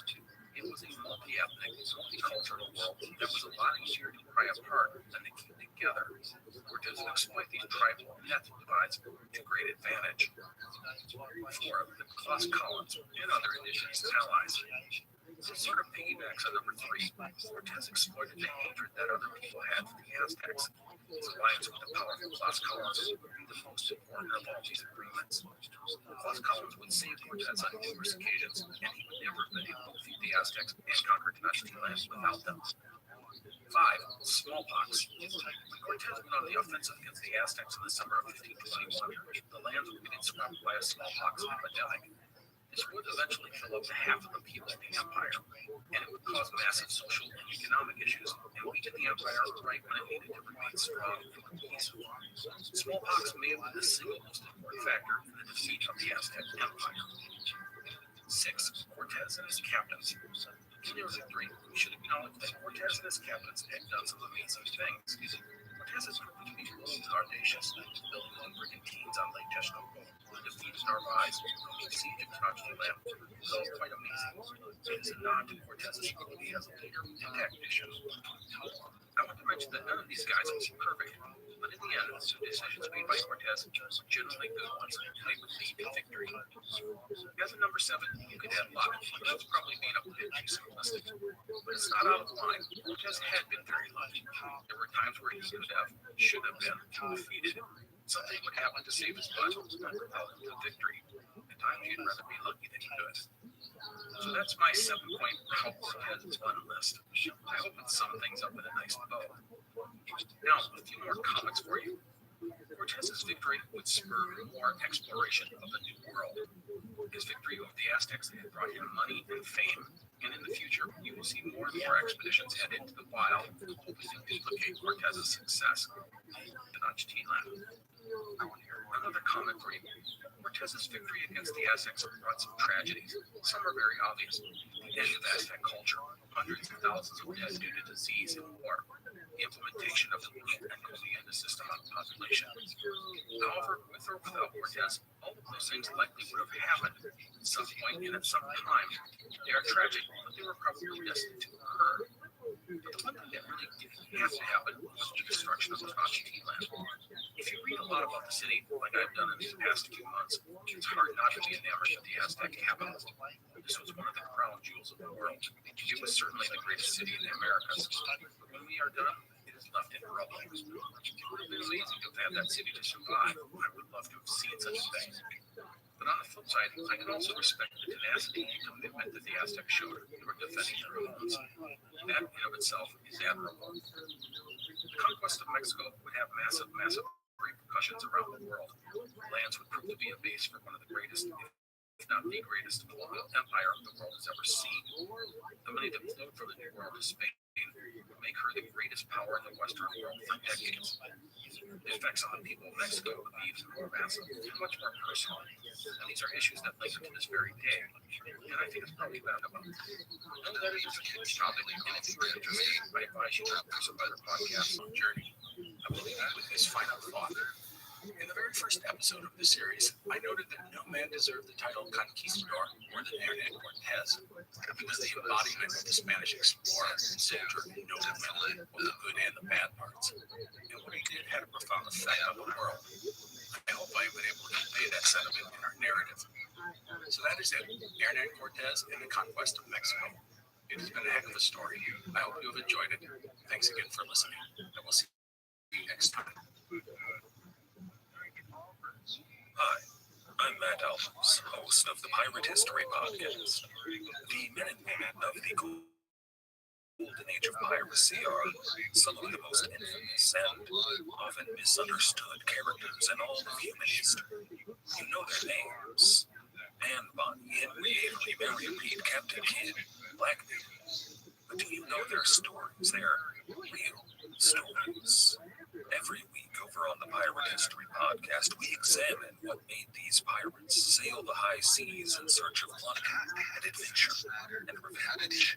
If you'd like to hear the stories of the real men and women who went on the account and sailed under the black flag, join us on the Pirate History Podcast. You're listening to an Airwave Media Podcast. Don't let a busy schedule get in the way of your college dreams. Next year, at Santa Ana College, our flexible class schedule allows you to complete courses at your own pace, day or night, on campus or online, balancing work or family. Let us have a creative plan that works for you. See what's possible at Santa Ana College. Classes start every week. Learn more at SAC.com. Dan Burrish, and Phil Schneider. The French Revolution set Europe ablaze. It was an age of enlightenment and progress, but also of tyranny and oppression. It was an age of glory and an age of tragedy. One man stood above it all. This was the age of Napoleon. I'm Everett Rummage, host of the Age of Napoleon podcast. Join me as I examine the life and times of one of the most fascinating and enigmatic characters in modern history. Look for the Age of Napoleon wherever you find your podcasts. Dan Burrish is not known as much as Dan Burrish. Hello, and welcome to the Explorers Podcast. Today we have a couple of firsts. The Russian explorer, which is a first, and Siberia, also a first. I have been wanting to get into the exploration of eastern Russia, so I am excited to dip my toe into these waters. Now, before we get going, let's get this question out of the way. And that is, what and where is Kamchatka? For most of us, the answer is it is a huge area on the eastern edge of the Asian continent, or Damfrist. Kamchatka is critical because from there you can cross over to Alaska. Therefore, it's essential if you want to hold Asia, no sex for Burmese, or invade North America. But this is not risk, and Kamchatka is, to be honest, horribly misrepresented in the game. It's way bigger on the risk board than in real life. The other thing that many of us might know is that there is a Kamchatka vodka. It is an awful vodka. It's cheap. It's mentioned bad. And it has nothing to do with Russia or Siberia. It is made in Kentucky. I imagine someone wanted something that sounded Russian, since Russia loves its vodka. They found Kamchatka on a map, and voila, our crappy vodka has a name that gives it some sort of credibility. If that is such a thing in the realm of crappy vodka. Kamchatka is actually the Kamchatka Peninsula. If you look at a map of the world, the Kamchatka Peninsula is pretty easy to spot. It is on the far eastern side of Russia and looks like a big serrated knife-shaped piece of land that points southeast to the ocean. To the west of Kamchatka is the Sea of Okhotsk. To the east is the Pacific Ocean. Our map on our website, explorerspodcast.com, clearly identifies the Kamchatka Peninsula. The map also includes a route that Vladimir Atlasov took while exploring. And speaking of Vladimir Atlasov, today we are going to cover his life.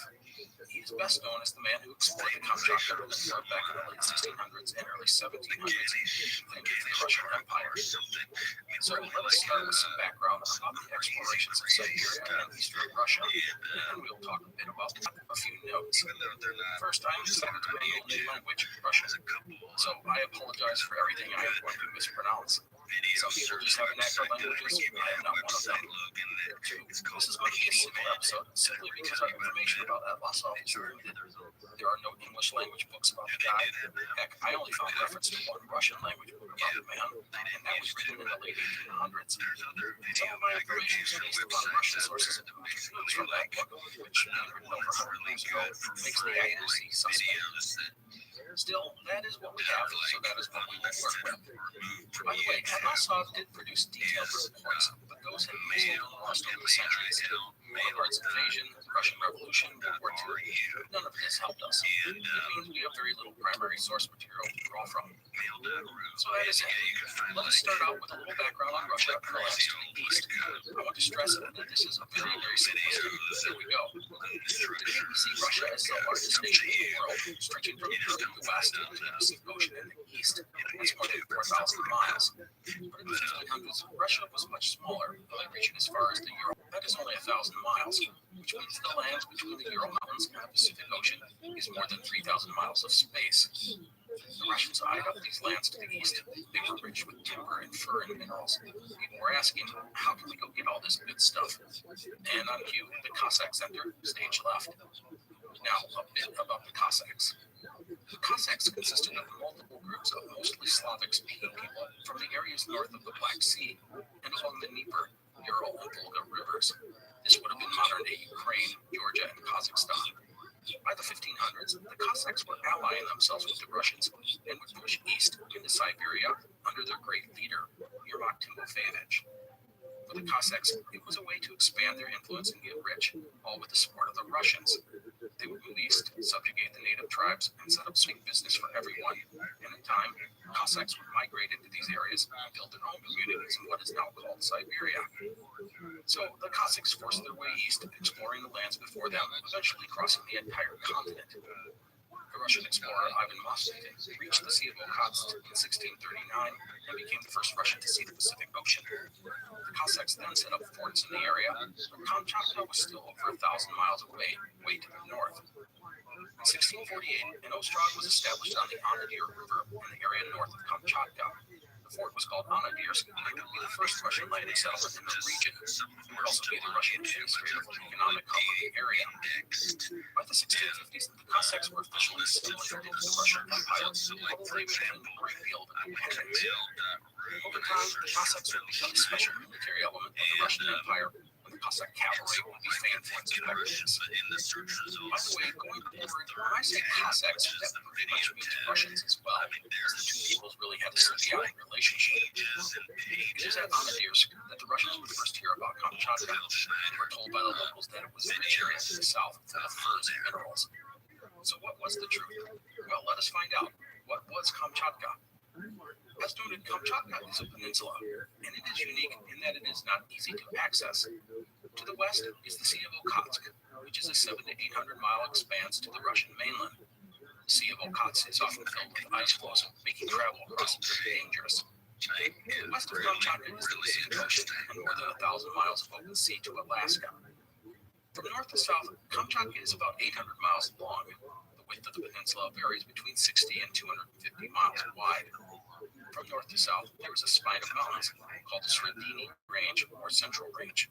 There is another cluster of mountains in the southeast called the Eastern Range. And between these two ranges is the Central Valley. The Kamchatka River flows through this valley. There are 160 volcanoes on the peninsula, 29 of which are still active to this day, giving it the nickname of Land of Fire and Ice. The mountains in the area are impressive, some as high as 15,000 feet. The peninsula is filled with rivers and forests. From the southern tip, one can see the Ural Islands. These are swing islands that stretch out over 800 miles and reach all the way to Japan. The islands are what separates the Sea of Okhotsk from the Pacific Ocean. At this time, the peninsula had several ethnic groups, a total number of about 50,000 people. This was the land that the Russians had been told about, and that takes us to the star of our episode, Vladimir Atlasov. Vladimir Atlasov was born sometime between 1661 and 1664. He is believed to have been born in Veliki Ostuk, a community about 500 miles northeast of Moscow. He is considered a Siberian Cossack, meaning he was part of a Cossack community that settled permanently in Siberia. Otherwise, we know little about the man until approximately 1682. See, Lossoff was a hunter and trader gathering furs, specifically sables. Then he entered the civil service. He would have been approximately 20 years old. Along with other Cossacks, he operated in the far east of Siberia, just west of Stamokotsk, collecting yasak from the local people. This was a hard and dangerous life. The locals resented having to pay tribute to people thousands of miles away, and the Cossacks were harsh rulers. Rebellions and skirmishes and ambushes were a way of life. They had technology, specifically firearms, and a long tradition of military service. In addition to pistols and muskets, they used sabers and pikes. In the end, they had modern weapons and were trained to use them. Gave them a big advantage over people who used bows, spears, hatchets, and knives. Also, the local tribes were not always unified, allowing the Cossacks to dominate them despite inferior numbers. So, Lossoff spent his young adult life collecting tribute as part of the Cossack network in Siberia. He participated in various campaigns against rebellious locals to rise up in the ranks of his people. Lossoff was reportedly a sensible, energetic, and resourceful man with organizational skills. He was also known as a brutal man who used violence to maintain order amongst his men and the local people. In 1695, Lossoff was appointed commander of the post of Igers, north of Kamchatka. One of the first things that Lossoff did was, upon hearing about the Kamchatka River to the south, was to send a reconnaissance party into the region to find out more. The party was led by a Cossack named Roscoe, who explored down the northeast coast as far as the Tygel River, before returning to Igers. He would have noted the potential for furs and mining. The population consisted mostly of Koryaks, who also occupied much of the area north of Kamchatka. Also, he would bring back some mysterious writings from the Japanese, which would have intrigued everyone. The reports of the reconnaissance force were encouraging, and Lossoff began to make preparations to check out Kamchatka for himself. Lossoff's main issue was funding. He just wasn't getting any, despite encouragement from his superiors to expedition. This was a mistake. The government would work for that, and expect funding from local administrators. Lossoff was upon himself that he wouldn't need to conduct his expedition, even taking supplies as needed, leaving Iowa to the victim. Instead of gearing to a he got what he needed on December 1696. He would depart from Igers, heading for the unknown of Kamchatka. The expedition consisted of about 130 to 135 men. This included 60 to 65 Cossacks and 60 igers, the latter of which were local natives hired by Lossoff. The igers raised reindeer, and the party would head south riding them. Roscoe was the expedition's second in command. Wants more benefits, more perks. The good things in life. Get more with the American Express Platinum Card. Earn 5 times additional rewards points on select flights and prepaid hotels. Oh yeah, Amex Travel. Terms apply. Apply today. I mean, if you type in like 80,000 membership rewards points, $6,000 in purchases. Secret card in your first 6 months. The American Express Platinum Card. Reserve bonus with our AmericanExpress.com/express/explore-platinum. Terms apply. The expedition would travel about 400 miles, refusing to reach the structured territory. Here at Lossoff and his men headed down the western coast of the peninsula, and then crossed over to the eastern shore of the Pacific Ocean. Here at Lossoff would now have confirmed that Kamchatka was a peninsula. As they went on their journey, they would have approached the local tribes, who were mostly Koryaks, and demanded tribute from them. These were mostly small villages, the people thoroughly incapable of fighting off the Cossacks, so they complied. Now, roughly a third of the way down the coast, Lossoff decided to split up the expedition. He would head to Moscow with about half the men on the east coast of the peninsula, and lead the rest of the men to the western side. This would allow them to cover more ground. And while that was a good idea in theory, it made each force less formidable to the local Koryaks. So when Lossoff, with about 60 men, marched to his next shakedown target, the village of Koryaks, well, they weren't quite as scared of him as before. The Koryaks refused to pay any tribute, and a fight broke out. And Lossoff and his men would take up a position on a hill along a river. They would fell some trees and erect some crude defensive walls. The Koryak numbers grew, reportedly upwards of 2,000 of them, And in the face of such odds, some of the igers decided it was in their best interest to abandon their Cossack bosses and join the locals. And Losov dispatched a loyal igir on a reindeer to go find Morozko and his detachment of men. After several days of hunkering down and withstanding attacks, Morozko and his contingent would arrive, rescuing their comrades from the Koryaks, who fled the scene after a fight. All said, 6 Russians were dead, or 3, depending on what source you read, and a couple of dozen were injured, including at Losov. Of course, this attack could not go unpunished, which meant retribution was in order. And Losov and his men would go on a rampage through the area, burning 4 settlements and looting them of whatever they could find. And Losov and his men would next cross the mountains and head into the Central Valley, which the Kamchatka River flowed through. The valley was, relatively speaking, heavily populated. The river meant an abundance of wildlife, including salmon and bears. By the way, the Kamchatka brown bear is huge, rivaling the famed Kodiak bears of Alaska. They stand 8 to 10 feet tall and weigh 14 to 1,500 pounds. That is just on average. The early explorers, including at Losov, they were not dangerous and generally ignored humans. In the valley, Losov and his men would erect a 40-foot wooden cross at the confluence of what is now the Kamchatka and Krestovka rivers. 40 years later, the cross would be found by a later explorer who reported there were still inscriptions on it. I will tell you what it said, but I want to note that there is a year listed on the inscription. However, the Russian calendar at this time counted years from the creation of the world, which is 5,509 BCE in the eyes of the West. I just wanted to mention that so when the year is noted, just type that, end quote. Not the most clear writing, but you get the idea. At Losov and a group of men had raised the cross, essentially claiming the lands for Russia and God. So, in the Central Valley in July 1697, Losov would encounter the Edelmans, one of the major ethnic groups living on the peninsula. The Edelmans had villages of 200 to 300 people on average, and were numbered between 12 and 25,000 at this time. The Edelman greeted at Losov and his expedition cordially and offered them gifts and tribute. The Russians would make a pact with one of the bands and conduct raids against their enemies, even burning one rival village. The Cossacks also got involved in a major skirmish with some Koryaks from the north, who had stolen some of that Losov's reindeer. They would kill 150 of the Koryaks in a single battle. And Losov would later say of the fight, "We fought day and night, and with God's mercy and sovereign happiness, they were beaten." Back to the west coast of the peninsula, which is on the western side of the peninsula, and about 3 quarters of the way down the coast. And Losov would stop and set up with the on a fortified island. It is at this time that Losov would get word from the local tribesmen about a strange man who was being held prisoner in a nearby village. And treated at Losov said, "The man's name was Dembiana Losov, the first encounter between a Russian and a Japanese." By the way, Losov did not know what nationality Dembi was.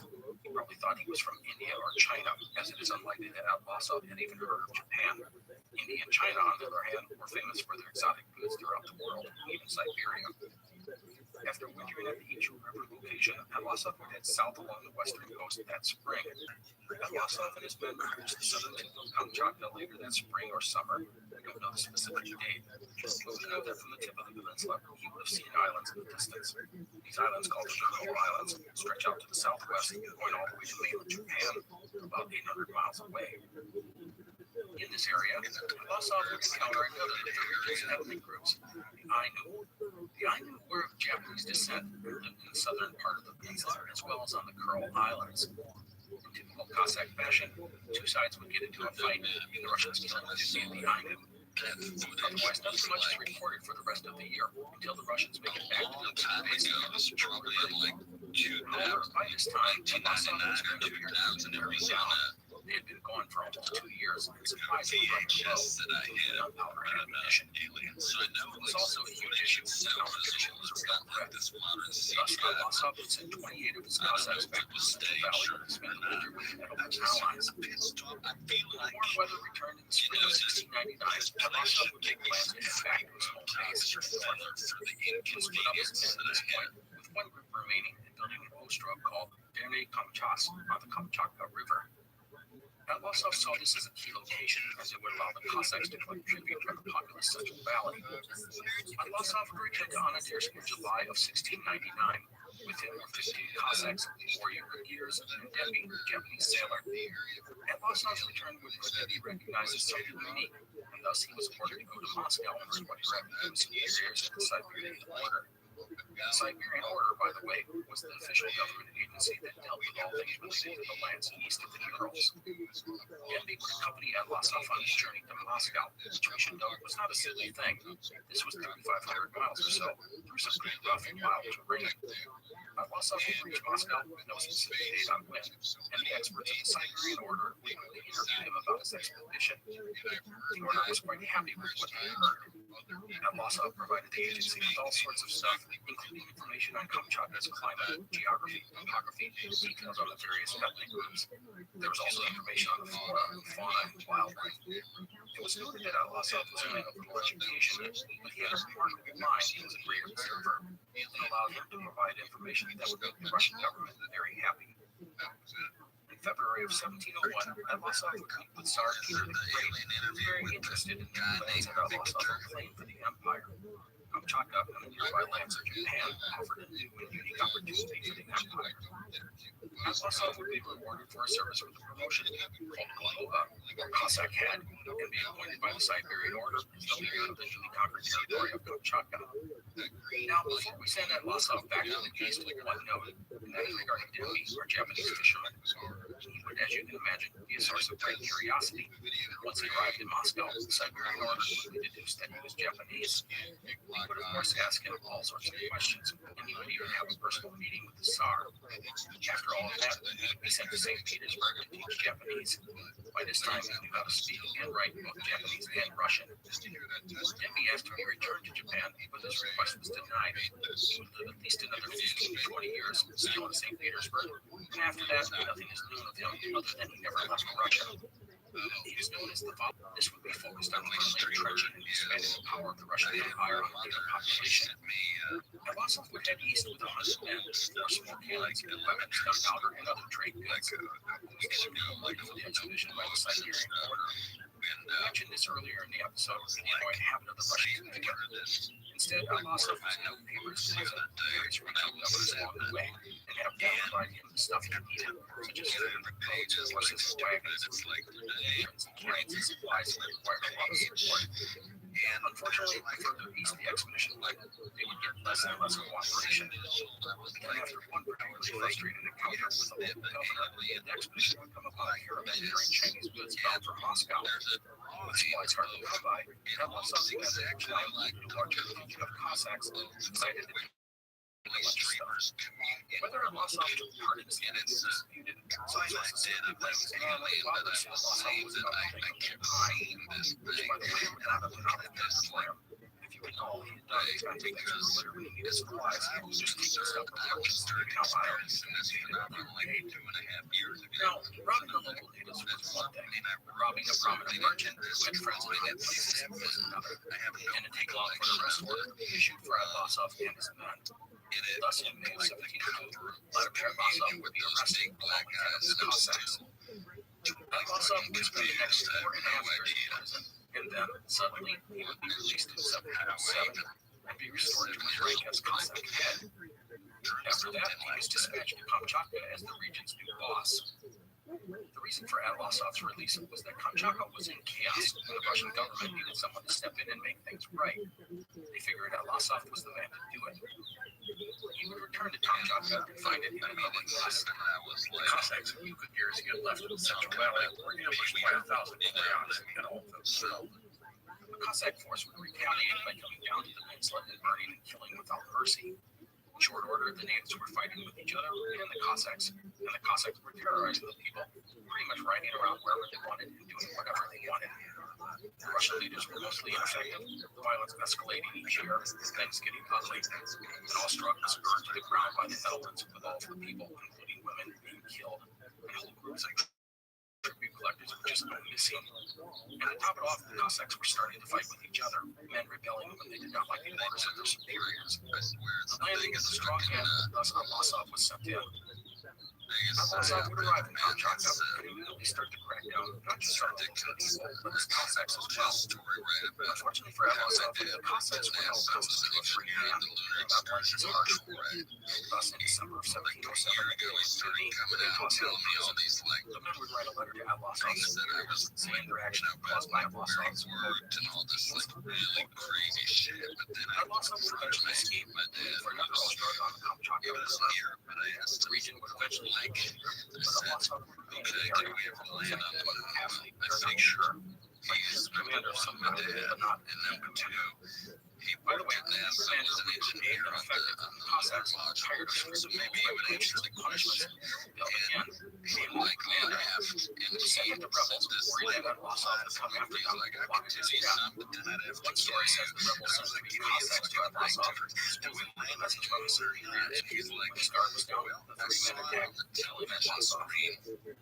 Another story says What he said. he set on fire while he slept. I don't know, Still yeah, other stories say there was a melee Yes. without Losov dying while fighting the Cossacks. No matter Vladimir Losov was dead, the year was 1711, and all the different components. They kept So let us take stock in today's episode. Let's wrap up. separated and out. First, regarding the Kamchatka Peninsula. Not long after Losov's death, Washington set up a naval between the city of Lhatsk and the Kamchatka.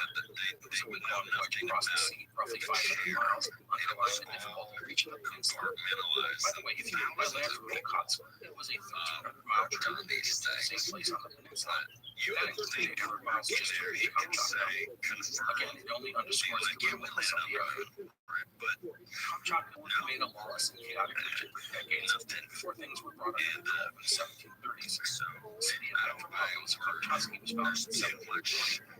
Located in the southeast like videos the city would provide Russian interests to hundreds of different people and like position whaling interests in the region, as well as the territorial expansion. I don't even know what's now Alaska. As for the chaos and violence that had plagued the region whatsoever, much as by the 1730s, I don't even know if we've been to fucking smallpox epidemic would hit the area in the 1760s, further decimating the population. Due to all of this fighting and disease, the indigenous population would fall to about 3,200 people by 1812, down from 25 to 50,000 a little over a century before. The number of people of Russian descent was only about 2,500. With the declining population, the need to police the region by the Russian government lessened, and then Kamchatka's importance was further diminished when Alaska was sold to the United States in 1867, as the proximity between the two areas no longer mattered to the Russian government. By 1900, the peninsula's population was a mere 7,500 people. Roughly two-thirds of the indigenous natives, while the other third were Russian. After World War II, Kamchatka was declared as a population of 20,000 people, roughly 60% of the people in the capital city of Petropavlovsk-Kamchatsky. The peninsula's big rock is now its nature. 160 volcanoes, 6 World Heritage Sites, striking flora and fauna, abundant wildlife, including bears, wolves, foxes, lynx, seagulls, salmon, and much more. It is a vibrant and beautiful land. Of course, there is tragedy to all this. The Russian conquest of Kamchatka nearly brought destruction on some native cultures, including the Netherlands. The region went through upwards of 50,000 inhabitants to a tenth of that within a century. It is a pattern too often seen throughout the world in the wake of wars. So that is my quick history of Kamchatka. They never got lost off in 1711. Let's wrap up with a few notes about the star of our show. Vladimir Losov was an accomplished man, energetic, resourceful, and effective, but he also had a reputation for being harsh and uncompromising. Losov successful, but it also put a target on his back. His willingness to take what he wanted to get things done and then make him in prison. His rigid and harsh rule little So let's finish by listing a few of the big accomplishments of Vladimir Losov. First and foremost, he is the European discoverer of Kamchatka. He mapped it, establishing for the Western world the whats and the wheres of the land. Doing this, he became the first recorded person to think of the entire length of the Kamchatka Peninsula. And let's not forget, he was the first European to discover the Kuril Islands, which are just off the southern tip of Kamchatka. He established the first Ostrog on the peninsula and set the stage for the Russian domination of the region. And this last thing is really the lasting legacy of Losov. He brought Kamchatka under the dominion of the Russian Empire, something that has not changed to this day. In the end, he is remembered as one of the great Cossack explorers of the era. In addition to all of that, he is remembered in a few ways. There is Losov Island, off the southern tip of Kamchatka. Also in Kamchatka, there is a volcano named after the guy. So that is it for the likes of ROTHSCHILD of the Kamchatka Peninsula for the world. I enjoyed today's story. It is great to add a tale of Russian exploration to our catalog of episodes. Thank you again for listening. I wish you good health, and I will see you next time. Don't let a busy schedule get in the way of your college dreams. Let's you at Santa Ana College. Our flexible class schedule allows you to complete your courses at your own pace, day or night, on campus or online. Balancing work or family, let us know what a plan is. Classes start every 8 weeks. It's vastly different where operates on different receptors and things. And it's modafinil and providil. Those are like what the movie Limitless was based off of. If you have, you'll probably like the History of Egypt podcast. Every week, we explore tales of this ancient culture. The History of Egypt is available wherever you get your podcasting fix. Come, let's introduce you to the world of ancient Black Widow.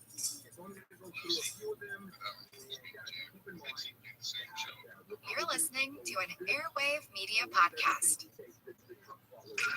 Vitamin Water Zero Sugar just dropped an all-new taste with zero holding back on flavor, so you can be your all feeling it, all play, and all self-care you. Grab the all-new taste today. Vitamin Water Zero Sugar. Nourish every you. Vitamin Water is a registered trademark of Glasso. Hi, I'm Matt Albers, host of the Pirate History Podcast. The men and women of the golden age of piracy are some of the most infamous and often misunderstood characters in all of human history. You know their names: Anne Bonny, Henry Avery, Mary Read, Captain Kidd, Blackbeard. But do you know their stories? Their real stories.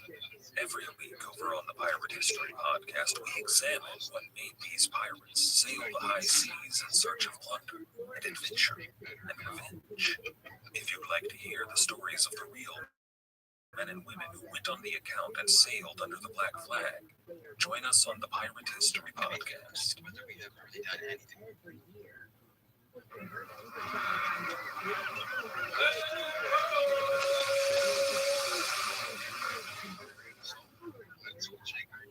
Hello, and welcome to the Explorers Podcast.